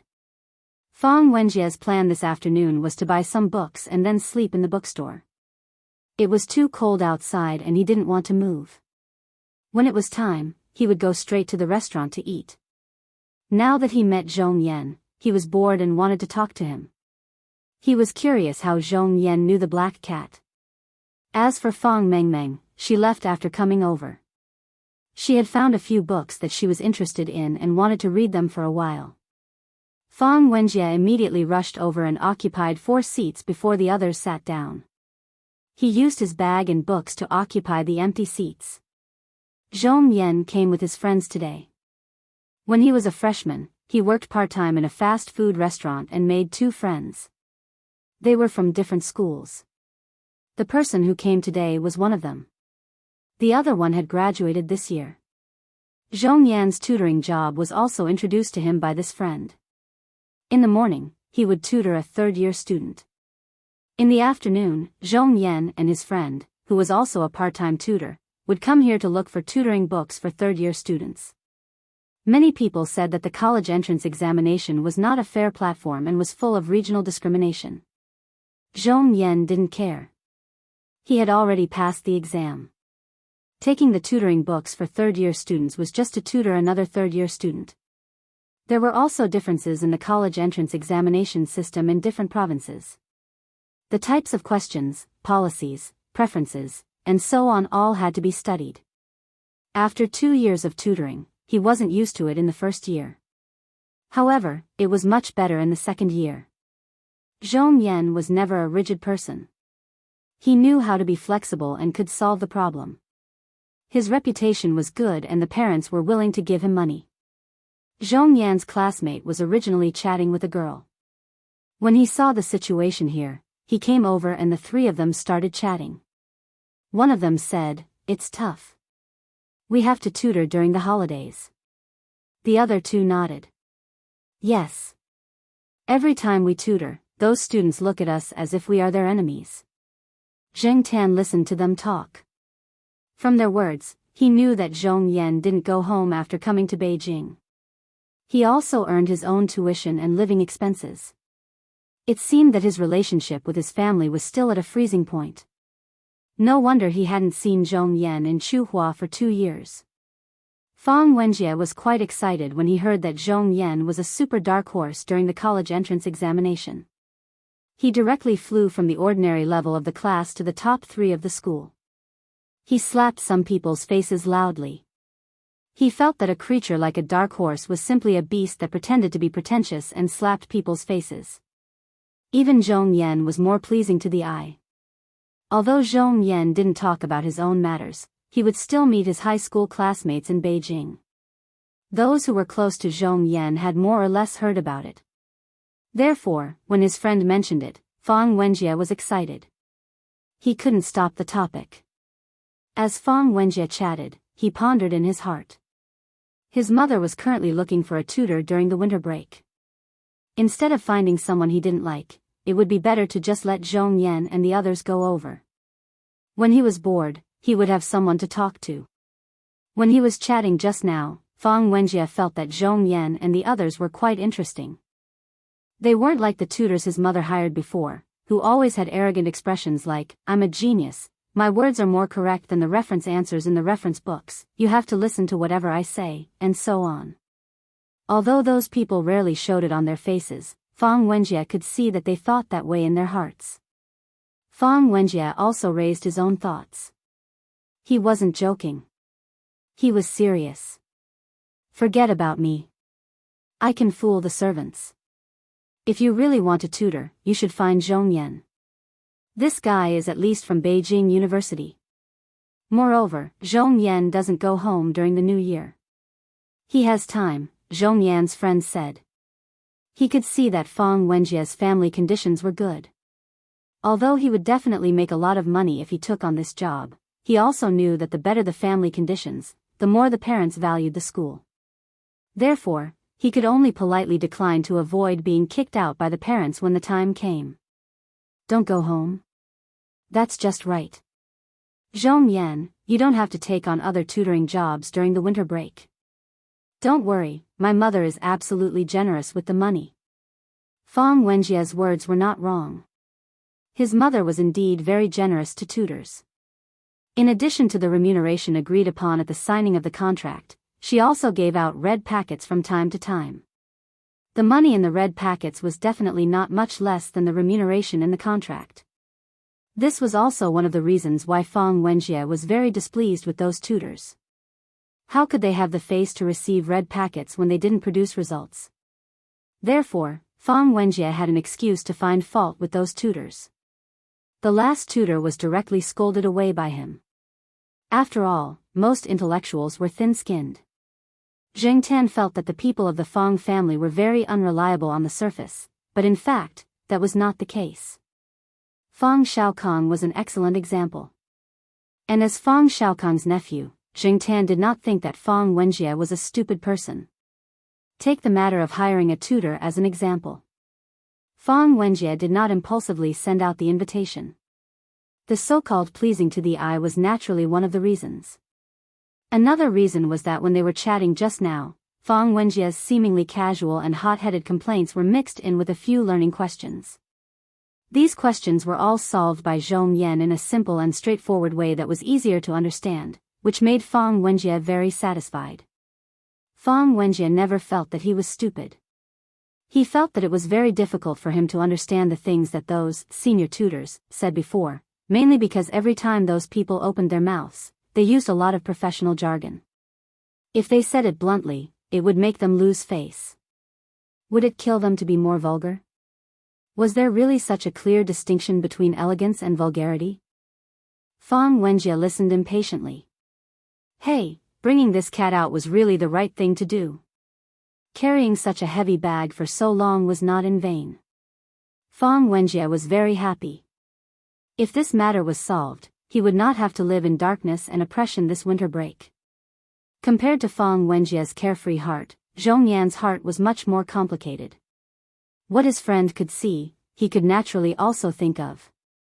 He was still very confident in tutoring Fang Wenjie. He knew that this person was not stupid, just a little rebellious. If he took this job, he would not have to worry about tuition and living expenses next year. Under normal circumstances, he would not have such an opportunity. If he had not met the cat today and talked to Fang Wenjie, even if he was at Beijing University, he might not have been able to get into the tutor's good books.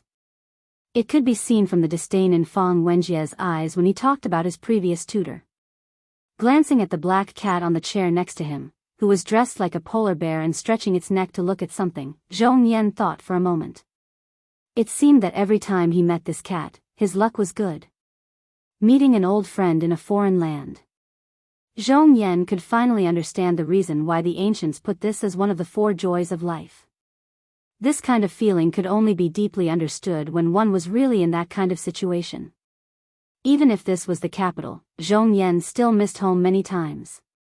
When he occasionally heard the moonlight in the city, from more than 10 years ago, he would feel sad. Every time he called home, he was not very happy. He had not been home for 2 years, not even during the holidays. He just called to let them know that he was safe, and then continued to work, part-time, to earn tuition, and to study hard. He could not relax on either side. He had not officially stepped into society, but he already felt that his shoulders were heavy. It could be said that in the past 2 years of studying in Beijing, it was not easy. Classmates? Of course, he had met them. There were many schools in Beijing, and he often went out and met a few junior high or high school classmates, but their relationship was not very good. There were also 2 high school classmates who did not like Zhong Yan, the dark horse in the college entrance examination. When they met, they also mocked and ridiculed him, and then everyone went their separate ways. They were not old friends. Dark horse? Kind of. But even the biggest dark horse would become ordinary in Beijing, where there were so many talents. Everyone wanted to soar into the sky, but how many people could really do it?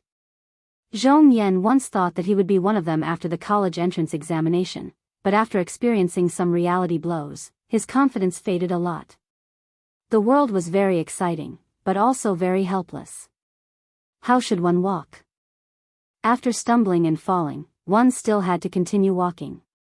If one could walk through this, there might be a better future. After staying in the bookstore for more than 2 hours, Jing Tan saw a few good-looking girls, 3 of which were of mixed blood, and a celebrity who wore a hat and scarf to cover half of her face. However, the celebrity quickly ran away when she was recognized.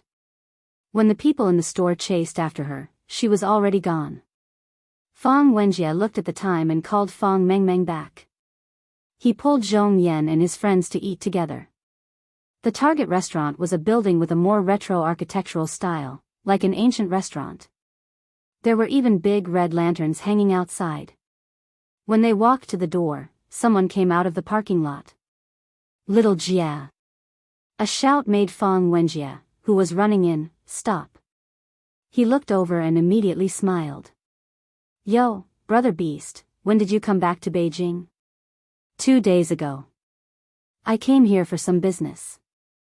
Qin Tao took out his phone that had been ringing. I'm here. Hurry up and order. I'm starving.